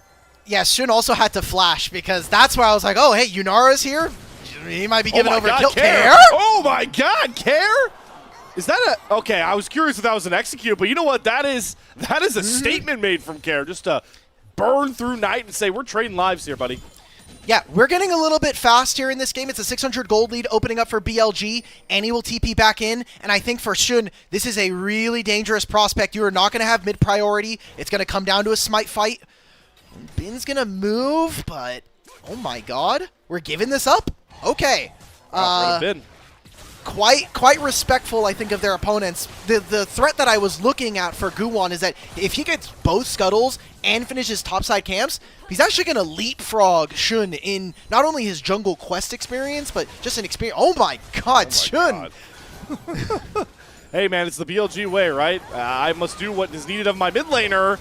Yeah. You get the bubble landing onto Awesome. A good time polymorph there from Droll's going to slow down Viper, but he Valkyries forward. Phosphorus Bomb going to need to be barriered by Awesome. Viper holding on to that flash. He's going to force Awesome to do it. Bubble flash from On is going to grab Joao, who is out of flashes, and Viper will still end up with a kill. What a turnaround from the 2v2 we knew in this series first time round. And they know that Nocturne can't be on this side of the map, so that's another turret plate. BLG, their 2v2, really on lock. This was a very good adaptation from BLG. I mean, Shun coming down to this bottom lane to get the first blood, and now they're continuing to bully them. Slayer, I won't lie. We were talking about it in the draft. You're like, Yunara and Lulu, not one of the strongest 2v2s. I really feel like if you can get these guys, as long as Yunara has her fully stacked Q with Lulu, she actually wins a lot of the trades, but not when this is the scenario you're put in. Not when your bot lane's already 0-2 and Viper's making his way to a Trinity Force. Yeah, and I do feel like, that's a valid call out to the power of Yunara Q. One of the bottom lanes that maybe could even match that and go further is, of course, the Corki Nami. Yeah. So even if they weren't this far behind, it would have been a tough task. But reality check is that now Awesome and Joao are put down in the dirt so far. And this is going to open up that conversation we started having about can NIP win without Awesome and Joao getting ahead early. We're going to see Shun pay a visit back towards this very bottom lane. Guwon in the area, but it's just going to be a clearer vision. Guwon doesn't have his upgraded smite, neither does Shun. They could try to On pinch. has first move. On does have first move here. The Rune Prison is not going to land from Knight, though, so Guwon just gets pushed out. Really want control of bottom side. Again, I think for BLG, the fact that you're already up is good. This is part of what I wanted to see from your composition, getting an early advantage. Oh, there's that Q, Awesome's but the Valkyrie gets extra damage. Awesome's just completely dead, and the Pebble from On finds its mark once more. Man, you can just tell Viper and On came back into this matchup with some vengeance. A double kill to Viper, a 3-0 Corki, and BLG off and running through their bottom lane. All right, Shun, never mind. That first gank was literally masterclass, and you basically won your team the game. You're up 1,000 gold bottom lane, 0-4, 2 plates already taken, and guess what? Grubs hasn't even spawned yet. Look at what BLG are doing with a lead now, and what did we ask? We wanted to see more of anything from the solo lanes on the top side of NIP, but they can't get to play the game if your bottom lane's already out. No dragging being taken yet. We'll look at this replay one more time, but just the early damage and Awesome. You have no summoners, and the wave's pushed away from him. This is a unenviable position to be in as bottom lane. You're already losing, and you're not even allowed to touch the wave, and now you just died for it, and now the wave's going to get pushed. There's crystalline overgrowth growing on your turret. That's just more gold going over to BLG. And what did you say when we talked about the threat of Okay, hold on. Bin? Flash from Hoya. Shun was there, yes, Cataclysm, but they're not going to look to turn on to Hoya. So, hey, you know what? There's a win for NIP somewhere. What were we going to get to? Give it to me. Oh, you mentioned, like, with BLG, they can win through their solos most of the time, and then Viper can just randomly decide to pop off. Yeah. I think Viper's randomly decided to pop off. Randomly's a word to describe it. I do distinctly remember. Yeah, occasionally is probably a better word. I don't think the Shun gank was very random. That one I feel like was a little more premeditated. Yeah, good point. And so NIP, thankfully for them, it's not all doom and gloom for the first 10 minutes of the game. They will get the first dragon, so hopefully that gives them some kind of breathing room in this game. And with Nocturne having ultimate, and specifically Knight not having Realm Warp, I do think there's some angles for them to look, whether that's onto Bin or them trying to re-enter for these Grubs, but doesn't seem like they're going to have any vision of this. So the Grubs traded here for the Dragon. I know, Alk, you've been a pretty big proponent that you feel like Grubs are in a much stronger spot when you can make this trade here, and also really reinforces that identity you talked about once we saw Knight's Rise come through, that both Bin and Knight are going to be very threatening and hard to kind of push away side lane threats. So the fact that they have access to, those Void Mites, all 3 Grubs, is really going to accelerate that classic all-out blitz BLG style we know and love. Mm-hmm. We didn't touch on this before. We did see some of the new runes here. Knight going for the Deathfire Touch. I think it is quite interesting that Hoya has actually decided to go for Storm Raider Surge. as soon as he dies the first time and he doesn't maintain a lead, I think it is going to be increasingly more difficult for him to actually utilize this keystone. So not going for the more consistent option like maybe Grasp or Conqueror or Electrocute might backfire. We'll see. If he ends up winning and he starts doing well, then that Storm Raider Surge is going to give him a massive boost in movement speed and slow resist, which would be great into this Gnar. But we have yet to really see NIP play to these other lanes outside of the catastrophe that has been the spot lane. Right. Maybe Hoya just misses phase rush, man. Maybe this is him, kind of going through the On Jace, though? I mean, we've seen it before, right? I feel like yeah. We've seen it on Jace. But, that's a fair shout nonetheless. I am very curious to see how the Deathfire touch play here for Knight. Maybe that's also the fact that, he feels like Storm Razors isn't that worth it. FaZe Rush was a big, player on the rise, so we'll see how much, that extra burn that you could see every one of these combos Knight throws down will really add value to, because on paper, I didn't think of Ryze as a champion that would necessarily enjoy a lot of what Deathfire Touch brings, but hey, Knight knows something I don't. So just reminding people for what Deathfire Touch does, it is dealing ability damage to an enemy champion, inflicts a burn, scaling damage every half a second over that duration, and then after 3 seconds, if the burn is still there, it is increased. I think for Ryze, that's kind of perfect. You're going to be slinging spells repeatedly. You're going to get that's a good point. Multiple different overloads in a fight with Spell Flux, so there is some room for this to be. I'm more interested as to see what boots he's going to go. We've had a lot of discussion about specifically Ryze and what he's been going. I know we've had 2 pro games today with the new patch of going for the Gluttonous Greaves. Gluttonous Greaves, yep. Those boots are so intriguing. I know Rafa has talked a lot about how maybe he feels like this could introduce a lot more AD mids into the meta, even maybe some of those like marksmen that used to really enjoy playing around the mid lane in particular, but that is a conversation for a much different game because unfortunately in this one, I don't think we have a single champion that will really look to go for the Gluttonous Greaves.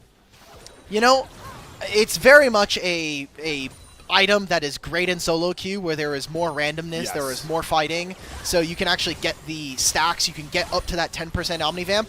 Depending on what kind of game you're going to be playing, I just think the Omnivamp is broken. The fact that we added Omnivamp back into the game, goodbye, Joel. Oh, we're giving an update. Oh, Nocturne showing. Okay. So Viper with a little bit of respect, but now he's trading into Awesome. He gets the Conqueror stacked up, but there's a Transcendent. The flash forward from Awesome to get the Wild Growth knock up. Valk back away. Viper flashes, but here comes Guwon under the turret to find that shutdown. Sure, he'll go down to a dunk from Shun's Cataclysm, but that is a huge bounty gain there by the NIP jungler. They're able to fight, but it's expensive. It is 1 kill. It goes on to Guwon, but I think the trade for it a minute before the Dragon is almost going to solidify that BLG will get this objective. No flash for Yunara, nor her barrier, and now you've kind of used some of your ultimates. Those will be back up for the fight, but trading those for Vipers, I don't know if that's a trade that I'd be willing to make. You're still down 2,000 gold here, and Yunara doesn't even get to hit plates in this trade. So watch where BLG are going to continue their gold leads. We're seeing most of the quests start to wrap up here in this game, and some focus towards the top side of the map. It seems like right now Shun just wants to get vision, see if he can track where Guwon is, and maybe play for Dragon on another wave. There he is. Well, he found him. He just jumped right into his peripheral vision, nonetheless. There you go. Definitely is a little bit awkward for both these junglers without their ultimates trying to make plays towards this top side, especially Guwon. It's really hard for Nocturne to do much without that ult. Shouldn't taking a look at a top lane dive and onto the TP, but that would be aggressive. Have the Dragon spawning on that bottom side, and Viper combining with Knight, already looking to kind of take over this part of the map, and also, as you mentioned with quests, shift lane assignments as bottom lanes make their way towards the mid lane. Yeah. Shout out to Bin. This is a very respectful top lane thing to do. Like, you looked on a potential dive for me. I'm going to help you secure your red buff because I'm not doing anything on the wave anyway. Quite interesting. Coming back to some of the ithms, we did end up seeing that Knight is just going to go for the Chain Lace Crusher, so good job, brother. This is going to be Cyclo Sword, so that damage concern that I had, bonus lethality up front, and then just having what could really be very dangerous. I mean, we saw it on Corki in the last game for TT LNG. I think Jace, with the resistances that he can shred with his passive, plus this, and then Storm Raiders, maybe there's something here. I really feel like this could be a very interesting Jace champion here in this game 1. Well, let's hope that Hoya can have room to really play out this new look for the Jace here, as Knight is going to walk into a brush to find Guwon, who gets a free fear down. Gets the layer some autos. Ondo swinging over. Nearly finds the bubble onto Guwon, so Knight should be fine. But all this pressure means that Shun feels a bit more confident going after this second dragon of the game. And while it is just a second dragon, it's always nice to kind of shut down the ever-evolving Soul win con whenever you can. So we go even through the first 2 Drakes here, take away that sort of play for NIP going forward. Yeah. Good job from Knight. It looks strange, I won't lie. Him walking into that brush with no vision on his walking, I was a little afraid. I was like, are you allowed to do this? Yeah. He got the turret. He gets to spend his gold. He is rather far ahead now that he has 4 stacks of the Rod of Ages and he's getting closer to that Seraphs. We're going to make a play onto Annie. Yep, Care has stun available, dodges the flag and drag, but there's the Rune Prism. Timbers comes out for the stun, but Knight has more than enough health and definitely enough damage to get on the board here and increase that lead over 1,000 in the mid lane department. Well, they're going to go mid here, so Knight's going to continue pushing bottom lane. I wonder if Shun is going to really do anything. Bin is half HP, and there is a Guwon who is trying to finish Herald and maybe even rotate. Tidal wave down. They've secured the eye. Light's going to go out, go and use that defensively, which Woe sectioned off. There's Guwon going back forward. The Wild Growth does come through. They're trying to get rid of Viper. Flash over the wall. There we go. We'll get that first kill, but Shun has gotten rid of the AD carry. Puts the shield up, and now has On and Bin joining into the fray to make sure this is a Billy Gaming win. One more knockup and a boomerang to take down Hoya. And Billy Gaming have broken open game 1 to the tune of a 5,000 gold lead before 15 minutes. 4 for 1, and you may have given over the Rift Herald, but, I mean, Bin's going to take over now on the side. An expensive fight here. They tried to go for Corki, but I don't think Corki still has a shutdown here. I guess we'll see it in the replay. Yeah, he doesn't have a shutdown. That's not extra gold you're getting from this play. So you're going to be down tempo, and he's not even alive for this play. I feel like NIP maybe sold themselves out here in this play just to try to get this objective.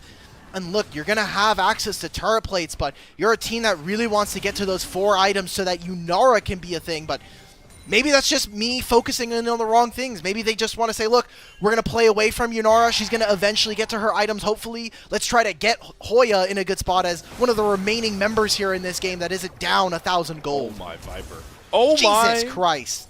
Viper. Yeah, that is not even 2 item. Corki Nami showing its potency there. Flash out of Zhuo, and more importantly, they have to give up all the territory around mid lane, which means another tier 1 turret. The most important tier 1 turret will drop off the board here towards a BLG to even further push their gold lead. And back to what you were saying, though, about maybe the NIP game plan we've seen from their topside play, I do want to say I at least respect it, because they're trying to play towards Hoya, maybe not always towards Awesome. And what timing to talk about Hoya here as he gets jumped on by Shun, who uses the same flag to drag Hoya's corpse back to the fountain there. Hoya, I'm sorry, man. I was really not trying to time that one up for you. Yeah, it turns out Shun is very fed. He has 2 items on the Jarvan, and this is some of the concerns I had from draft. When you play Jace Annie versus a Ryze and a Jarvan, you're going to get hunted down on side lane. So I'm honestly more surprised we haven't seen more of it, and maybe that's just because bot lane has been such a big focus for this team so far. BLG 18 minutes in, 7,000 gold lead. That's incredible. I have really no notes for them outside of maybe some individual stuff we have seen from them so far. I agree. This is a resounding, stark contrast to the chaos that was game 1 the last 2 times these teams matched up. And also in particular, something we didn't touch on as much a little bit in the pre-show, I'm glad to see that Shun has responded with a really clean early game, even despite the vertical jungle. Bin here has been baited into a 1v2. Okay. And he is going to die. So, you know what? We're both caster cursing BLG. We were praising them both there, Ulk, and of course Bin's just like, all right, guys, hold on. Let me bring us back down to earth a little bit. I'm so sorry, Slayer, but it unironically does not matter. This kill onto Bin, You're right. It takes way too many resources from NIP. They didn't get anything else from that play. Holy hell. That was a massive big one rocket right onto Awesome's face. And look at Knight. Bottom, man. Yeah, he is still pushing bottom lane, and for NIP, I think getting this turret is super important. There is objective bounties here. You'll get 2 plates that's fine, but all of that goes into Guwon. So for all intents and purposes, BLG still ended up getting way more for this play than NIP, who initiated it to start. And Knight Realm warps out to safety, but there's a TP coming on that pink ward, and there's the Paranoia. Flash from Guwon to follow Knight's flash. Nice. The fear will land. Hoya throws down the hammer. Seraph's shield will not save you, Knight. And he does drop. So there's an IP finding a pick and return. But look at where they're at. Look at the minion wave. The minion wave is nowhere nearby. They can't even, they can try to take one more wave. They're still controlling the bottom side. You got 2 kills. You spent a ton of TPs for this. Now they can just corral them into the top side. And if they win big, BLG can move to the Baron in 5 seconds. Well, they've already found Awesome, who's trying to rotate up to his team that's so desperately far ahead on the map. Good flash get on the Tidal Wave and the Cataclysm. That's Unarl, that's Flash, that's a huge Fire Stick taken out of this fight here for NIP. Shun flag and drags forward, does need a polymorph.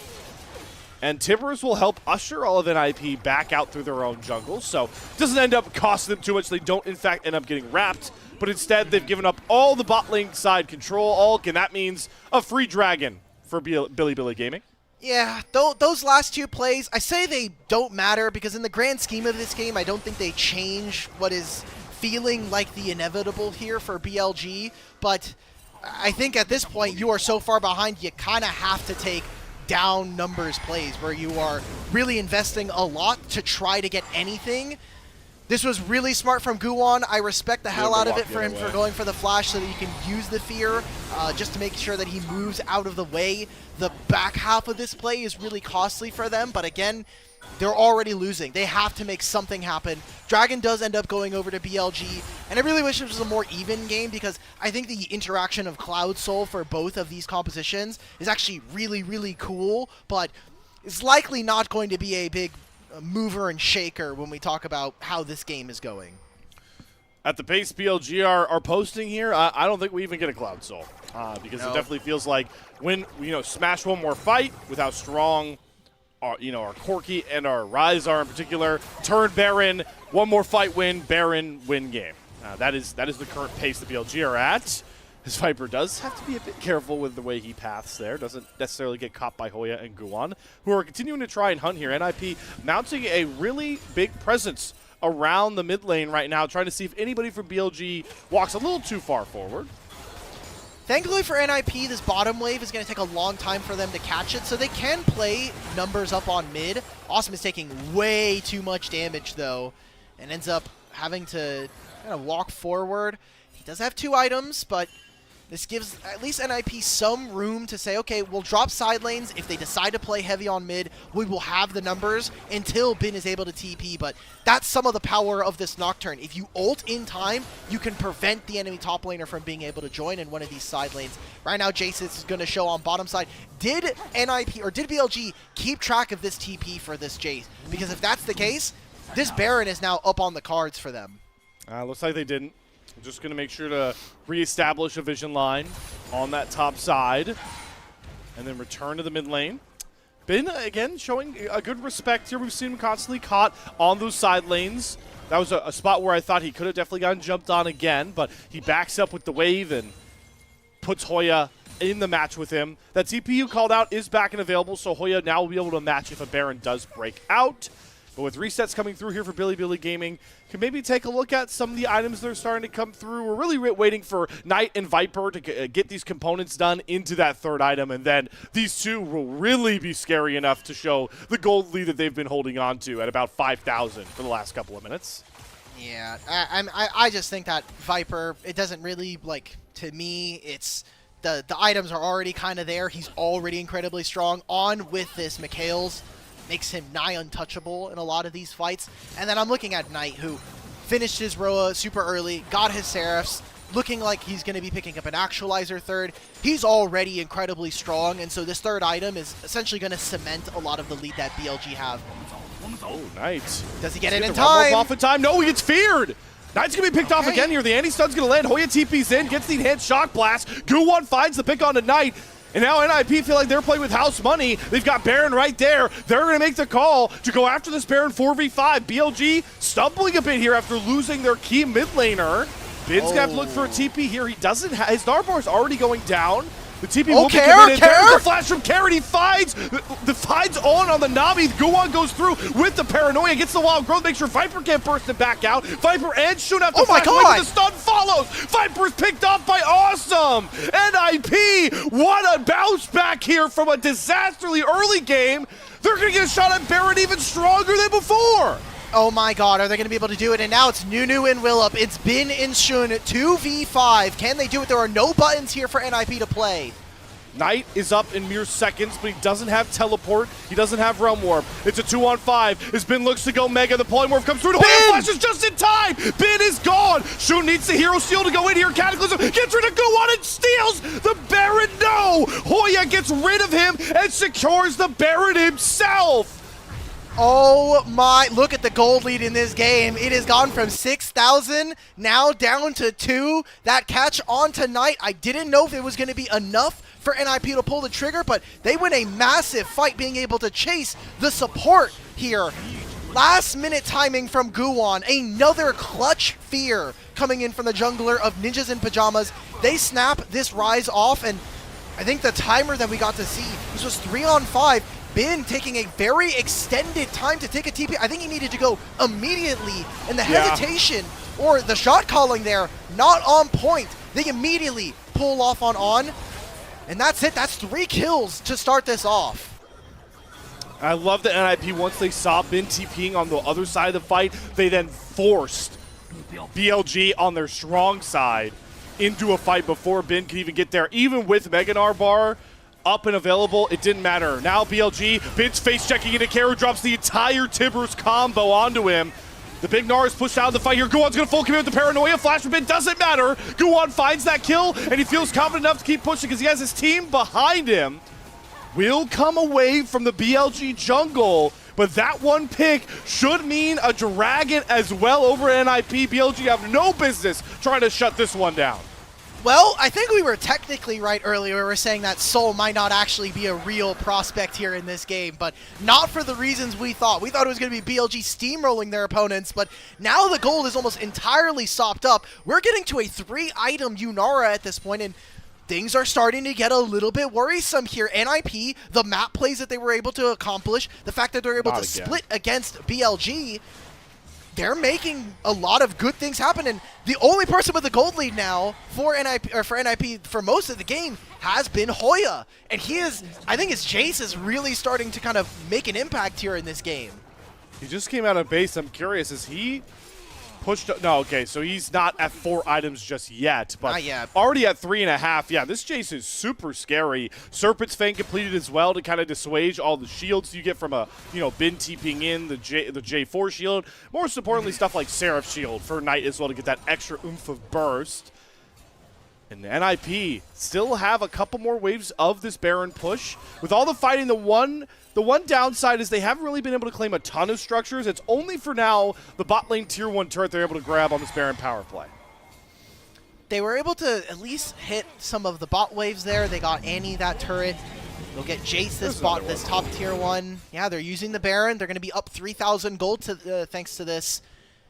Slayer, what a back and forth game, and this really feels like how NIP won their first game versus BLG in the first round robin. It was BLG winning a lot of the early game. They had a Hextech Soul for crying out loud, and they still lost. So, oh my God. NIP, BLG, they just keep face checking into NIP members. Luckily, Shun has the GA, but he's surrounded. He doesn't even get to drag himself back out. It's another skirmish that starts with a BLG member gifting themselves over. I wish that I was recording our downtime before this series, because what did I say, Slayer? I was like, man, you know what's going to happen tonight? NIP Game 1, it's going to be a 40-minute slobber knocker. NIP are going to look like they're going to lose, and they're going to come back. I swear, guys, if I had the recording, this would be all 100% factual.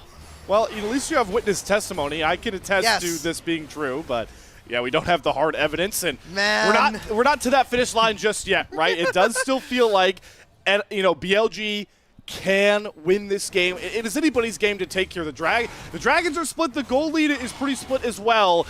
And we're yet to see BLG really answer this NIP all-out blitz with their own 5v5 team fight. All of these sequences have been a BLG member getting picked off, BLG down numbers going into some of these fights. So This next 5v5 will likely get it towards the next Baron. Will really show if NIP have this comeback, or they just stick to their same game plan, which is going for picks here, but Bin is word to the wiser. Something we haven't seen a lot of discussion about is these Phaelites. They kind of popped into the season. A lot of people were talking about them, and then that was it. I think these wards, giving such coverage into your own jungle, do make split pushing so much more valuable. If Bin doesn't have that, he probably has to just play that wave a lot differently than he did. So having Meganar gave him more HP. He also has the Sterix, so has a little bit of room to work with in terms of his survivability. But these Phaelites do change how teams tend to play on these really long lanes. When you have a Yunara, when you have an Annie with a Nocturne, it's very easy to get caught out. Right now, BLG are doing their due diligence, having Bin push on the bottom side of the map, and then move in for deep vision right before this dragon spawns. Karen, though, has gotten a really good push going on this top side. So someone will have to go up there and answer it. As you mentioned, though, it plays towards the Baron strong side here, and Bin does have TP. But the thing we got to watch here now with Bin and playing weak side looking to TP back, he needs to manage his Gnar bar better. And he knows this Baron is looming in about 30 seconds. Also important to mention, Guwon has that GA access back up. Shun's is not. So Guwon can be ever more aggressive than we've already seen him. It's 20 seconds. Jace's bottom side. Likelihood that we see Baron get pulled on spawn, not very high. And we did talk about some of those items starting to come through. Awesome is about to recall and get a Infinity Edge. If you would have told me 0 and 4 at 10 minutes, Yunara Lulu is going to get to this point where they were down 2,000 gold, I call you crazy. But we're 31 minutes into this game, and I really feel confidently that NIP are more in favor to be able to win fights at this point. The power dynamic between AD carries has definitely taken a huge shift here. As Viper also just trying to keep up in those items, but he does finally complete what is the Spear of Shojin. This is a new quirky build for sure compared to what we normally see here. The double black cleaver is coming through here for BLG, but we're not going to have a lot of time to dissect that because both of these teams are trying to get control of mid lane, knowing on either side a pretty big objective is on the board. Bin, no Meganar. They were trying to see if they could play a little bit fast, if someone from NIP was going to take the bait and move forward. But Care, great control of vision, whether that's the Phaelite going into the river, or it's just the blue buff. Oh my god, we are sending it for a Baron. Yep, they're like, so point, we don't care about that NIP. They caught them far too down in river, and now look at everybody sprint their way back up. BLG's bluff will be called just as quickly as they started. They get pushed off, and now they have no shot at getting this Cloud Drake. Slayer, I think we are seeing BLG a little desperate here. Not able to grab the Baron. They're going to move to top side. They'll get a wave, but they're still going to lose this dragon. It'll be soul points here being acquired for Ninjas in Pajamas. And man, what an exciting game here. I had questions, and I think a lot of the community were wondering, was the first series win versus BLG a mirage? Was it just, hey, we played well on the week? They had a very tough schedule going into that. It was going to be them versus AL, BLG, Top Esports. The BLG series was the one series that they did end up winning, but from then on, it was a 0-2 loss going into JDG. It was a 0-2 loss against Top Esports. So a lot of questions as to whether or not this team is even real caliber to make top 4. And now the questions become, are NIP the kryptonite of BLG at this point? Maybe. The way this game has gone and the way it would reflect in the series, we're getting closer and closer to the sort of future prediction maximized from Alk Battery here. If we can get to 44 minutes, game is going to break open, though, with Shun looking for a flag and drag. Guwon is trapped in the Cataclysm. Guwon flashes out. Care drops the Timbers, then goes into Stasis. Shun does lose his GA as Awesome uses the Arc of Ruin to find that one. Bin TP's in, but he's in mini form. Immediately loses that TP shield, and Awesome is more than willing to trade autos back with him. Still transcended. Shock Blast doesn't find its mark onto Bin. But enough poke has been waged on either side. Both teams are itching for a reset. There's Care that gets his off, and he has TP allowing him to rejoin, but both sides are going to walk away bruised and battered. No kills, and man, Care is a mega MVP in that fight. I thought, okay, maybe someone from NIP is going to die here. He flashes forward, gets 3 people stunned up. If that had not immediately gotten Mikhail's by onto his AD carry, that could have been really messy for BLG. And now we're going to be going in. I mean, Baron and the Dragon not being up for 3 minutes, I'm a bit worried. I won't lie.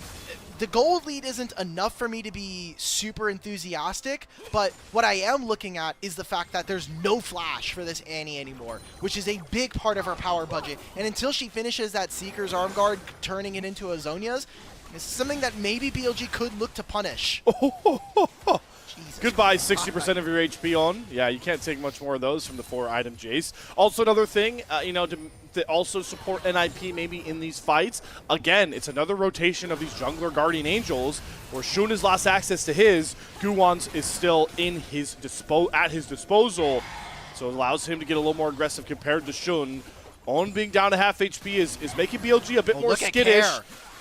And Care is trying to set up for this flank. Shun's going after the crab, but Shun gets trapped. Care pinches him, and that's the BLG jungler down. Again, Billy Gaming have to try and fight 4v5 into this Baron, but this time round, they're not even going to attempt it. Second Baron over to NIP.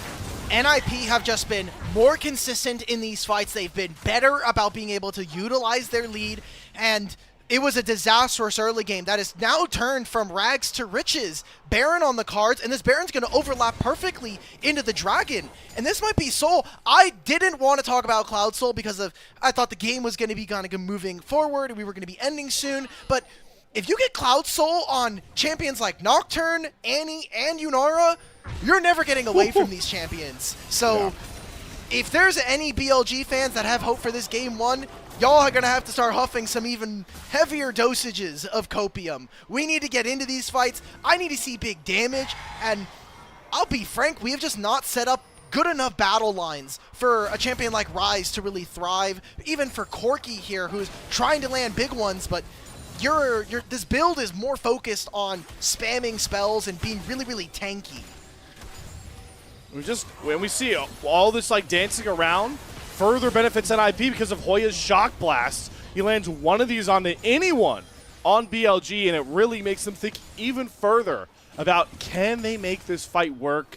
The power play for NIP with Baron has been pushed forward. They get rid of that bot lane tier 2 turret. They have the 2-lane setup pushes going. Guwan's going to bring a wave up in the mid lane. And I fear BLG are going to have to sack another turret, sack more gold. The tidal wave comes out here from On, but the turret was already broken down thanks to that crystalline overgrowth. Trying to see if anybody from NIP was going to move. I mean, Bin has no Mega Gnar and is going to have to build this before this Dragon here. Really impressive to see Hoya. I know you were kind of mentioning it here, but the Cyclosaur doing a lot of heavy lifting. The fact that it now makes your abilities proc, the Energize proc, flat lethality, and 10% of current HP, that's huge. Shun's going to look. Bin has no Mega. He has no Rage Bar built right now. Yeah, and he got 2-tapped by Awesome, not even Transcended, to get down to about 60% HP. He's going to have to teleport back in with that shield, but look at Care waiting in the wings. BLG, they're just giving Cloud Soul, by the way. There it is.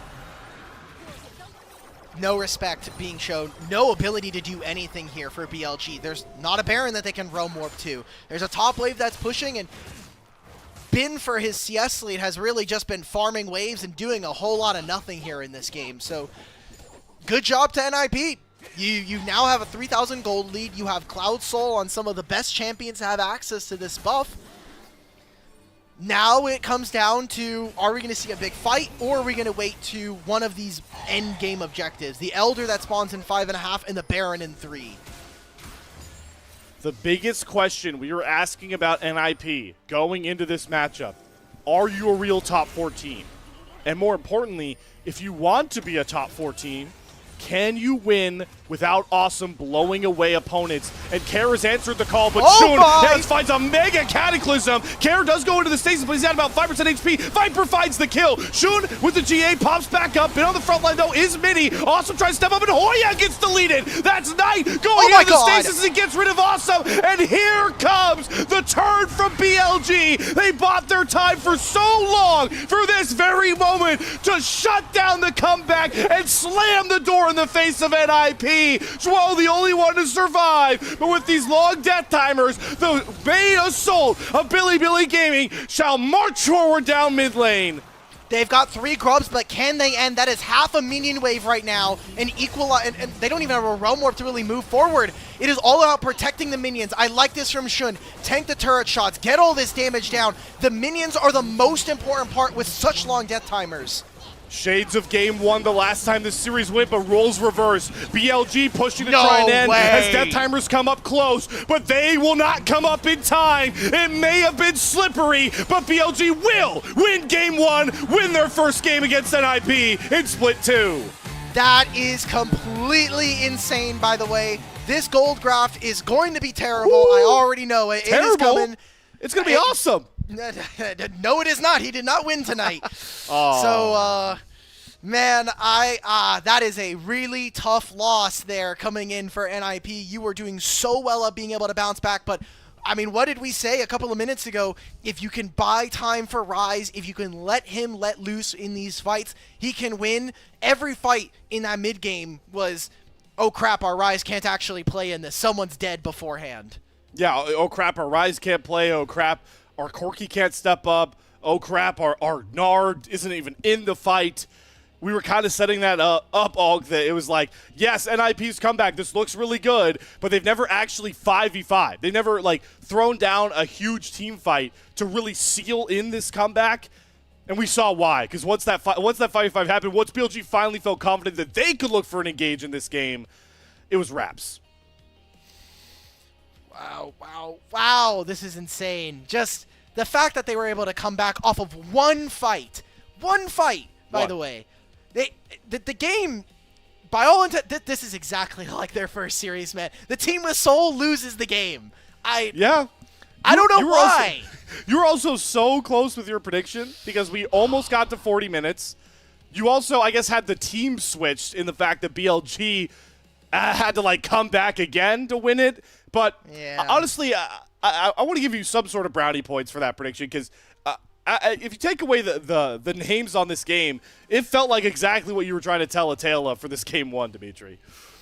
Very close, unfortunately. My prediction as to who would end up winning that series or that game didn't end up going wrong. For all intents and purposes, for folks at home, I do still have BLG winning. I just have it as a 2-1, which is looking.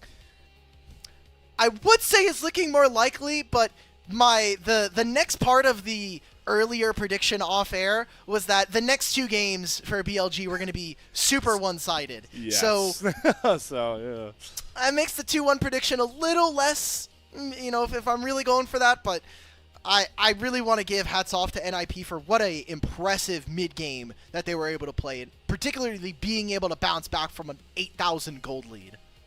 And to piggyback off that, the point that I was trying to make before Shun decided to end the game was that mid-game you were talking about. It was exactly what we wanted to see from NIP. It wasn't like awesome running over fights and really pushing the tempo. You called it out. Care was playing these fights really well with some really clutch tippers, and then Hoya ends up doing a ton of damage, gets a lot of value out of this Jace. Guwon, of course, was always the mastermind behind a lot of these engages, so right up until the end, it felt like we were finally getting what we wanted from NIP, showing that they could win a game against a big-time opponent with their top side. We were so close. Oh, brother. I'm so sad. Fortunately, we did have I just want to say it for folks, we did have a small error with on our production side, so we weren't able to get that gold graph. I feel bad for everybody because I really did want to see it. I'm going to just really quickly see if I can scour the LPL Weibo because maybe they have it posted immediately. Nope, I'm probably going to have to wait another 10 minutes to have that up. But either way, taking this game in segments. First 15 minutes, BLG are winning. I think really innovative path from Shun to kind of make up for what was an early invade from Guwon. Plays to the bottom side. Then Awesome and Zhuo lose in the 2v2 multiple times to Viper and On. Then we move to what is 16 to 25, 30 minutes where, like you had mentioned, multiple picks onto Knight, who is trying to play a really fast game. I think also, I still have a lot of criticisms for Bin because it felt like BLG kind of let him farm his game. You got to keep picking up waves, but never really showed up on the right timers or didn't have Mega Gnar at the right time. So I don't know. I feel like this was, if anybody like if we're using the like phrase of like didn't deserve a win, I would say Bin absolutely got carried in this game.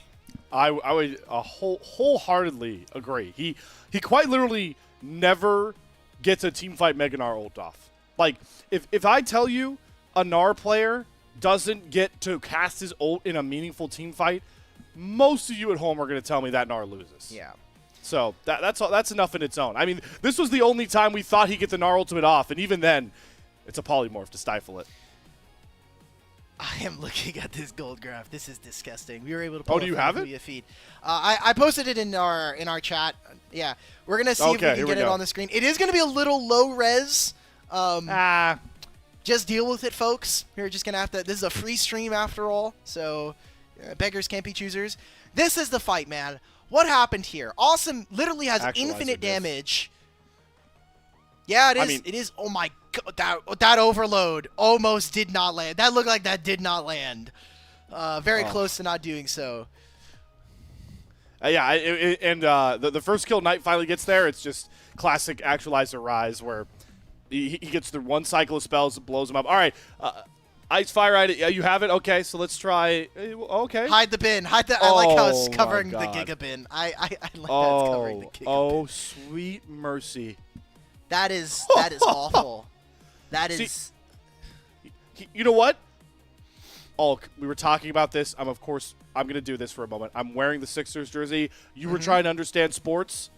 Okay, the yellow is my 76ers. And this is basically how the series went. So, right there. So they were winning, and then they like kind of teased you with a loss. I now realize that I'm completely incorrect. That is not how the series went.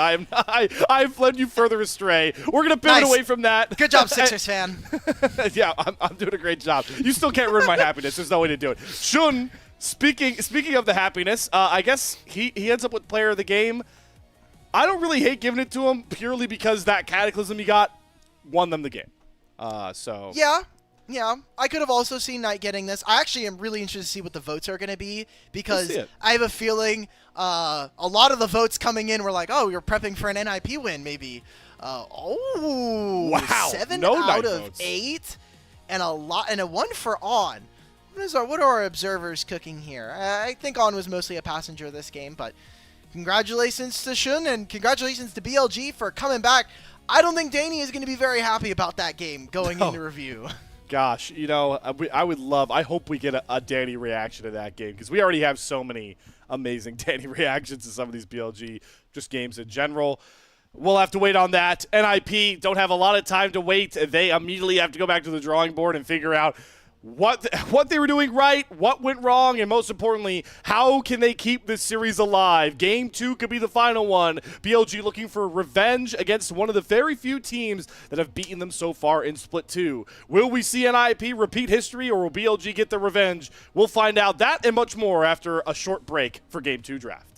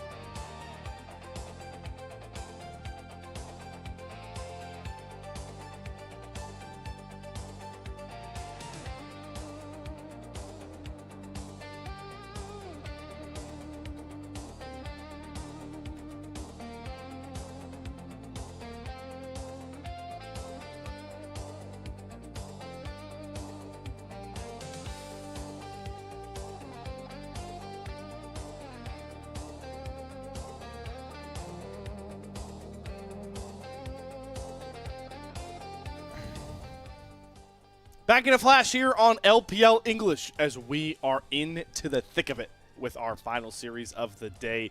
BLG versus NIP, a series that was so fun the first time around with the upset.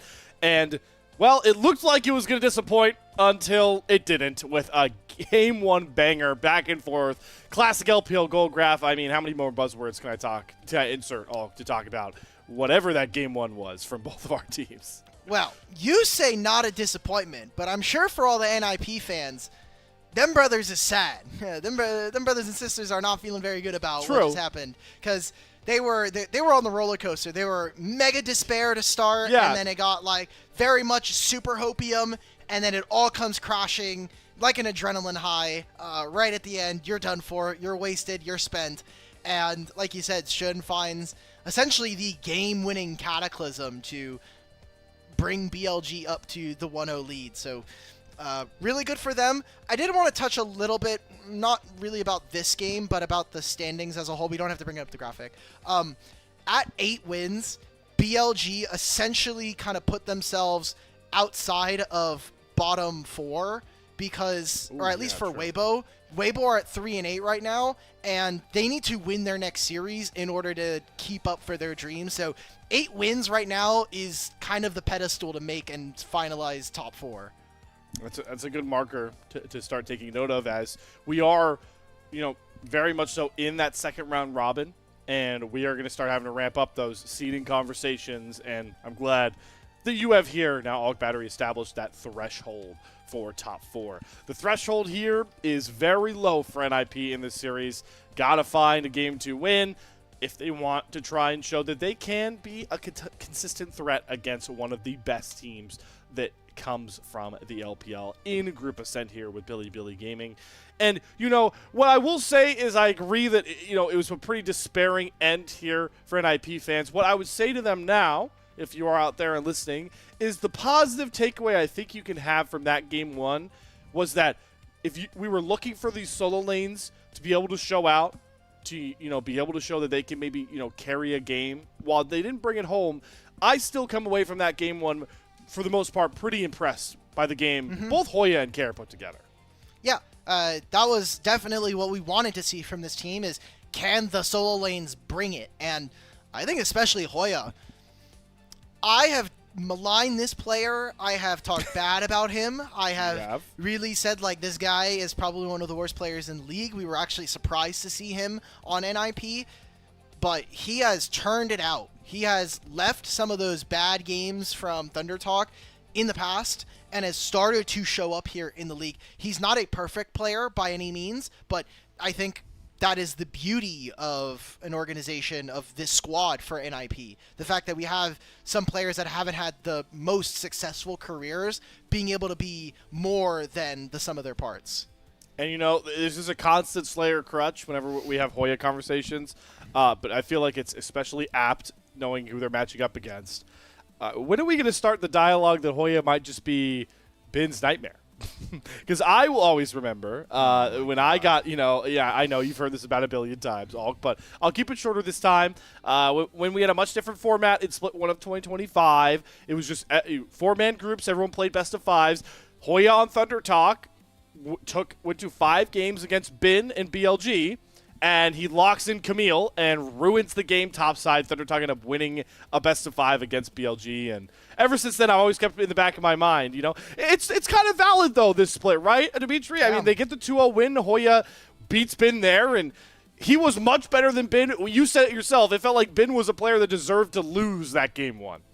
Yeah, he got carried to the win at the very least, and Hoya put in work on the Jace. I had a lot of reservations about whether or not this Storm Raiders Surge Jace was actually going to be able to provide in fights, but he had the most damage on his team outside of Awesome. So he was already an incredible, actually, not just on his team, he was the #1 damage dealer in the game out of anybody on both sides. So he definitely put in his fair share into being able to bring them to that point in the game. And so now what happens in Draft 2? There is no Jarvan, there is no Nocturne. The ability to attack sides is only available if you have the Pantheon. So coming into the second draft, I want to see what priorities are going to look like as we get right into it. Right into it indeed. It's NIP now that are going to hold first selection. They wanted that, and they end up on the red side here. We saw a lot of AD carry bans, 4 of them in the first phase of bans in Game 1. Ezreal rejoins again. And it's interesting, I know we talk about Mbessa on this patch, if you're not curious, has gotten some nerfs, but NIP don't feel like they're that big of a deal, so they're still wanting to ban the Mbessa into bin. For anybody who's curious, the Mbessa one is basically her ultimate cast time goes from 0.5 to 0.7 seconds, and it is really impossible to land now. Already on 0 ping, it is fairly difficult. Now it's even harder. We're going to continue to see all those AD carries banned away, though. It is Ashe and Ezreal and Lucian and Varus. So first pick, I'm still looking at Karma. I'm still looking at Pantheon as our 2 top priority. And they're just going to ignore it. We're going straight for Vi. I mean, we wanted to see consistent engage, and Vi is going to give you that every time. You're right, but I'm smiling ear to ear if I'm Danny. You're telling me that I get to pick, I get counter pick, and I can go Pantheon Karma R1, R2? I mean, is that not just the easiest slam back we've seen here? I guess Rumble's still up too, though. I did not factor that in. Yeah, Rumble is a very big one. We actually haven't gone too much Rumble from Bin this tournament so far. This will be his first time here in split number 2, picking up this champion, and is something that is going to continue to give him lane priority. We're looking at strong team fighting. I mean, Pantheon's still up. I think Karma works very well, but can be susceptible. Vi, that's one of the strengths of Vi, is she can kind of just pick her target and go for one of these champions. All right, let's see what they want to lock in next to this Rumble. Because we talked about with all these AD carry bans, a lot of these Z-tier champions we felt like on the patch prior and are still very effective on this one are up and available. And On will go for his most played support. I believe, Dimitri, this is his 7th Bard game of the split now. Yep. 7 this split so far. Well, 6 now going into 7 for here. God damn it, man. Sure, I mean, BLG are going to have some flexibility. This Anivia is going top. Everybody immediately, let's lock in. We're getting the Ahri as well. There's always a possibility of this Anivia going support, but I think right now we've already seen this matchup. Hoya taking it previously, it is good. You can try to abuse the fact that Rumble doesn't have a ton of mobility. You can hit him in the 1v1, and once you have access to the ultimate, the ability to trade waves is really, really solid. I just think that one of Anivia's most broken spells is her terrain generation. Her W is so broken, and if you're going to take Jhin into it, I think it even gets better. Caitlyn's And still they the made same. a pivot. Okay, Caitlyn's still the same problem. I was curious if Knight was willing to try and slam the Gal. I know he's not that big of a Galio player. It's not as prevalent as a mid lane pick as it used to be, but my mind goes Anivia Ahri, Vi, like not scaling AD damage. Do we want to just try and slam the Galio? It might get through ban phase. It's something to keep in mind, but Caitlyn and Bard is definitely a combo that we haven't seen a ton of, but does play into the style we're expecting from BLG.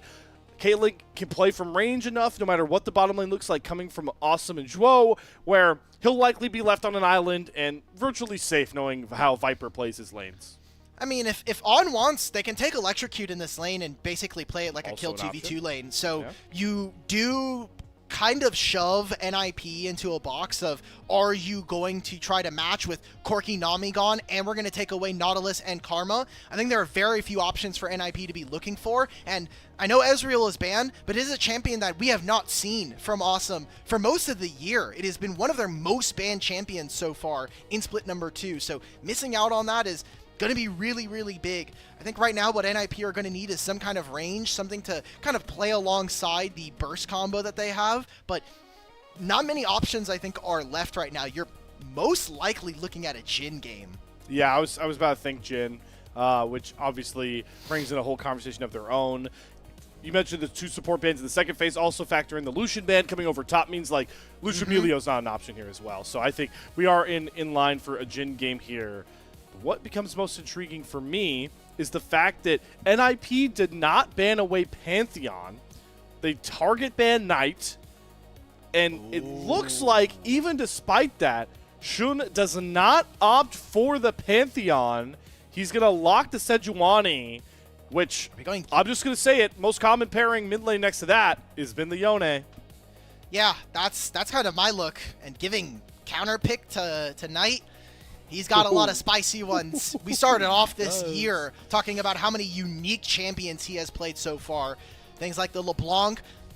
Honestly, Slayer, with how it's looking, I am liking the thought of a Mel on 5 for BLG. It is all range, it is all reflection, it is all about just being able to stop any of the accessibility that NIP are going to be looking for. I really wouldn't like Seraphine. I think she doesn't have very many champions that play off of her heal very well. And it's kind of I think it's a support that's going to just neutralize the lane. I think right now what NIP are looking for is softly try to lose bot lane with some grace. And then we get to team fights. I need to see Hoya get into these fights, but you would talk about setup. If BLG are first, you're going to be walking into Caitlyn traps, Rumble, and Sejuani ult. That sounds miserable. Miserable indeed, but only glee for the BLG fans, seeing that Knight will add to that very long list of champions played this split. His first Yone look. We've seen some of our premier mid laners take over on this very champion. I think back to Honkyu's performance on this very champion. I believe it was against IG, where he looked absolutely amazing in that matchup. That was also the Xiaosu Tryndamere game for anybody that's curious what that one looked like. But yeah, I'm with you here. I also think the Seraphine lock-in might have been what really signified Knight wanting to go this Yone. Just another great target for that Fate Seal. Okay, so currently we are on 22 games here going into this, and Knight has picked 14 unique champions. So impressive. Disgusting kind of versatility we have seen from this player.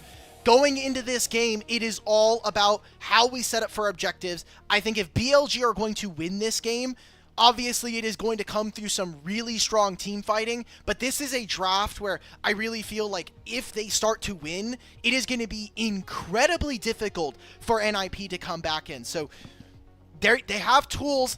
I feel like Anivia is probably the most important part of this draft, but we will not see her for a large portion of it going into fights. We will have to see if Hoya can finally get that Anivia top win, and if NIP can force a game 3, as we are on to the Rift.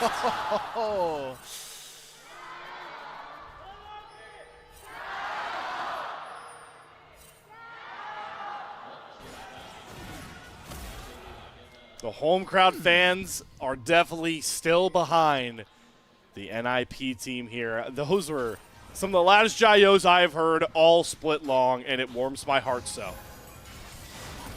Targeting the, again, Anivia top. She is probably one of the best abusers of a rune like Deathfire Touch, so we'll see how he's able to interact. I find it interesting that this is the Arcane Comet, but playing into this matchup, you definitely just want to poke her out.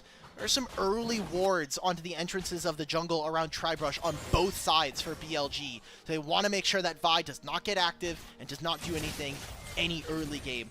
Sun is an interesting path. Raptors into red, maybe just trying to prevent himself from getting invaded early. It is Sejuani, but this is going to lead him to take a little bit more of an extended timer trying to move back up to his top side. Vi definitely wants that. You know, you talked about how aggressive Guwon can be, or maybe look for an invade, but I always attribute Vi to being a champion that definitely wants some protection. Oh, are they really going to 3-camp into this gank? Oh, he's going to set up the journey. Oh, he doesn't have the skill point in yet. Look at the buff bar in the bottom left. He hasn't put a point in any skill. He doesn't have it for his heal or for his magical journey. They're waiting. They're seeing if NIP are willing to step over. I think Seraphine is doing a lot of heavy lifting on the side. Oh, yeah. I mean, Awesome still feels confident enough to look for Deadly Flourish. And there, all right, so the health pads come through. Yep. And the reset also coming through here for Shun. So no cheeky level 3 gank here. Another Deadly Flourish lands here, and Viper has to cleanse it. The Cosmic Binding does get the stun down, but there's the first Summoner spell waged of the game. It's a good day. We don't have barrier heal this time around, so he's going to be a little less impactful. I will say, Slayer, in a game that is all about range, I do think it is quite interesting that Viper decided to go for the lethal tempo. It's obviously great for extended skirmishes, but I do personally would at least think about or consider the value of getting the movement speed and the heals that are available from Fleet Footwork. But right now it is kind of fair early games. He did get control of this Tribrush here. Oh, that flash from Zhuo is very expensive. Both summoner spells probably means that Guwon is not going to be coming down here. Yep, one trap gets that unlocked bottom lane going here for BLG. So that's going to be very integral. Shun has skipped his level 1 blue buff here to try and fight his level 2 Raptors. On is going to face check into a Cosmic Bounty on Awesome, but the Deadly Flourish and Cleanse combo. On's going to flash and Magical Journey, but the crit shot follows him. Awesome. First blood, back like he never left from the first series. Well, I would say that thank you, On, for trying to hold my lane, but giving over that first blood doesn't feel as great. They'll be taking their recalls while Viper tries to pick up the minion wave underneath his turret. Great job from NIP to already open up a pretty solid lead here, just in the 2v2 alone. And already, NIP now pushing towards an 1,000 gold lead, thanks in large part to that first blood, a lot of it coming from this bottom lane, but this is another good start for NIP. We saw them, get in the game 2 of this matchup last time round, and it's a stark difference to how game 1 started bot lane wise. We'll see how they can continue wagering this pressure. And I'm already going to get this conversation out of the way, all because I constantly have it with Jin in the game and the many build paths we've seen in his iterations of playing competitive play. Good to see that Awesome is going BF Sword, which likely means this is a Storm Razor start for this Jin. Yay! I know we're happy about that. I don't want to spend too much time on Jin builds. I feel like we have devoted let's get out of the way now. On-air time. Yeah. Yeah. So, Dragon spawns. They do have priority on bot. Sejuani is moving, but has top camps to do, so unlikely that we'll see anything. I am worried here, Slayer, because Sejuani, great champion when we're talking about trying to get level 6 and punishing some of these less mobile champions that can't deal with the Sejuani ultimate, but doesn't have very many options early game to gank. So we're not going to have the same Shun that is playing for his laners and maybe dropping some camps to make sure that they're set up for success.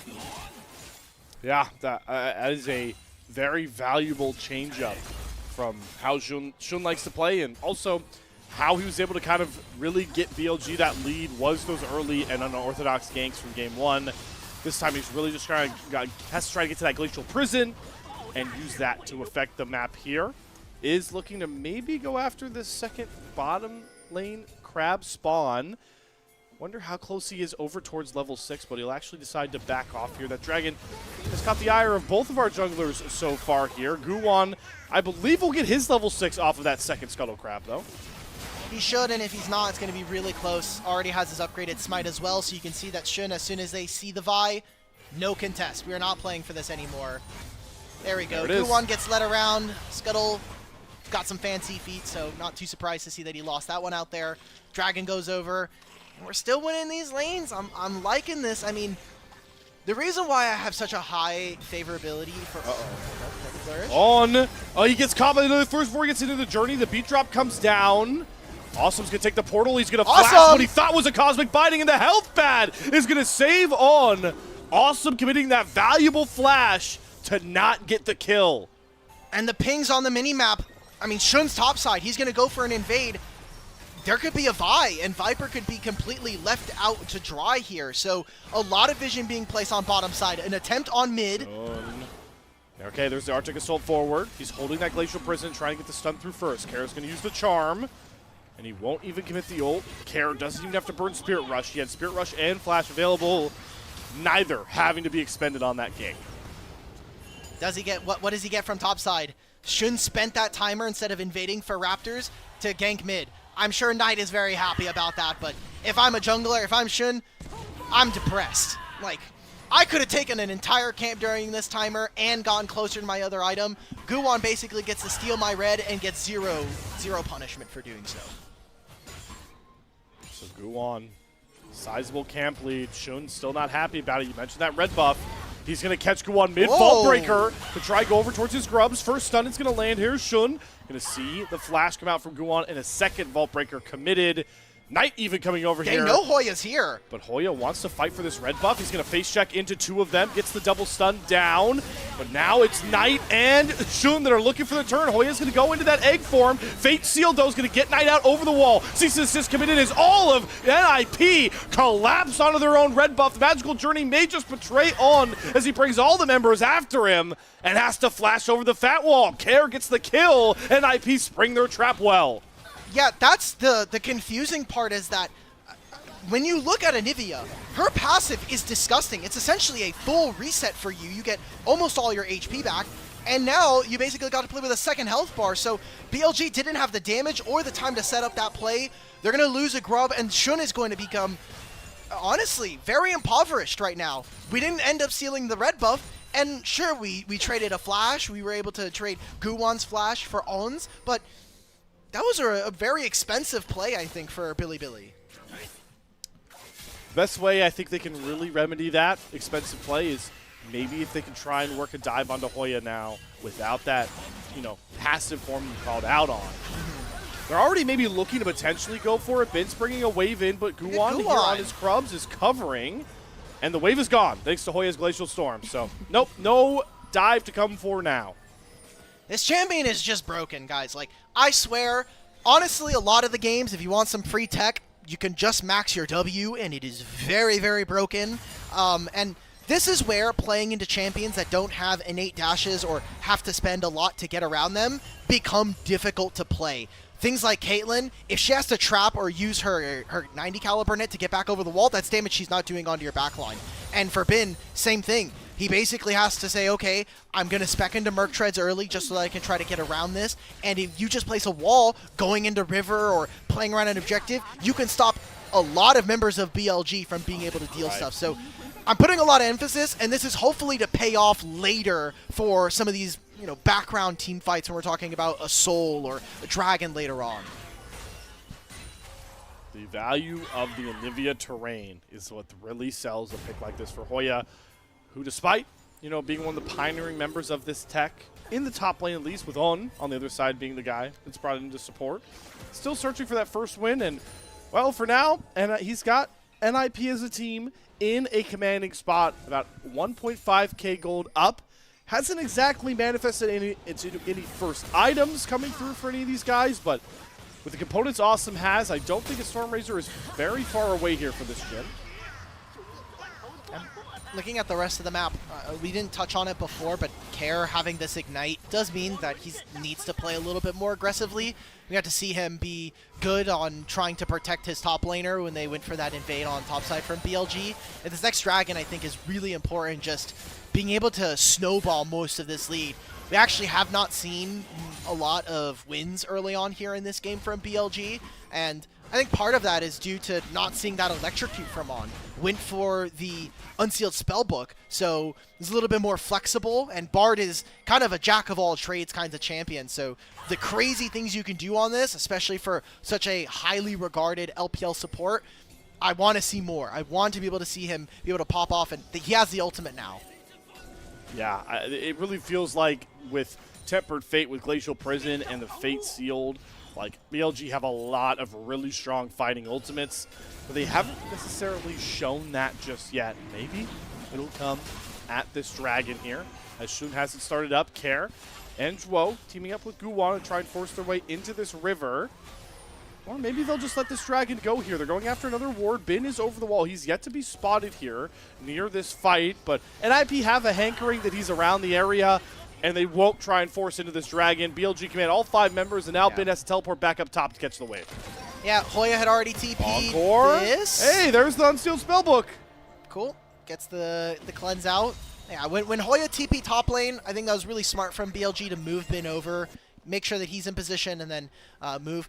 I wonder, and this is very small, when Guwan used the E on Vi on the control ward, if it hit Bin, it would have given him a Conqueror stack, and so that is something that I would have loved to have seen, but didn't really matter at the end of the day. It's still a Dragon going over.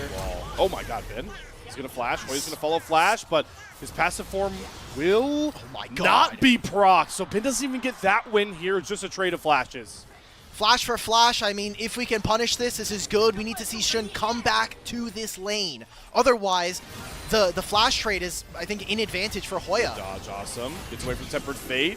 Just going to cleanse in case the Cosmic Binding did land the stun.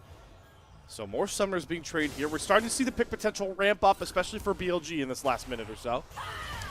But all this damage is kind of around the lanes. We don't have like massive DPS coming in from like a jungle, right? Like where we saw Shun with the 2 items or the 2-item Jarvan in that game 1.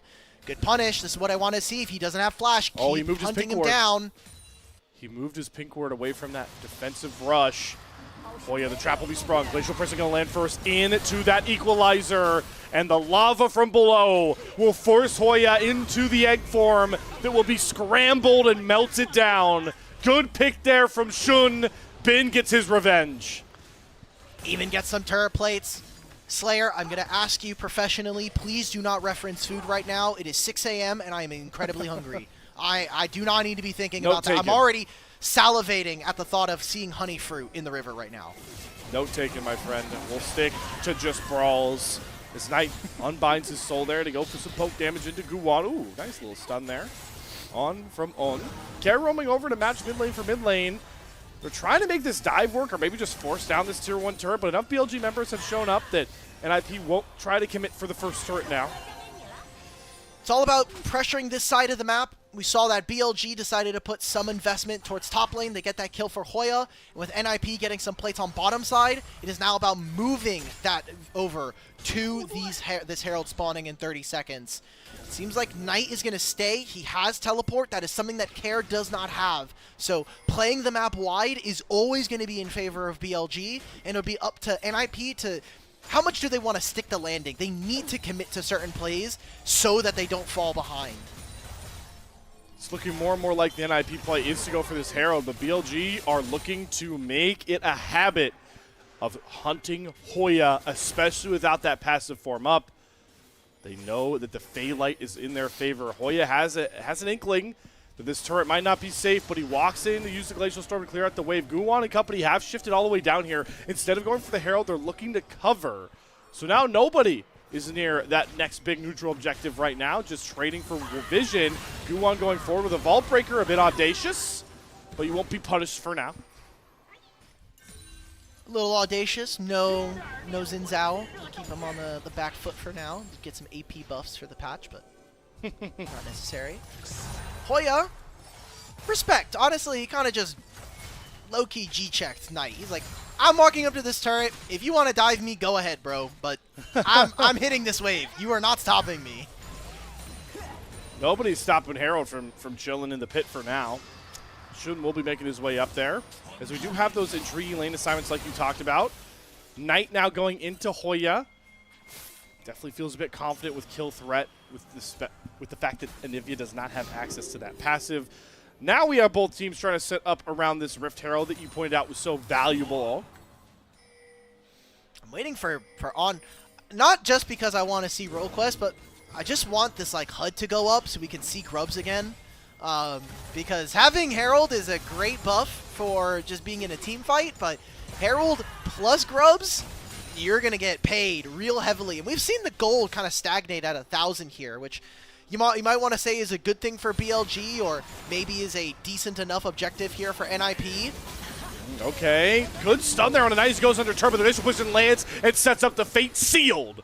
That knocks down Hoya again. BLG sack Rift Herald control to knock Hoya off the map once more. But we're getting gold here, and it goes into Knight. He will finish off this turret and look to get the first turret of the game. I wonder if NIP decide to go for both Herald and the Dragon. Hoya's going to have TP when he spawns, and NIP, they're going to be saying, look, Knight has to spend gold. He has to come back out of the map right now. They're even moving Care back into the mid lane. I like this from NIP. Put the screws down onto BLG and force them to come to you.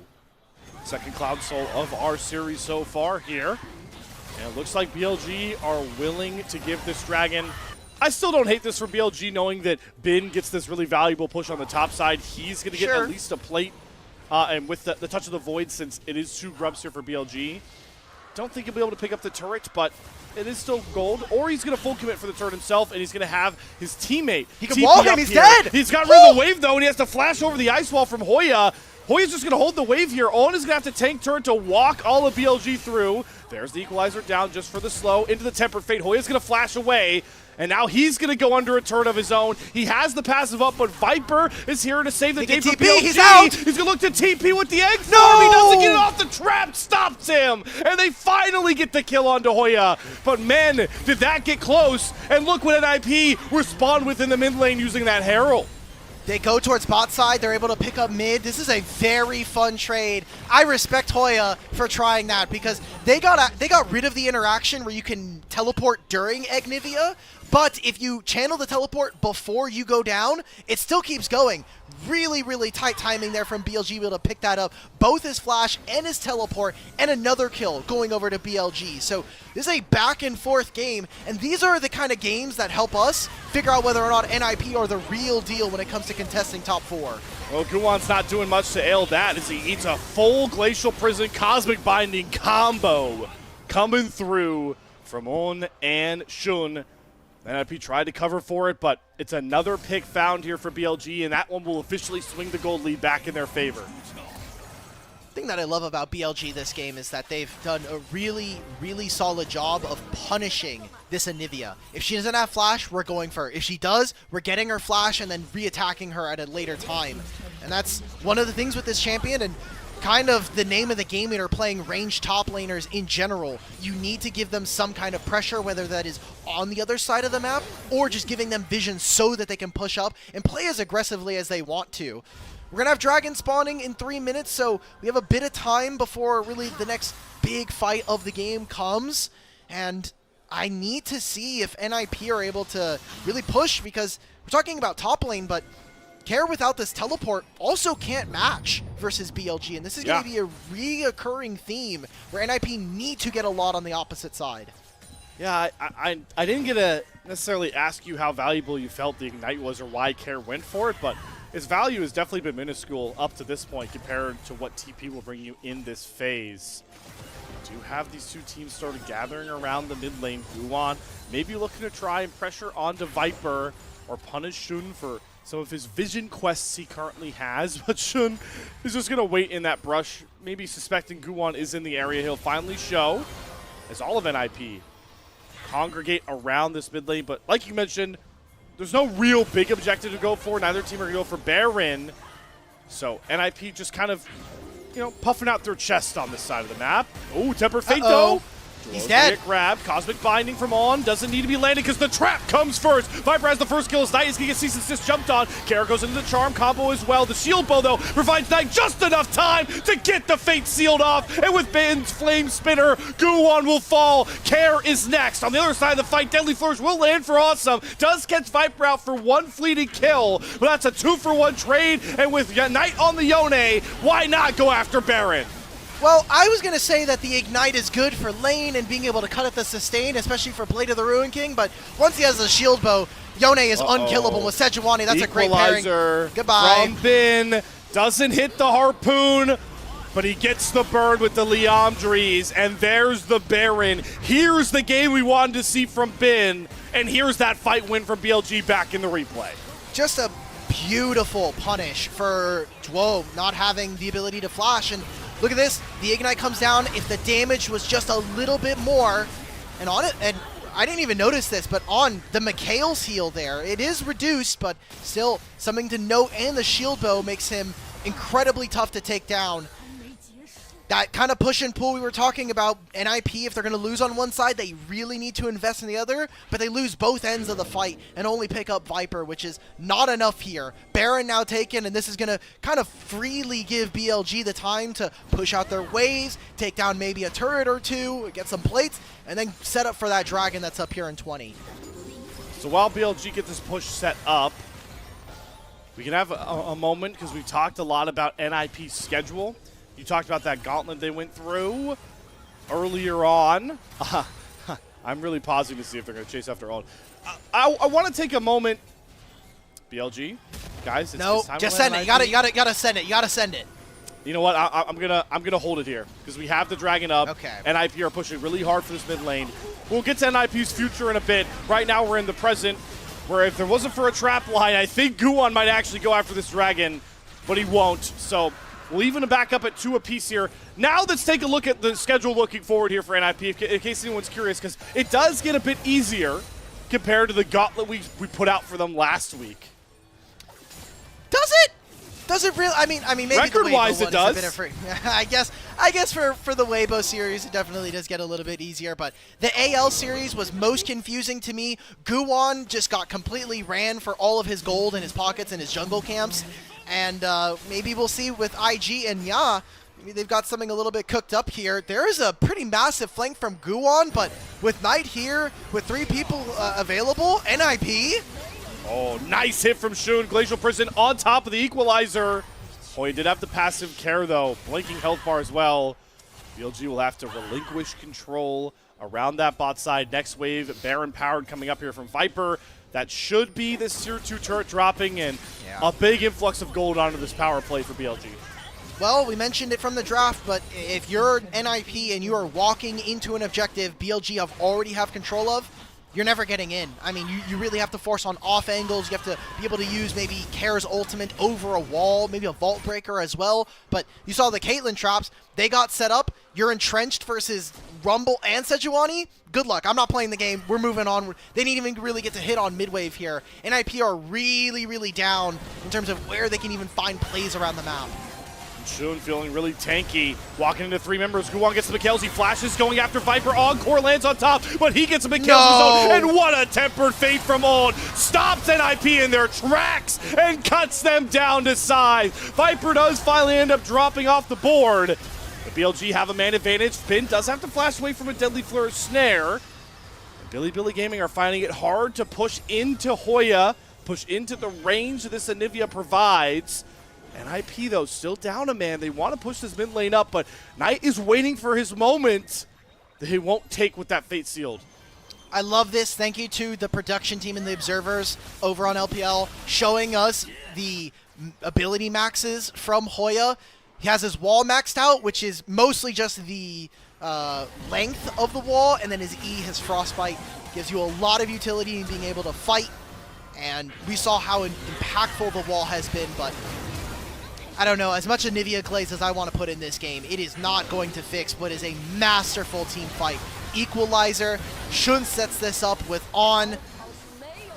It is near perfect, I think, for BLG, outside of the fact that eventually Viper does end up going down.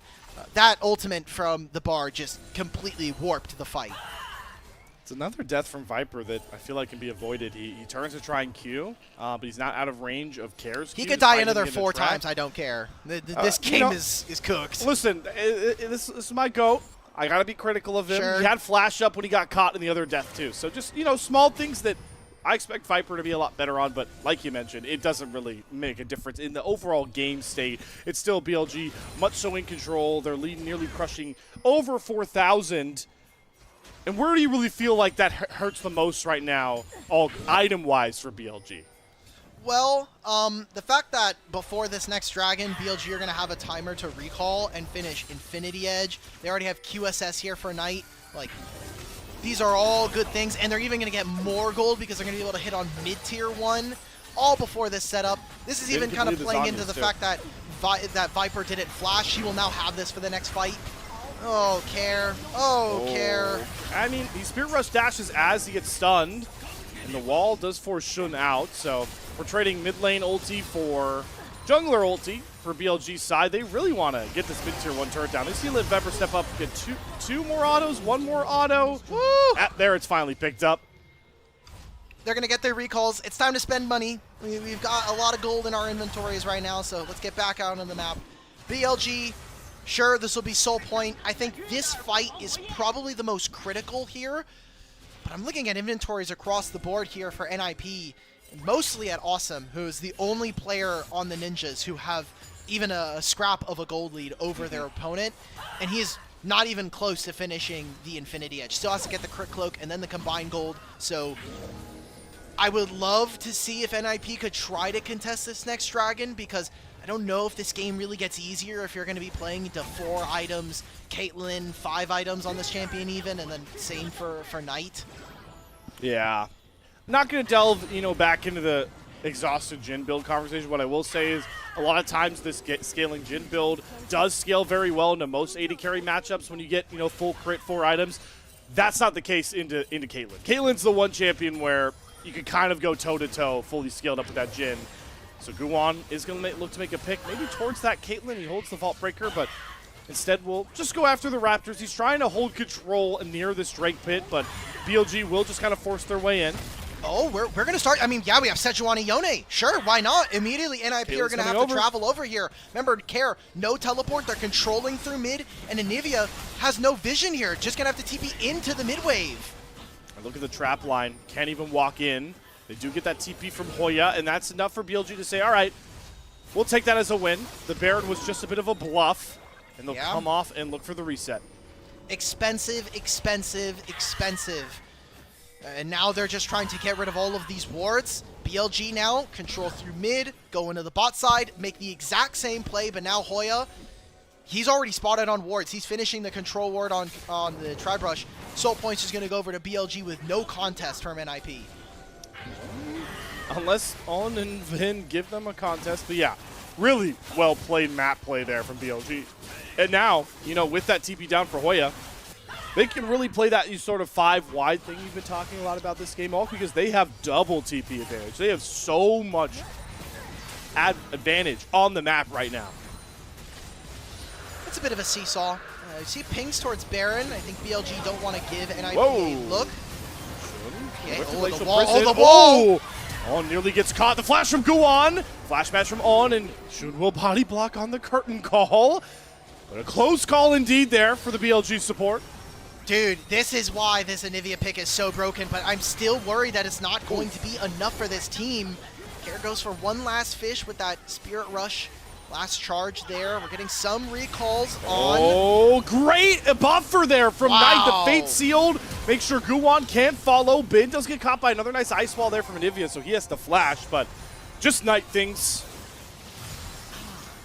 I don't want to do another scenario like last game where like BLG look good and then NIP just start to crawl back because this is getting a little bit dicey. Here's the teleport. Ari just recalled. There's going to be a numbers advantage here for BLG.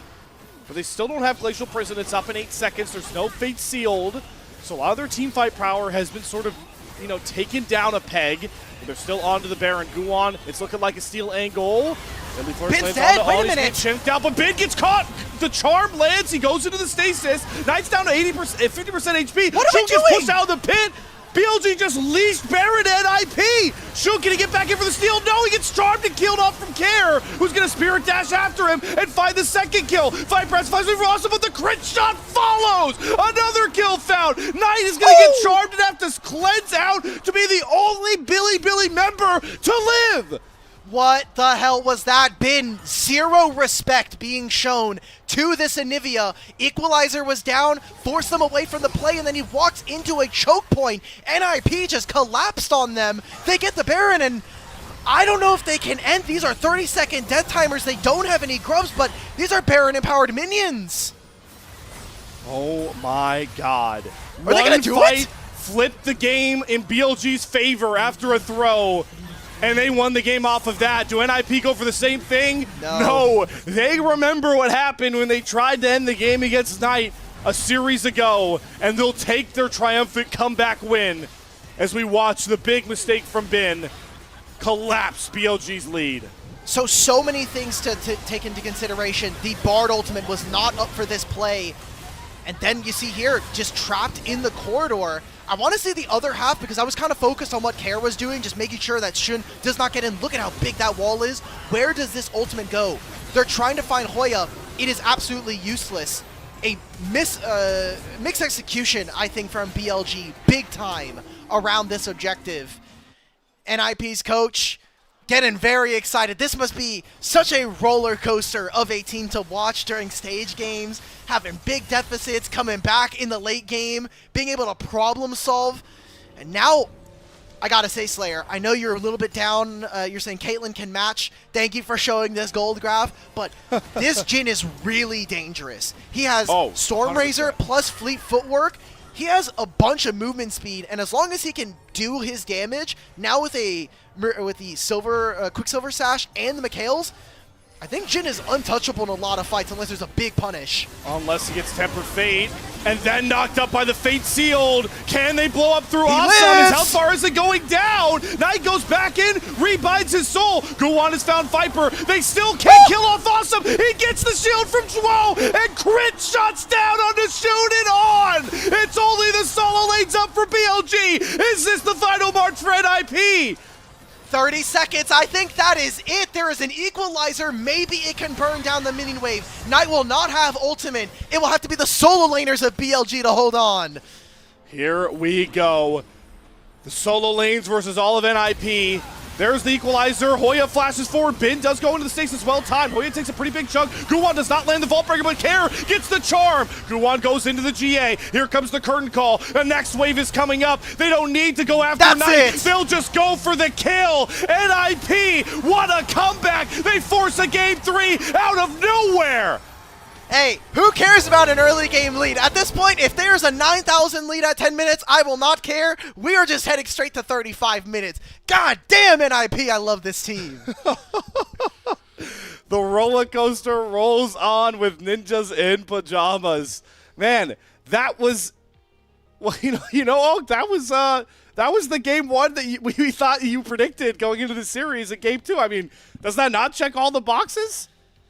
Just move the games around, man. We'll put game 2 back in the first one, and then game 1 can go back and whatever. What an impressive game from NIP. And finally, Hoya gets a win on this Anivia. I think definitely got focused a lot from BLG to get multiple kills, get themselves the turrets, but we saw the value of this champion, and I'm so glad it paid off because, one, it would have just pained me to see this champion lose again in top lane when I think, right, especially in the current meta, it has so many unique spots, and I'm glad we are seeing it being prioritized here in Fearless, but we got to see how powerful this champion can be.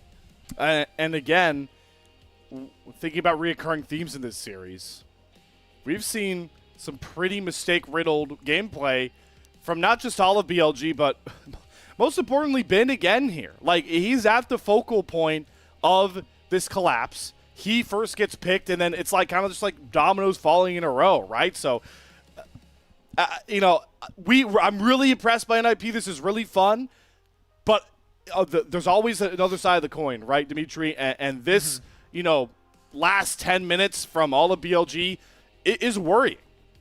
And this is what has plagued this team all year, and even previous iterations.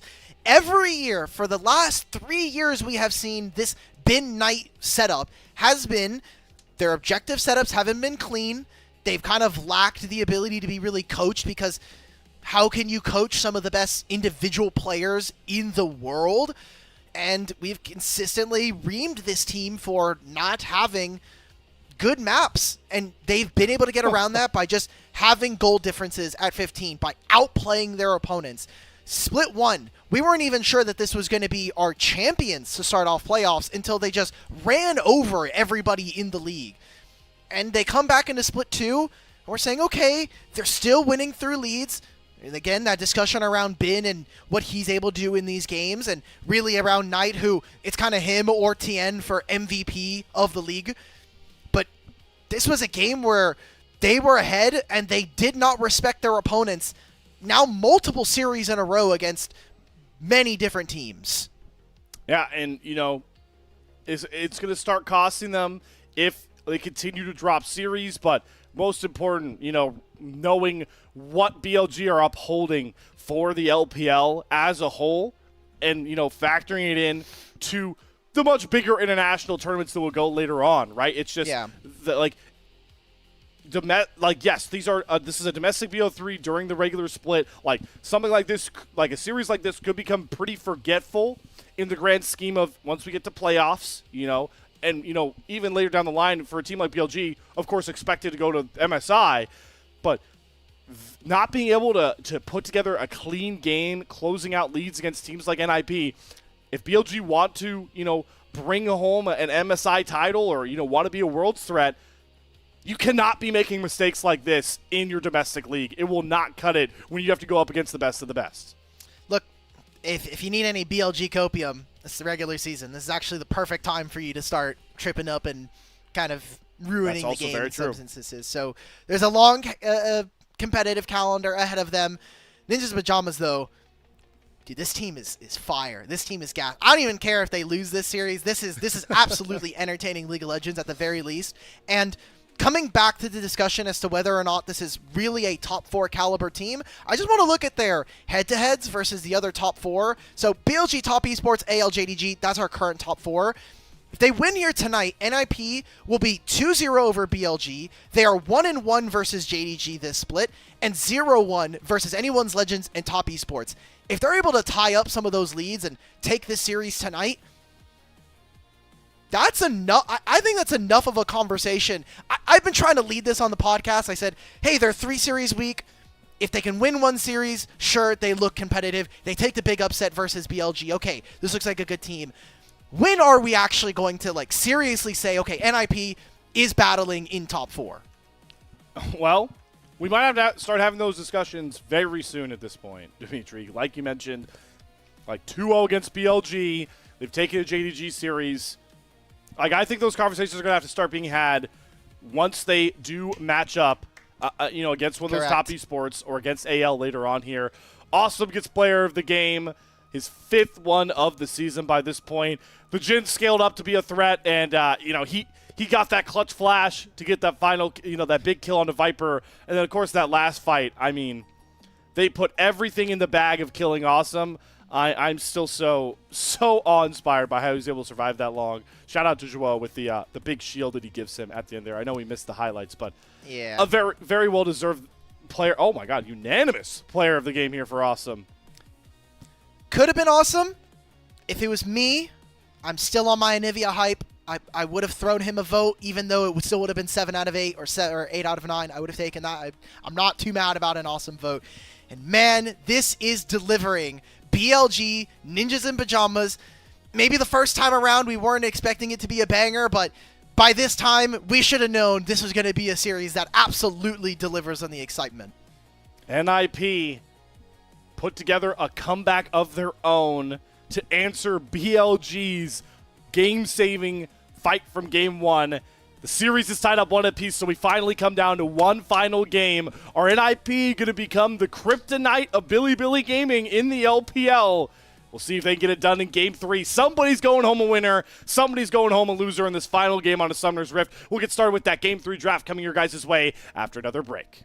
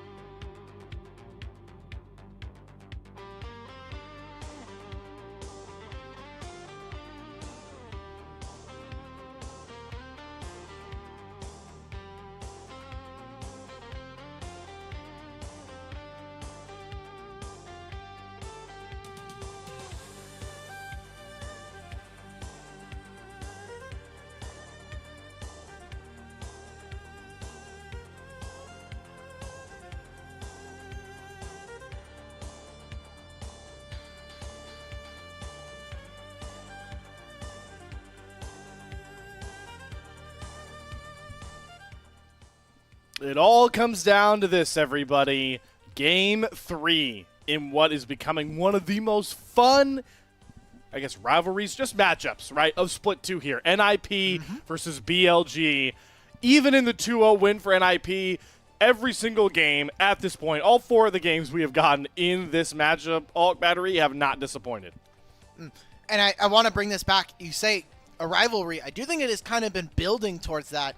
NIP, they got chosen by BLG going into playoffs, and they got 3-0'd by BLG. And BLG then went on to win on the split. And now on the verge of potentially 2-0ing them in series score across the split in regular season is really impressive of a bounce back. So really quick, before we get into the game, I want to call back to our NIP stocks.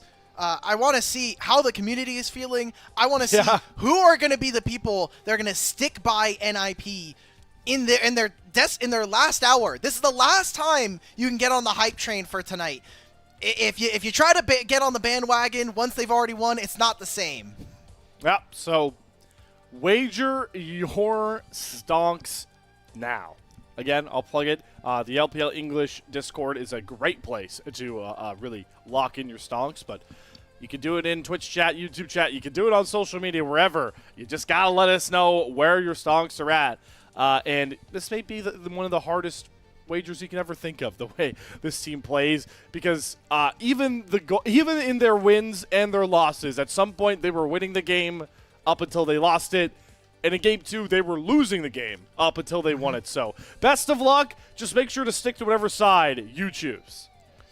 Yeah, make sure that you're not just like, oh, I'm gonna be a bandwagoner, I'll join at the end once they've already won. No, you gotta enjoy the moment, and that's really what I've been focusing on. It's just being in the moment and enjoying it. So I may have BLG winning, but I think for the fun of it would be really cool to see NIP move up to 5-4 with another fantastic win. I mean, if we're being honest, game 1.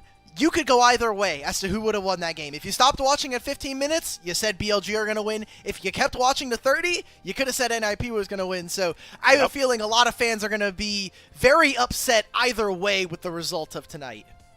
And speaking of just like overarching fans and maybe some of these other LPL teams, you guys should be buying NIP stocks at this point, because when we start to think about series records, if BLG do drop it here, they'll go to 7-3. You saw in the stonks graphic that NIP's next opponent is AL. AL fans, you would tie BLG in series score at this point. Top Esports fans, you would be looking at a shot at first place. JDG fans who are, ascending the standings as we talked about, that gives you a better chance at potentially being the #1 overall seed. So factoring in all that, a lot of the LPL as a whole, a lot of Group Ascend as a whole, should be a fan of NIP in this matchup. As you get a look once again, for NIP, at their next couple of games here, if they can take this series against BLG, it's going to be a tough one against AL, but I do want to say their schedule does start to ease up, even if you are, a bigger fan of how IG have looked of late. I don't think anyone's a fan of how Weibo have looked of late. NIP have a chance to really put together a nice series score run of their own here, coming off of what could potentially be a BLG 2-0 in series score, like you mentioned, Dimitri. And next week, it is going to be 3 series with 1 day in between one of them. And they'll be having 2 games back-to-back on Saturday and Sunday. So we'll see if their prep is able to stay up. Remember, the last time we saw them with a 3-series week, they went 1-2. We did see that upset. And I think I want to give some hype to NIP, but we have to always remember this is BLG. They are 7-2 for a reason, despite some of our maybe ruminations about them not being the best macro team and their lack of cleanliness. We have seen them take really dominant leads here in this series, so I don't want to discount them, and they could come out with a Game 3 draft that, by all means, kind of sets themselves up for success. There are a lot of champions now out as we get into Game 3 of Fearless. But there are some very powerful champions from the last patch. Again, we are on the most recent patch, 2609, correct, right? Yeah, 2609. So, I'm once again not seeing Karma banned. I am not seeing Pantheon banned. We'll see how those factor in here, as we're still just taking away so many of these marksmen. Lucian and Ezreal will not be a part of this series. Is Varus going to make it through, though? Because that's the next one that kind of got yeah. permabanned as well. That or the Ashe. We are going for Ambessa. BLG, what is our first pick? I think a Varus is going to give you so much flexibility here. Just being able to have that as a potential top laner. And they're hovering it right now. NIP, what is our response going to be? We don't have very many options to play into some of these ranged champions. It might just be a Gragas coming through for Hoya. There's that Pantheon. Yep. All right, so the Pantheon Aurora, a lot of map pressure and burst ability for NIP here. Against, like you mentioned, BLG likely to put Viper on that Varus, unless Ben has something in his bag that we only know really for Hoya. And where does Shun want to go for matching junglers? I expect him to select something here. Will we just get boring and go for the classic jungle matchup we know of this year? It looks like it. Xin Zhao versus Pantheon, Game 3 for your jungle matchup. I am very interested into what we are going to do in the later portion of this draft because NIP won, so BLG had first selection, and they chose first pick. I think as we get further into a series, you want counter pick all day, every single day, especially if you're going to have a Varus top as a potential. You're going to be getting Knight on his LeBlanc. Now, he did lose the last LeBlanc game, but he still looked pretty damn good doing it, and Aurora is still fairly capable of being able to trade competently versus this. So we're getting a misfortune here for Awesome. Takes a little bit of that carry potential out of his hands. It does require for his team to set up, so I think a Nautilus ban is going to have to be really respectful here from BLG. Otherwise, going to be maybe having to think about supports and different interactions that allow Misfortune to be really strong. Well, speaking on those supports, I think this kind of forces Woe to play, you know, some sort of, like you're mentioning, setup champion for this bullet time. You could sometimes, you know, circumvent that and get it out of jungle, but Pantheon doesn't necessarily, you know, play in that sort of style. He's a single target champion. Yeah. So I'm curious if Woe is going to have to, like, kind of get typecast into maybe not a Rel. I don't think Rel's is good, but like, you know, Nautilus, Rel, like some of these tanky engaged supports, because somebody has to set up this bullet time for Awesome. Like the Renata ban, I'm looking at what else we have seen from On so far. Could always be afraid of technically Emilio, but we actually haven't seen it from him this year. And if you're wondering what that Nefiri ban is doing, Nefiri has been one of the most common answers into Varus top lane. Yep. So something that Hoya hasn't played, but you always have to be super respectful of this being an option. And Malzahar, are BLG under the assumption that this Aurora could be a flex? I like the idea. I like the respect that they're showing. And it won't But Gragas, yeah. Oh, yeah. That is a staple Hoya weak side pick here. So he'll go for his Gragas where... Wait, we're getting support counter pick. Wait, this is where I think the Gragas can be a bit of a mistake. I feel like I would have wanted to see the support, but maybe you're worried that on the big bag of tricks he has as a player, he has something up his sleeve. You know, it's also a little bit daunting to, you know, pick some of the, you know, some of these picks that can go in to these engaged supports like we always talk about. You know, Markley the Alistar can really ruin matchups like Rel. So, I don't necessarily hate it, but yeah, that does kind of put Hoya in a precarious spot. Will be the Alistar locked in here for On, and what does Ben want to play into Hoya's Gragas? We are still waiting for Ben to get back to that really pinnacle form we know him for. It's been a rough couple of matchups for Ben. Even in this series, he's made some big mistakes, especially we think about that Game 2 Baron fight. He's just going to lock in the Scion to look to play for team fight. And BLG come away with a pretty low damage comp, I have to say, Dimitri. Depends on what version of Varus this is going to be, because if this is Poke, you're in a really good position. They're going to move. Ooh, wait a minute. Is this support wait Silas? A minute. Is this? It could be support Silas. This could also technically be Pantheon support. We'll see what this ends up being. The Silas going into mid versus the LeBlanc. You're going to be losing early. We're playing a spicy. I mean, support Gragas into Alistar. I'll take it. I mean, yeah, that we talk about how Alistar can ruin some engaged supports. Well, Body Slam ruins Alistar. I mean, I am completely bewildered. Is this looks locked in? I don't think we're changing anything. Do we really want to play Aurora into Scion? I mean, sure, Scion is going to get HP. He's going to be pushed in a little bit early. I think this is a dangerous gambit. NIP have spent the last 2 games getting slammed in some of these 1-on-1s and 2-on-2s. We've seen some versions of NIP take the win, but It's locked honestly, in. I got to respect for them. I got to show a lot of respect for NIP to put trust in their players and say, we are going to be able to play a competent early game and then move into the next part of, the mid and late game where they've consistently been able to bounce back. I'm just worried, Slayer, because it takes one Gragas ultimate onto Viper, onto even the Xin Zhao, and you can be in a world of trouble, but similarly, that could knock a lot of champions out of the bullet time, which is kind of what I'm worried about. All right, so I had to go back and make sure. Zhuo does, in fact, have 2 Gragas games in his career. Yep, under his belt. He has won 1 of them. So this is technically not a first time for Zhuo, but it is definitely a very unique look here.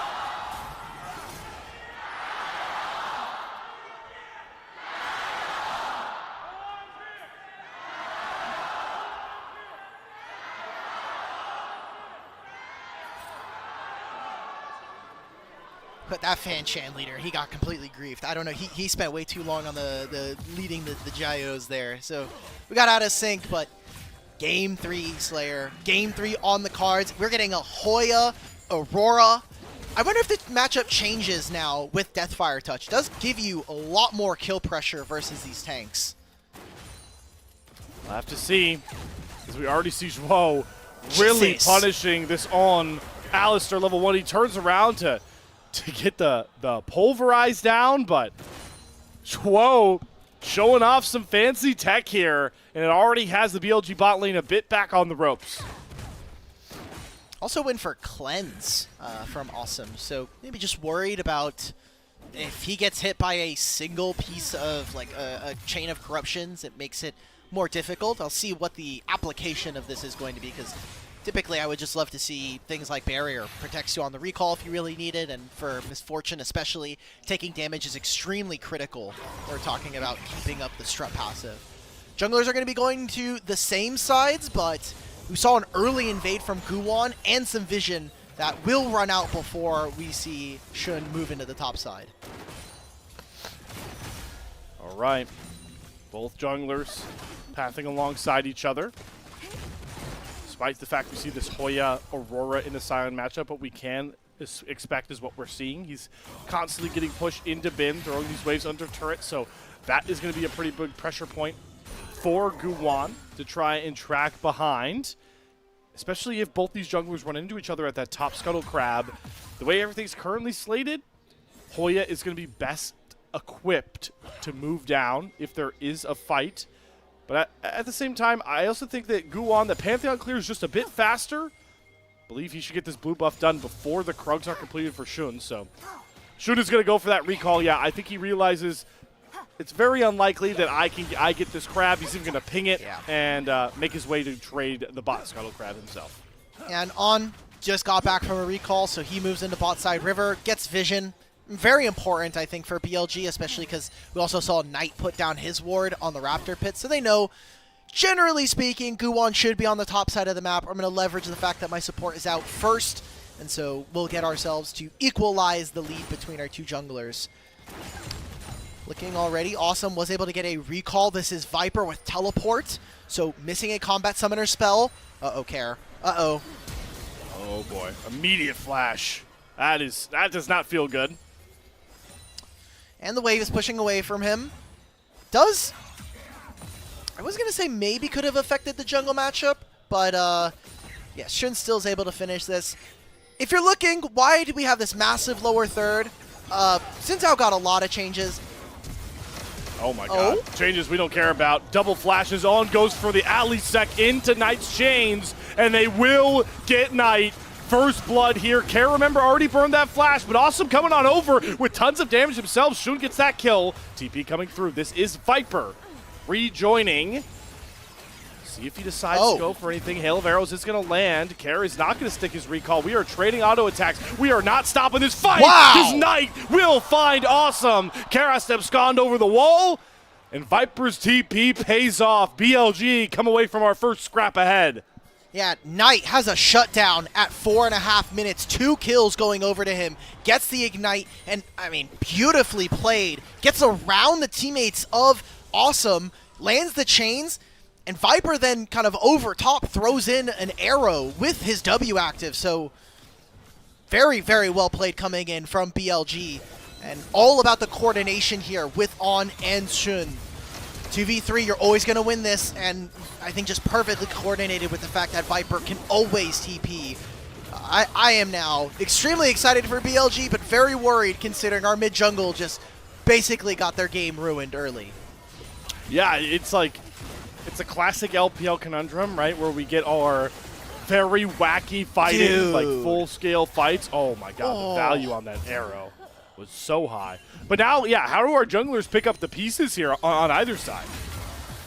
Well, for Shun, it's now, hey, I'm going to cover my mid lane, and Kerr is completely screwed in this matchup. Like, he has D-Shield plus Merc good Treads. dodge. Dwo. Oh my god, Dwo, he's going to flash body slam, and all of a sudden, Shun gets it turned on, and Kerr gets the kill.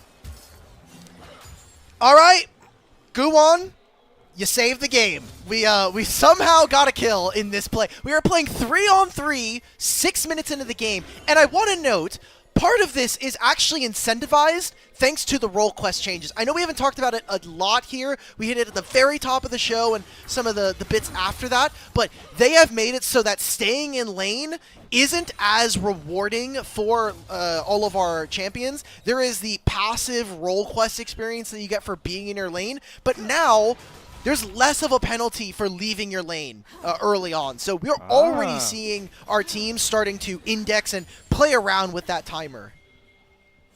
And the biggest benefactors of it is definitely our supports.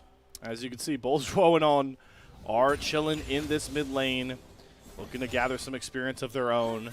Maybe not role quest, but experience. And this is an ever-evolving thing we're going to see. We've talked endlessly about how support, we have a lot of supports in the LPL that still like to look for the roams, and On is definitely one of them. As we see another lower third come out there to show off the Grog has changed. I actually didn't even realize the Grog has got a slight change. Seems to his W. I don't think it usually matters, especially because it's Grog's support. Them brothers, you just put the points in your ultimate, And your E. you're gonna, yeah, you're just gonna be sitting there. The W drunken rage does give you a flat DR, so I'm like not super unhappy about it. And also, I'm gonna continue talking about this top lane or about this role quest thing. Basically, they put every 2 minutes you spend in lane, you get a 1 minute of grace time to roam without penalty to your passive progress. Just trying to make sure that you can like roam a little bit and opens up plays for a lot of different lanes. It's mostly for top, mid, and bottom lane, but I imagine for supports it's also not the worst. First Dragon of the game for BLG is very, very good. Yep, and they're going to get it with no contest. So it seems like with this change, we're kind of making it so there's going to be consistent timers that supports can now look for roams like you're talking about because of these grace periods. So I wonder how these supports are going to try to, further, bring some further ingenuity to finding those timers closer to big things like, dragons or maybe grubs, where this game we don't have a big grub fight. It's just going to be Guwon that is knocking them down on his own. We'll see if he decides to leave one. Nope. I believe he's secure. Yeah, he's going to secure all 3 here. So first dragon for BLG, traded for the 3 grubs over to the ninjas.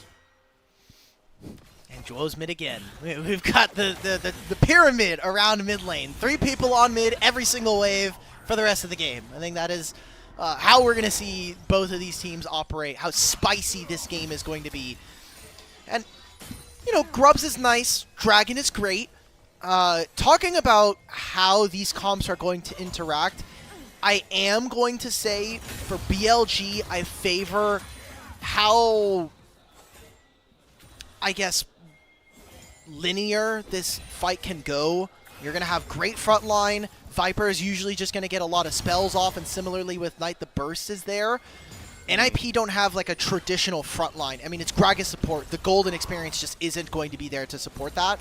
And Pantheon can only tank for so long. So damage for this team is really going to have to come in Silas finding a really good ultimate to steal, whether that is the Alistar or the Varus. and this bullet time kind of having to layer over top with Hoya.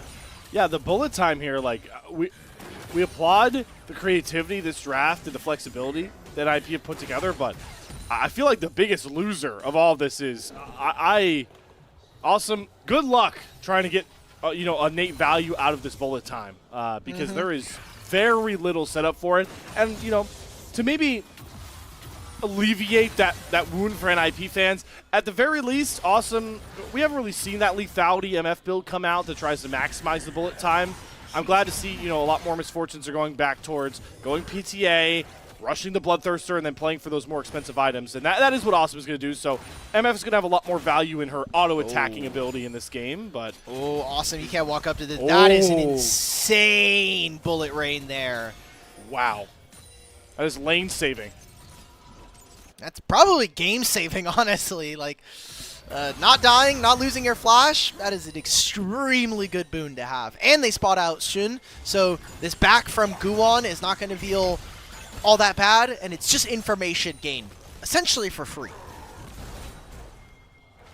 All right, despite all that, BLG still up about, nearly 1,000 gold. Most of it, really all of it, is into Knight's pocket here. So we'll see how quickly he can get done. What I believe will be, what is this?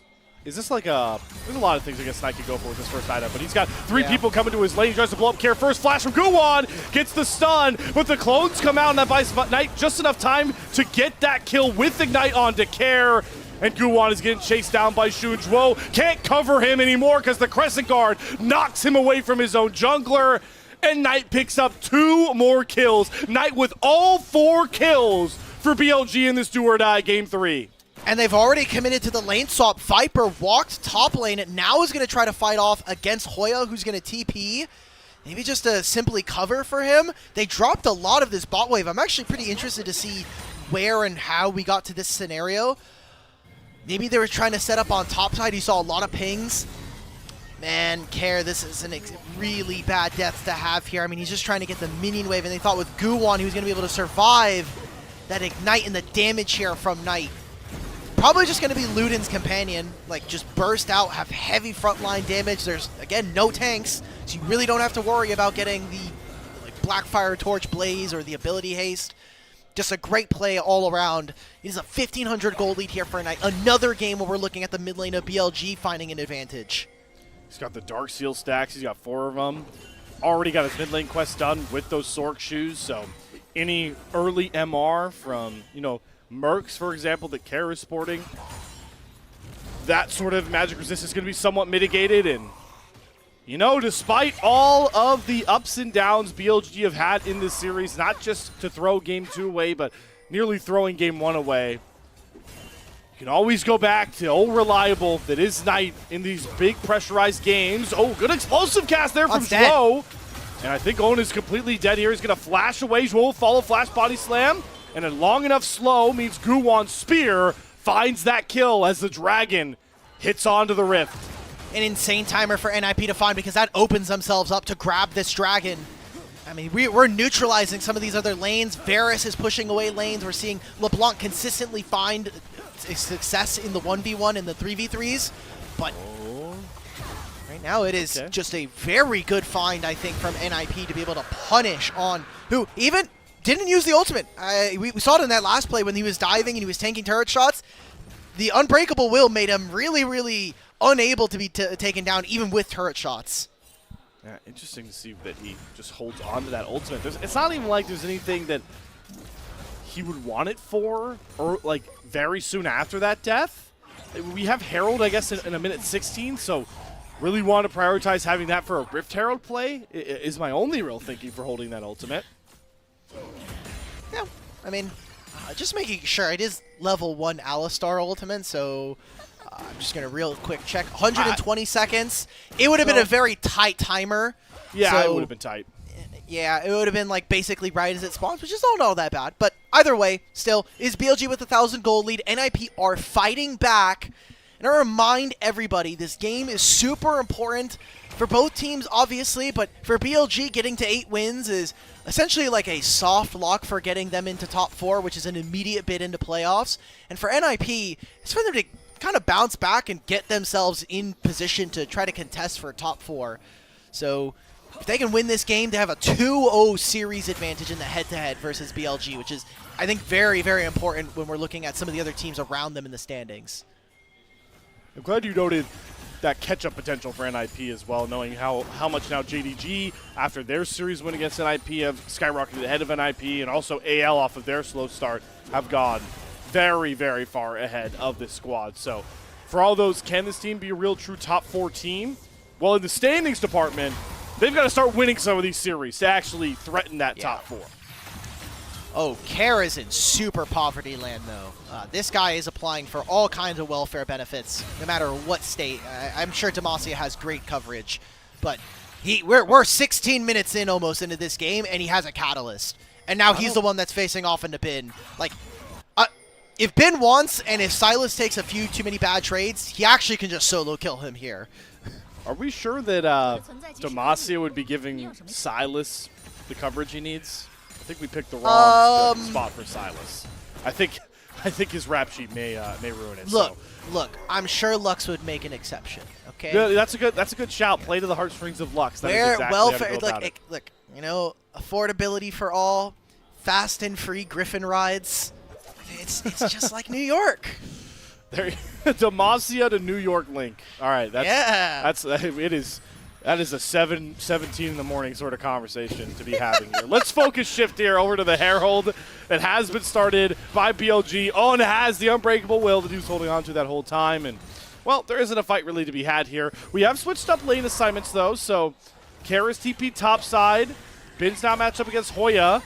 And Awesome was looking for a walk there. Yeah, but he was spotted. So Bin backs up, and the Herald goes over to BLG, and they should surely use that to try and increase their gold lead. Hopefully to somebody not named Knight, as his gold lead is more than the gold lead that BLG currently holds. It was a good timer, I think. Probably not going to be fighting for the Herald anyway, and Kara got his recall, teleported top, now has his Rod of Ages, which is going to be a 27-ish minute completion for the stacks. And because Misfortune's strut passive is very OP, she got to walk from mid to bot and came back just in time for the wave. They lost very little for that. So BLG will take a small gold lead thanks to finishing off the objective and some extra errant waves, but all in all, it is a fairly neutral play on the map. Ooh, they might try to play heavy numbers. They don't know that Viper TP'd. And Kerr is just routinely getting punished. He's going to get chained down. Dodges with the distort onto the chains of corruption, but he distorts right back into Viper. And BLG are right back in their bag of in the mid-game, we are going to look to punish side lanes. It's the theme that has been here in all 3 of our games tonight. Knight's going to pick up this wave. Can NIP control? Because while that was happening, NIP were just walking back from base. Ooh, let's use the Aegis Assault as Shun threatens the 3-town strike knock-up. There's that turret down, and, well, Knight's showing no signs of slowing down. Thought he might try and take one of those plates away, but I guess wants to give respect over, or maybe just get a reset out nonetheless. And, yeah, it was for an item. Yeah. So, Shadow Flame completed. Good luck, all you squishies. 20 seconds before the dragon. NIP, if you are listening, Maizajan, sorry if I butchered your name as the coach, please tell your players from the ether, we are not contesting this dragon. We are looking to side lanes. We are picking up the gold. You're able to finish some items here. Man, a Knight in the mid lane. 2.5. This is very reminiscent of game number 1. I mean, maybe there wasn't a bot lane absolute explosion Armageddon that happened, but it just transitioned into mid lane. And Knight again has a lead. I need to see him close this one out with his team. And this is not as dire of a situation, especially if you can get 2 dragons early on. And finally, no Cloud Soul. Yay! Let's go. It's so funny, though, that we get a Mountain Drake in a game with no tanks. Well, I guess there's Alistair. Oh, and Sion. And Sion. Well, sorry. There's no tanks for NIP. Yeah, unfortunate for NIP. Yeah, thank you. Thank you all. You know, it's funny, though, because if you give Mountain Soul to MF and she has BT, that's just like... The lady's running around... Again, full coverage. She's got complete protection. And shout out to the LPL sponsor. So, Dragon's going to be started. Aurora's starting top. Probably is not going to TP. Let's pick up our way. Karen needs to get gold. I think that's the most important thing in my mind right now. How as NIP are we getting gold into the Silas's pockets? Okay, Strutt passive OP. Decent look there, Bin. See, if he was in Demacia, he would have had a Griffin to show him. Again, fast and free rise. Again, though, Sion, I don't think is going to get a lot of leeway in Demacia. The characters you are picking to get coverage in Demacia, like we couldn't have said like Garen or like Xin or like Xin Zhao. Like I would maybe even hear out Shyvana knowing her relationship with Jarvan. Like no, we're going for a Noxian and a traitor Demacian. All right, Austin's going to need a Chains of Corruption. He's turned around with the bullet time. Hey, Viper's got to flash away from it. Forces Austin out of his cleanse. All citizens of Demacia are loved. All of her beautiful patriots, except the I'm going to start talking about food. Disgusting. I'm just going to start naming food. I'm going to start naming food. It's Care, actually. Care is a nice, delicious plate of free 300 gold whenever BLG want it. Free 300 gold meal to whoever would like it. Mostly Knight. Oh, man. All right. Oh, we have another Aaron TP on the mid lane? Oh, okay, it's on. All right. Well, listen, he wasn't scared to burn the Alistar ult that time. There's nothing to play for. Dragon's up in 3 minutes. And like, what? It's a cooldown I don't need. Silas is showing top lane, so that brother's not stealing my ultimate. Hell yes.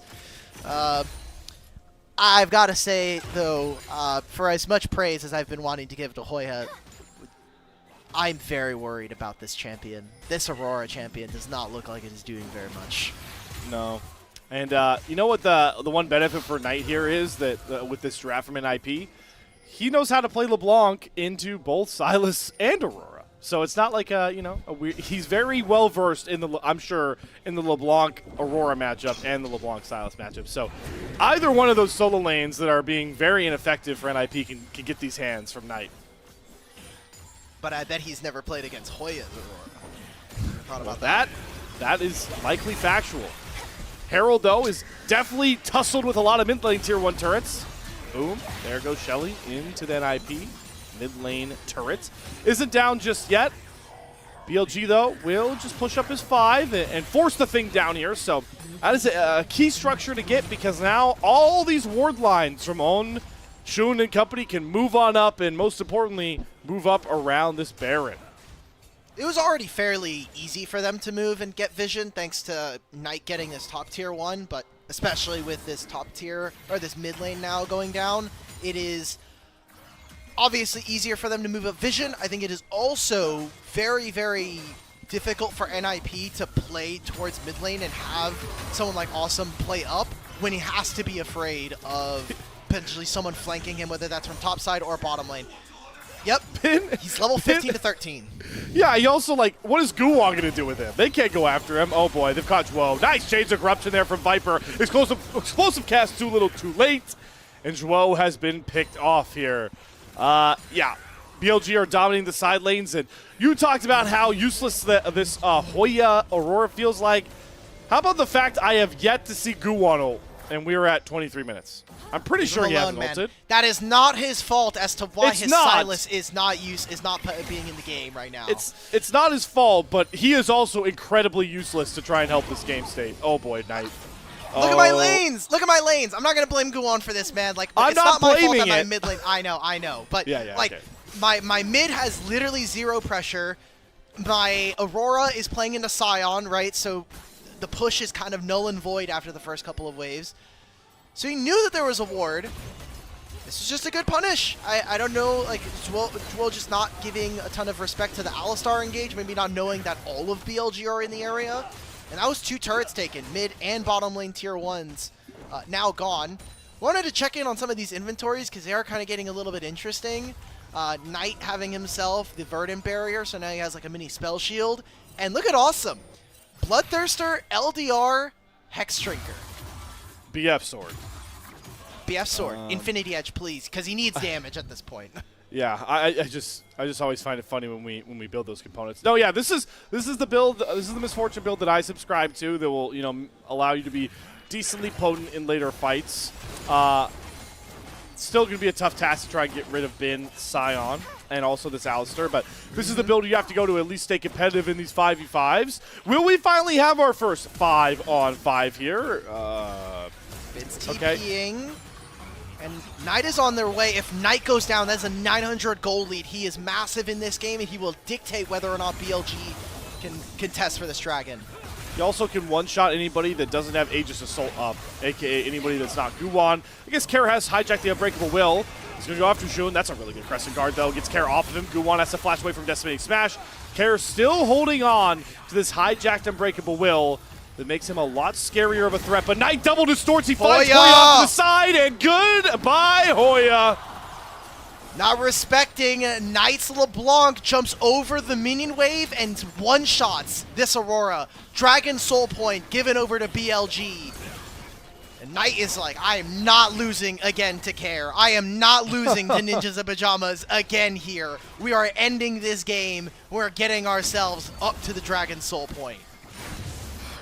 We will always be very critical of how BLG teams perform. We will, you know, look at, okay, let's start, first off, let's test this bin health bar. No. Oh my god. You know what? I didn't think they'd do that much damage, but I guess Bin isn't as, you know, tanky as I thought he was. Oh, He doesn't have the armor. He doesn't have he the doesn't armor. have the Okay, armor. they're going to teleport. Oh, Dwo just gets sacrificed instead. Okay. Worth. Yeah. All right.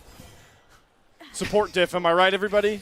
We got the top, we got the TP, and we got support. So how did they spot this, by the way? I guess Knight is just keeping track that Hoya's on this side. Hoya gets chained up before the minions.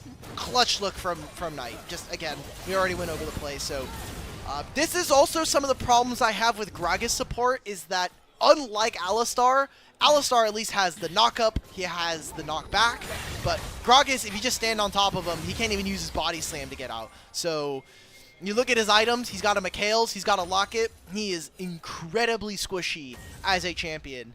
And so will be interesting to see. It is now Care who is only half a level down, if not a little bit under, has completed the Rod of Ages and the Riftmaker. So this is the point of the game where I think NIP are going to be not at their apex, but at the most relevant considering what we saw early on.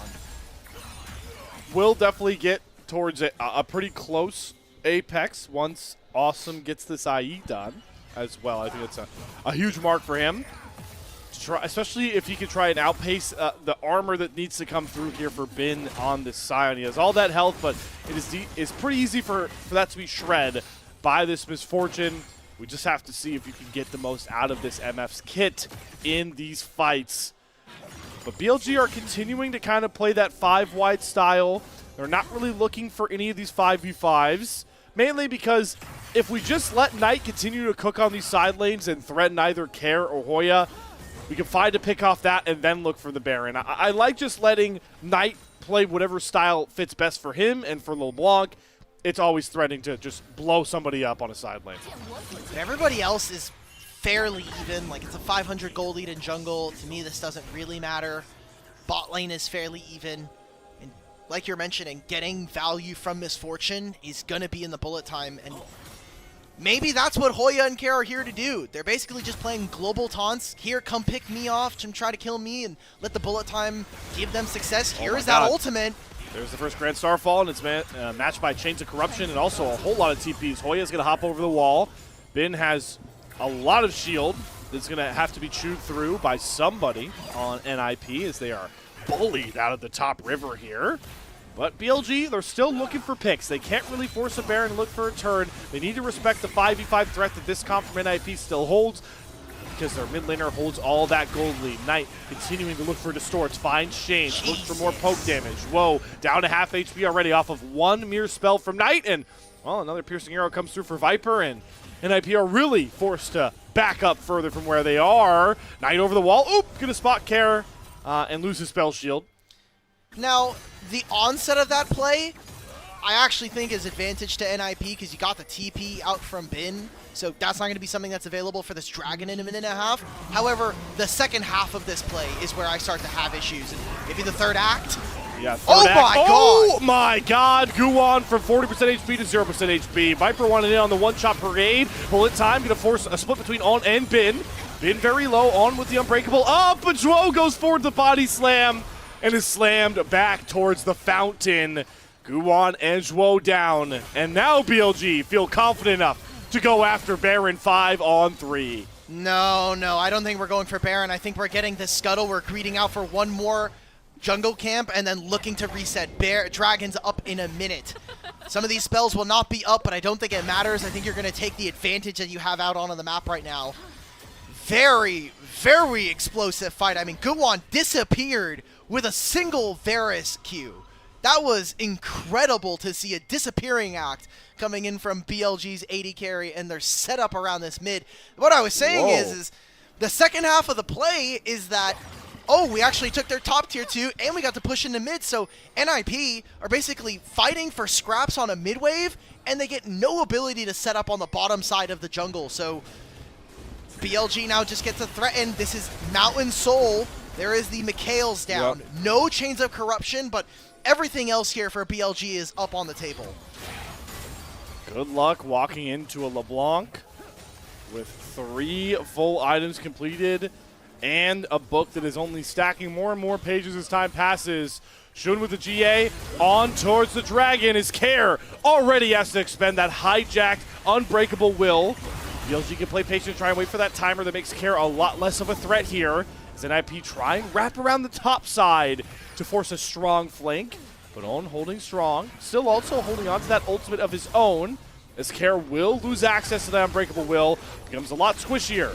Dragon already down below 2k. Guwon's going to have to go for a Q Smite steal, but that's a great Crescent Guard from Shun, and he secures the Mountain Soul. Awesome pushed out of the fight already with an exhaust over top, turns to the bullet time, gets his On out in with it. So the only kill that goes down is going to be On, but BLG are the victors, securing that Mountain Soul. Mountain Soul is going to do wonders for keeping this team alive, and any chip damage that NIP had is essentially non-existent. You can still see that MF is doing a lot of damage, and I won't lie, Slayer, I really thought the look there from NIP was decent. I mean, Care's ultimate was coming back up. When you're level 16, this cooldown is super short, so you can get multiple cycles if it's a long enough fight here. Now you're going to have to chew through Mountain Soul. It just gets more and more difficult. Awesome on 4 items now. Fully completed Maw of Malmortius. Infinity Edge is done, and the turret's going to go down. Oh! Awesome is dead! Knight is juking around all of Awesome, flashes out just in time, and the duck does not land from Care. Knight, like a ninja on his own right, just out ninja the ninjas the way he takes down Awesome.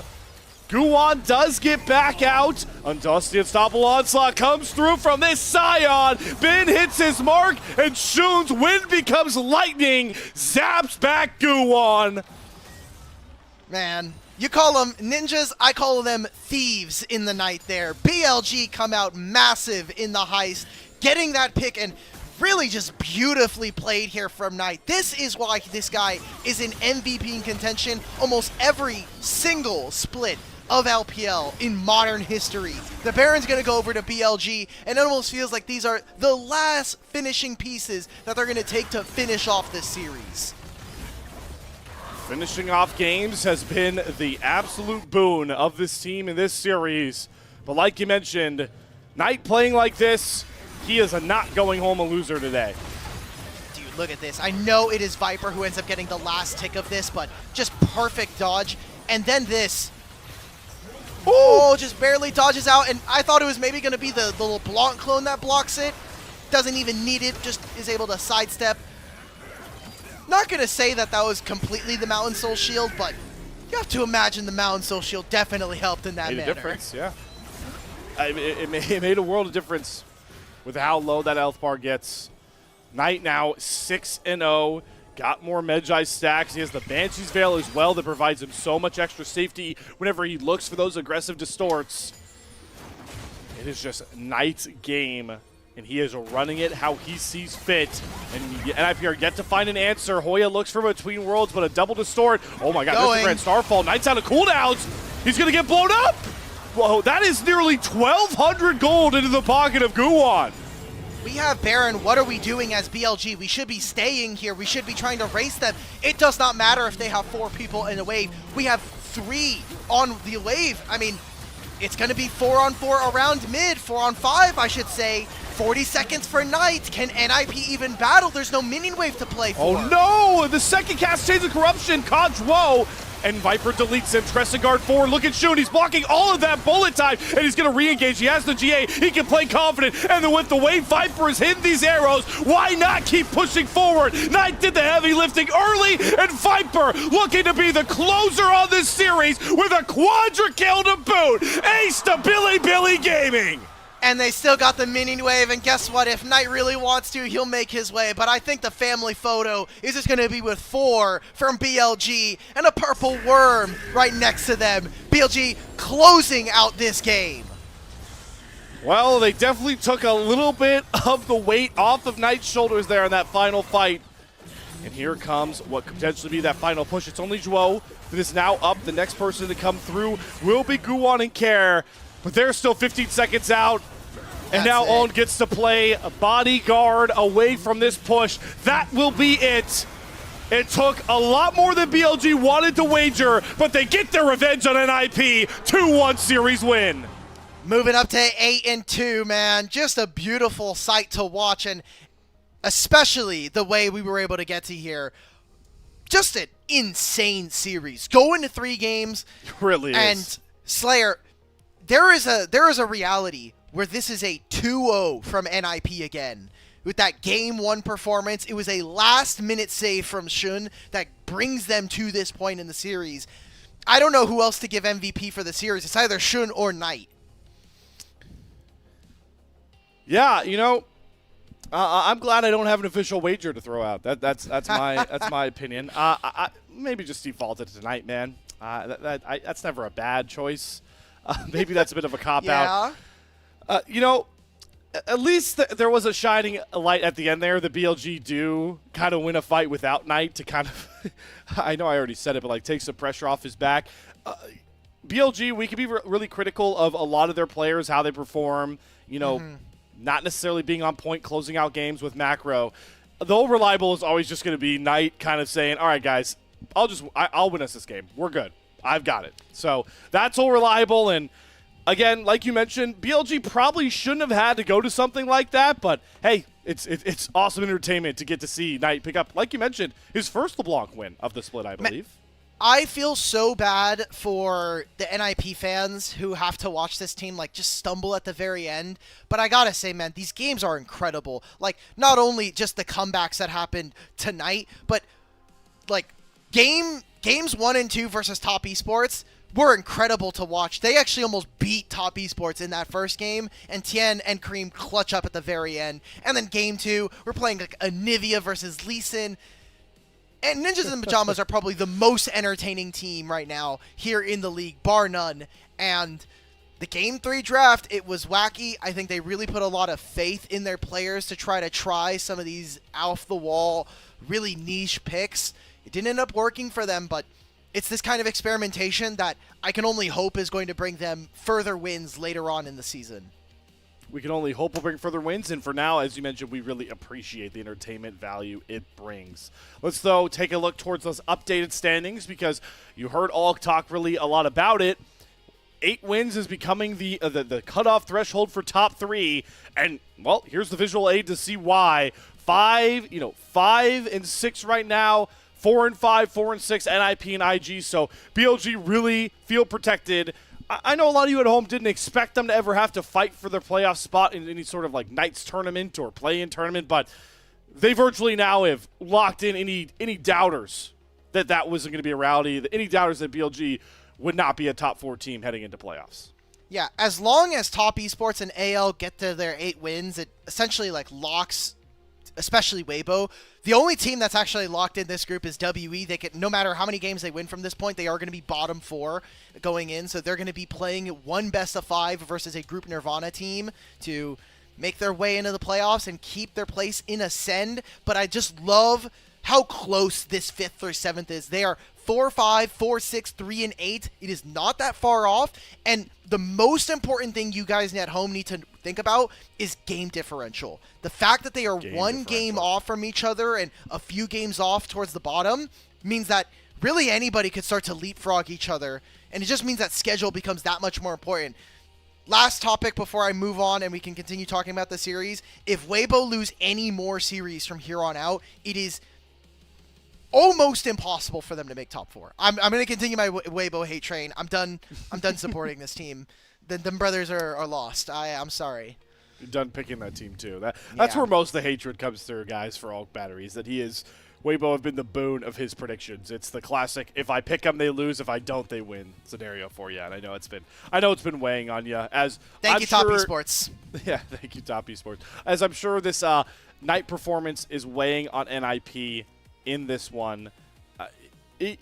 Again, I really enjoyed the ingenuity of this draft, but things got a little too wacky early, and the one guy you couldn't allow to have that big of an early lead was Knight. And the one thing that I think he does really well and BLG did well in that mid game was really not ever finding themselves in like a 5v5 spot to get hit by a big bullet time, to allow a big flank to come over or allow this Silas to use Unbreakable Will against them. Knight was constantly playing sideways, and BLG were just, constantly finding these nice picks to really accrue a big enough gold lead that they couldn't throw this time. I think we just got to see the massive skill diff in mid lane. Like, last game, we got to see Care, who was on probably his signature champion at this point in his career. His Ahri is one of the best in the world. And then seeing him on the Silas, unfortunately, the lane was already ruined incredibly early. And Knight just completely got to style on all of Ninjas in Pajamas. And sure, the draft was creative, but we had our questions coming in, right? We were like, if Awesome has been our best player, is MF really the champion we want to have him on? Is this pick is flexing the Aurora top lane really something that is going to give us value, especially because we ended up giving counter pick to our support here. Yeah, and especially knowing that we really felt like Zhuo needed to pick something that would set up this misfortune instead of indexing into countering whatever Own was going to bring. Yeah, I think they got a little too cute with the draft, but it is still a very valiant performance for NIP.